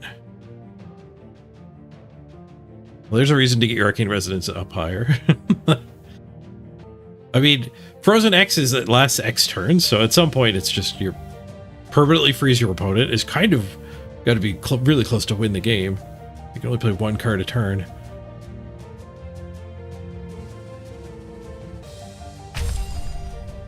Probably put that in our deck.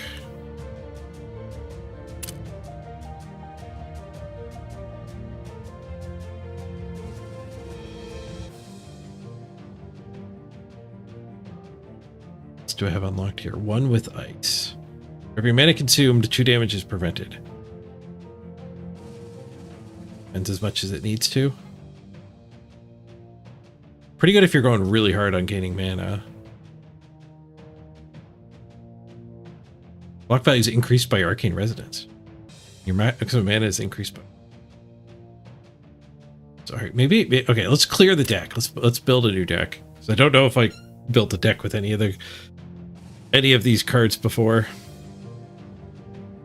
or how long how many I had unlocked since I actually looked and built. Essence Drain felt bad, a little too expensive to be what you're actually just doing early on. What are good ways to get mana. There's 2 3-mana ways to get mana. They're cheaper.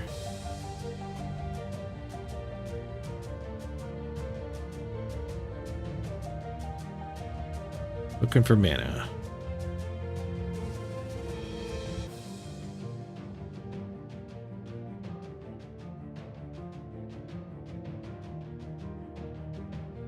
Okay, 1 mana, 5/3 block. If your Arcane Resonance is 1 or greater, gain a mana. Okay, so that's good, assuming we're also going to do some Arcane Resonance easy gains.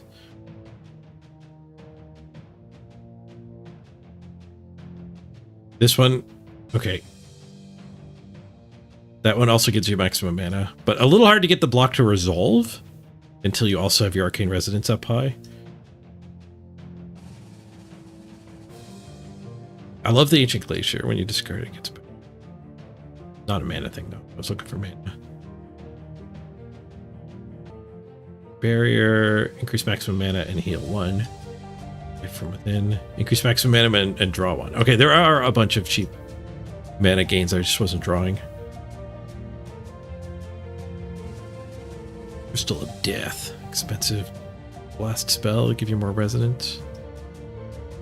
Icicle Trap gives you resonance. A little more damage if they're frozen.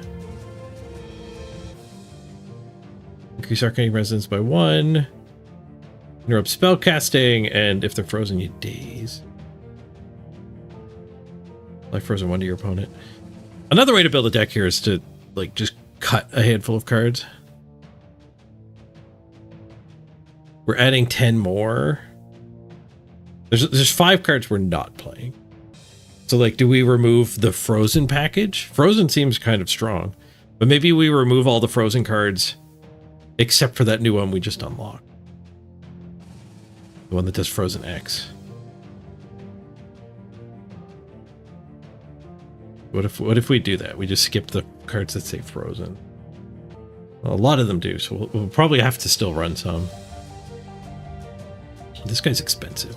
I don't know if I actually even want that in my deck.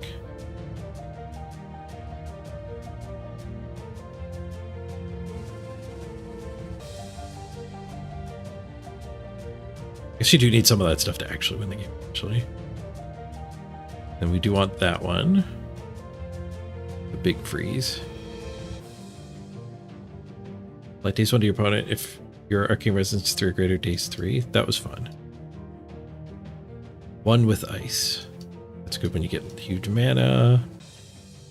Apply frozen, so we'll skip it for now. Opponent is frozen, 10 damage. Skip it for now. Your Arcane Resonance is 1 or greater. Apply frozen 1. I mean, that actually just seems like a good card. 4/4 block. 2 mana. Essence Drain I am a little down on. Apply frozen 1 to your opponent. Max mana. Okay, we do want that one. We have to put 2 more in.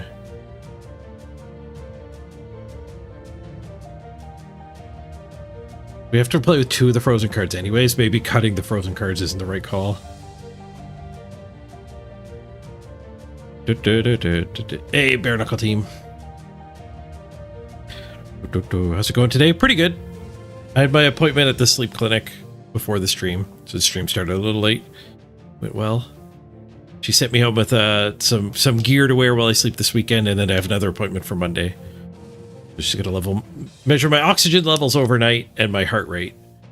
And then when she tweaks the machine next week to change the pressures and settings, then she'll have a baseline to see if her tweaks actually fixed and improved anything. If they don't, then we have data to go back to my doctor and go, hey, I know everything pointed to sleep apnea, but everything's tuned well, and he's still getting these reductions in oxygenation or whatever.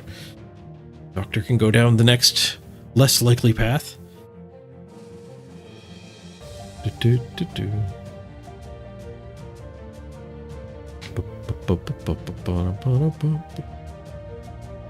Are any of these good, like in the absence of freezing? I think ignoring Maybe ignoring damage is fine. You'll just incidentally win the game with this deck. Especially if you put this in. Like, this does 10 damage if your opponent's frozen. So maybe that's just better than this 9 damage with piercing. It's slow, too.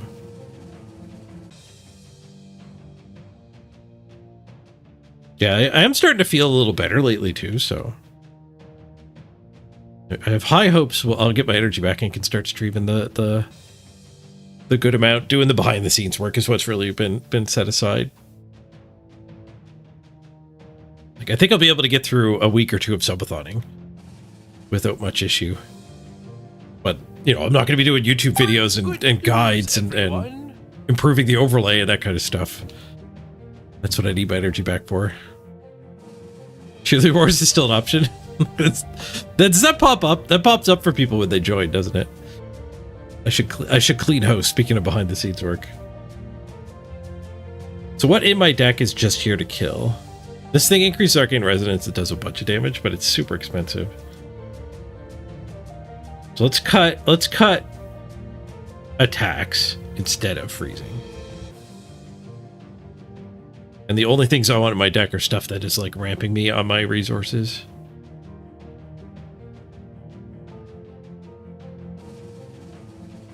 So we can do some apply frozen to the opponent and then things that are better when the opponent's frozen. This thing increases arcane resonance by 1 for a mana, so we want that in our deck. Even though it says frozen. This thing too. It's 2 mana. This one's a little worse. It does daze if they're frozen.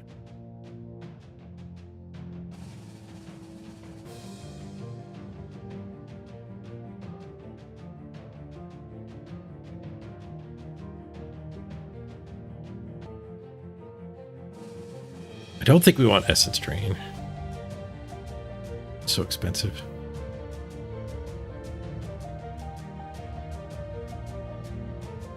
Yeah, Shattering Impact is our actual kill. We can just pick that up. Like 3 turns in a row and kill them once we're set. We don't need this. Am I already running the Daze 3? I guess I am. Yeah, that's not a frozen card. That's an Arcane Resonance. Maybe we do want the Essence Drain.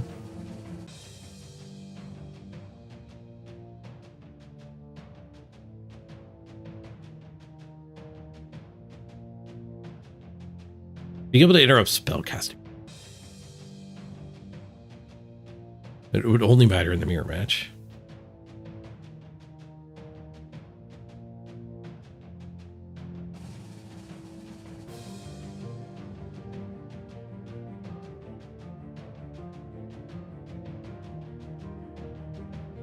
Days if they're frozen. Sure, we'll do that. And yeah, let's run Essence Drain. I could see turn 1 Essence Drain being fine. Alright, I think we're at the 2-hour mark, but I want to do one more round here, I think. After building the deck. Rank up fight. Ooh. Win streak 4 with her. Maybe we'll be more likely to find opponents if we rank up. Last time I had a sponsor stream with these guys, though. You guys queuing at the same time as me, we did fight each other. But if you did enjoy the Death or Glory content here and you want to try the game, you know, give her a shot this week, and then next week we'll be back. And I will gladly take on all challengers.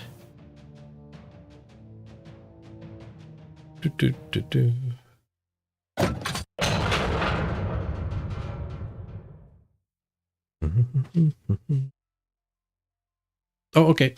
I'll see you later. Don't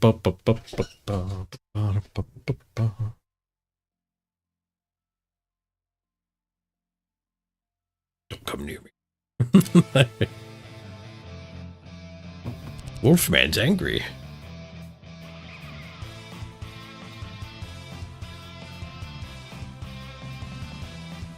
Okay, too early for 1 with ice for sure. What's that?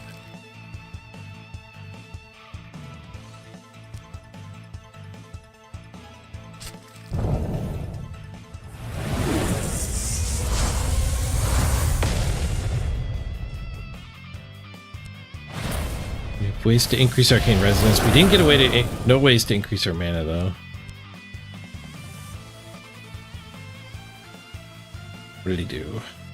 Unleashed Bloodlust 1. So lets him do this, which grants Berserk.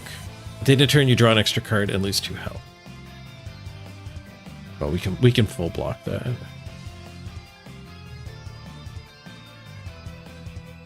It's your maximum mana by 1. Let's do it. Berserk for you. Well, there's the one we want to discard. Hit himself for 2 to hit me for 7. What a mana, I can't block anything else. So. Unload on me, sir. Slice and dice.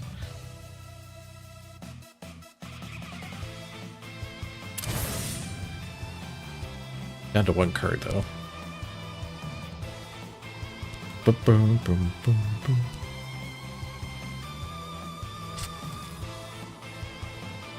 Mana gain back. We're up to 4 max mana. Good. We want to discard this.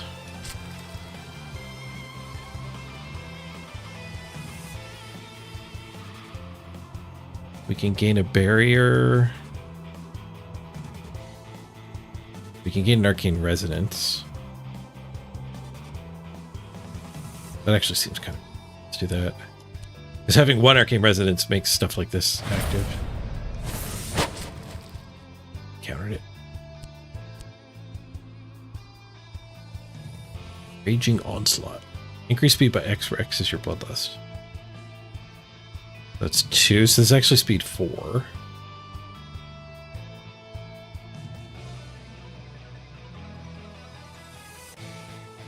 If I can increase my maximum mana, we have to discard a card. That's fine.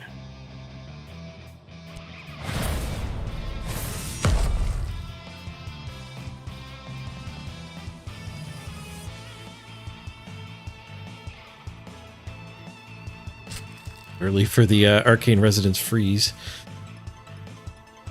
Get a barrier here. You can't attack again.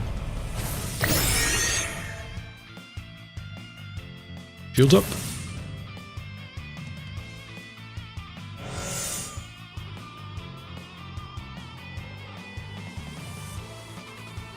Oh, I didn't have the Arcane Resonance. We didn't actually gain it, so I didn't gain the max mana there. Damn. Need a way to gain Arcane Resonance. Oh, we drew 1. Essence Train.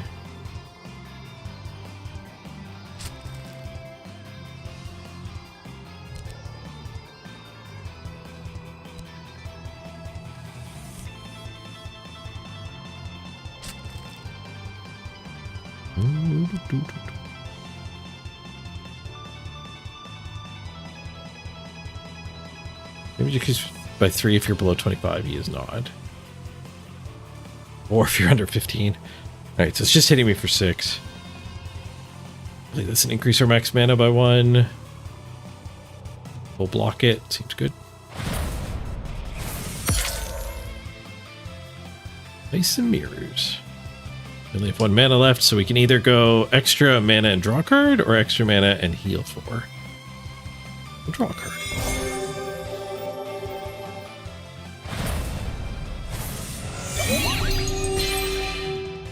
Still don't have any residents.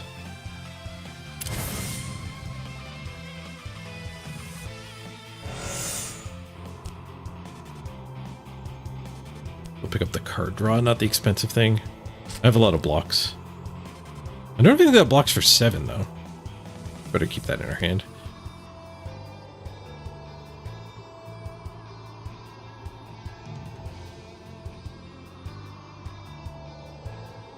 Man, it's getting good.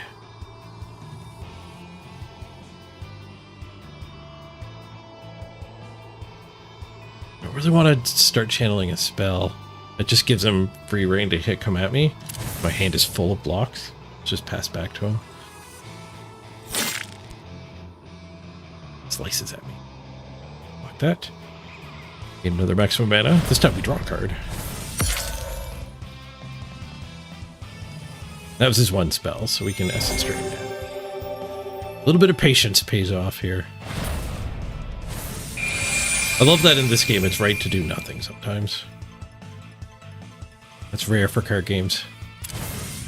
Definitely don't do that in Warpforge. Warpforge is player stuff.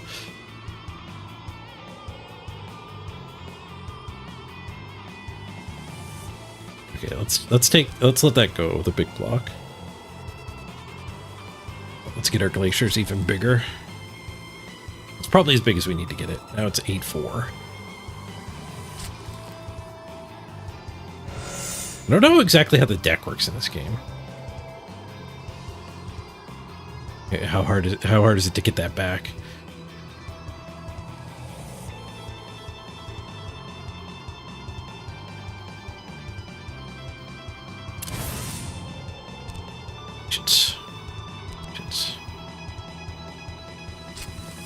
Oh, he had already passed. All right, that was bad patience.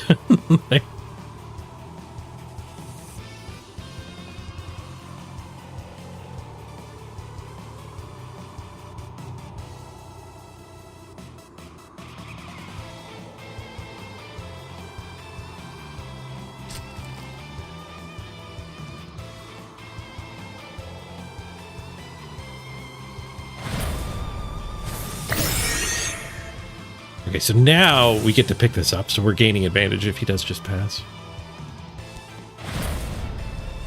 Unleashing. Be the next attack is increased by 2. Increase speed by X, where X is your bloodlust. Okay, so this is speed 8. If I want to block it up, I have to discard a card.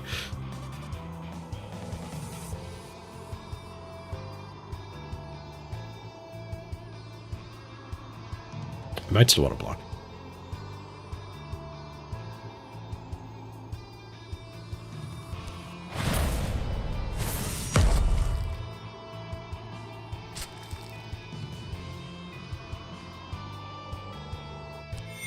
Residence going.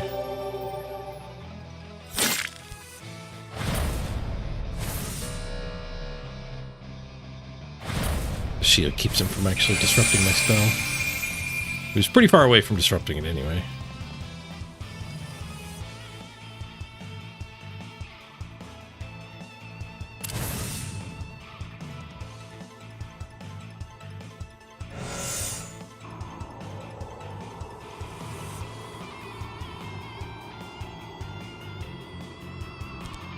More residents. There's some residents too.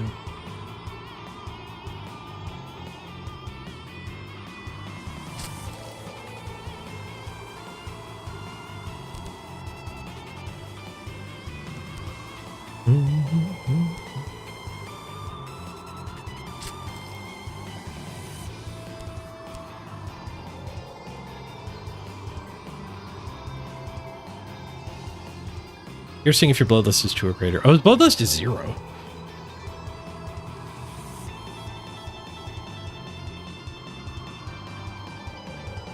Freeze him. And drop me a card. You can't do anything. Let's gain a resonance and then freeze him 3. He's screwed. Okay. We're up to 11 max mana and 3 residents. A little lopsided, but it also did 4 damage.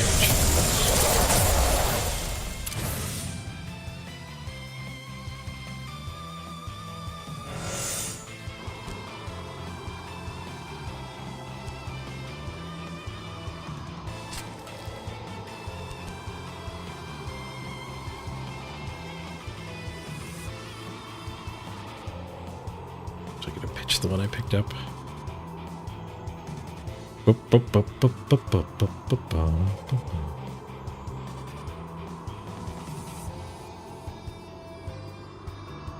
Daze him. Discard a card.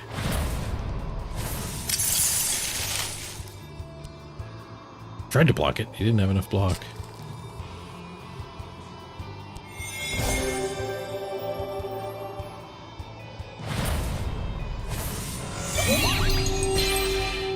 Hypothermia. That'll get his last card. Alright, so we're gonna play one card a turn, and we made him discard his hand. Like, this is definitely the control deck of the game. Oh, and also he's at 7. We have gained full control right when he's about to die anyway. Take the thing back that kills him.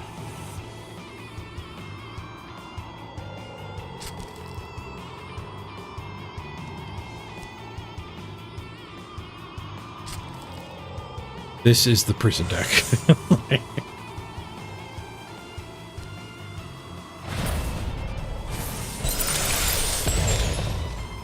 GG. Level 7.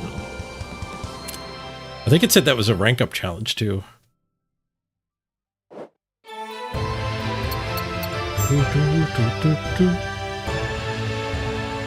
Floor 3.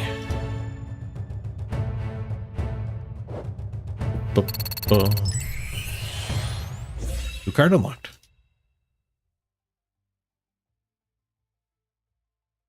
We want to add it to our deck. I was a little down on Crystal when I first started playing too. So maybe her deck gets a lot better once you can actually tune it. Like taking all the damage out so you can just pure control. Pretty big change.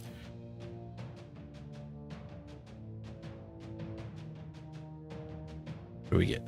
Eternal Goddess. Draw X cards and your damage is X, where X is your arcane resonance. That's a payoff for ranking your resonance. Draw X cards. Deal X damage.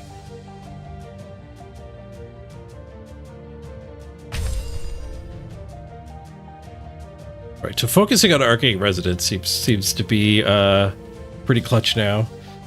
We have this and the thing that blocks equal to arcane resonance. What do we cut for it?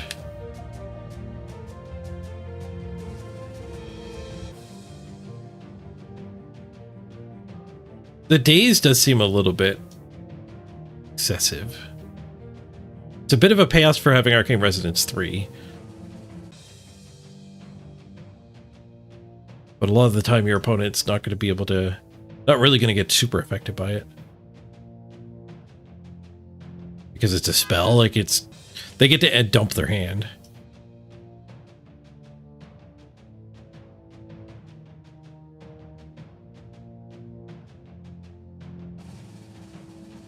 I could cut one of the freezing cards.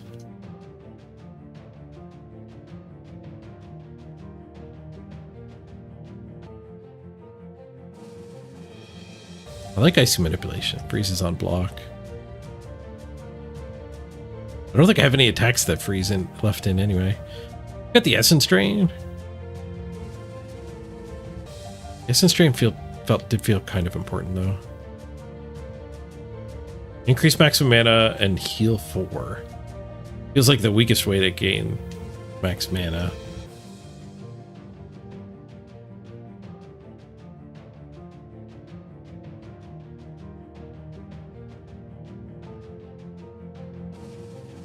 Just cut the 10 damage. I honestly didn't feel like we needed it. Just cut the 10 damage. Yeah, we're adding in a much better finisher here. X damage where X is your resonance. That's a much better finisher. Done. Solved. All right, I'm going to wrap the stream up here, though. Like I said, I got to get some groceries done. Get prepped up here for a subathon time. This is Paige just taking the car away to go see her mom tomorrow. So I got to head out, get groceries, stock up today. And then on the weekend, I can get a bunch of cooking done, get some prep meals ready for the subathon. So thank you very much for joining me. Let's roll the credits. If you're still there, Casibar, thank you so much for all those tips. That was huge. Came out of nowhere. Unbelievable. Thank you, Casibar. $100 through PayPal and 10,000 bits. Absolutely ridiculous. Casibar smash. All right, Simple Gifts, thank you for the sub. Like I said, Casabar, huge thank you for the dono. Falcon, thanks for the $5 as well. Much appreciated. Chill Dude, thanks for the tip. Casabar, thank you for the giant tip of bits. Absolutely ridiculous. What a fantastic stream. Got medical help. Got Casabar help. And got to hang out with everybody and play some video games.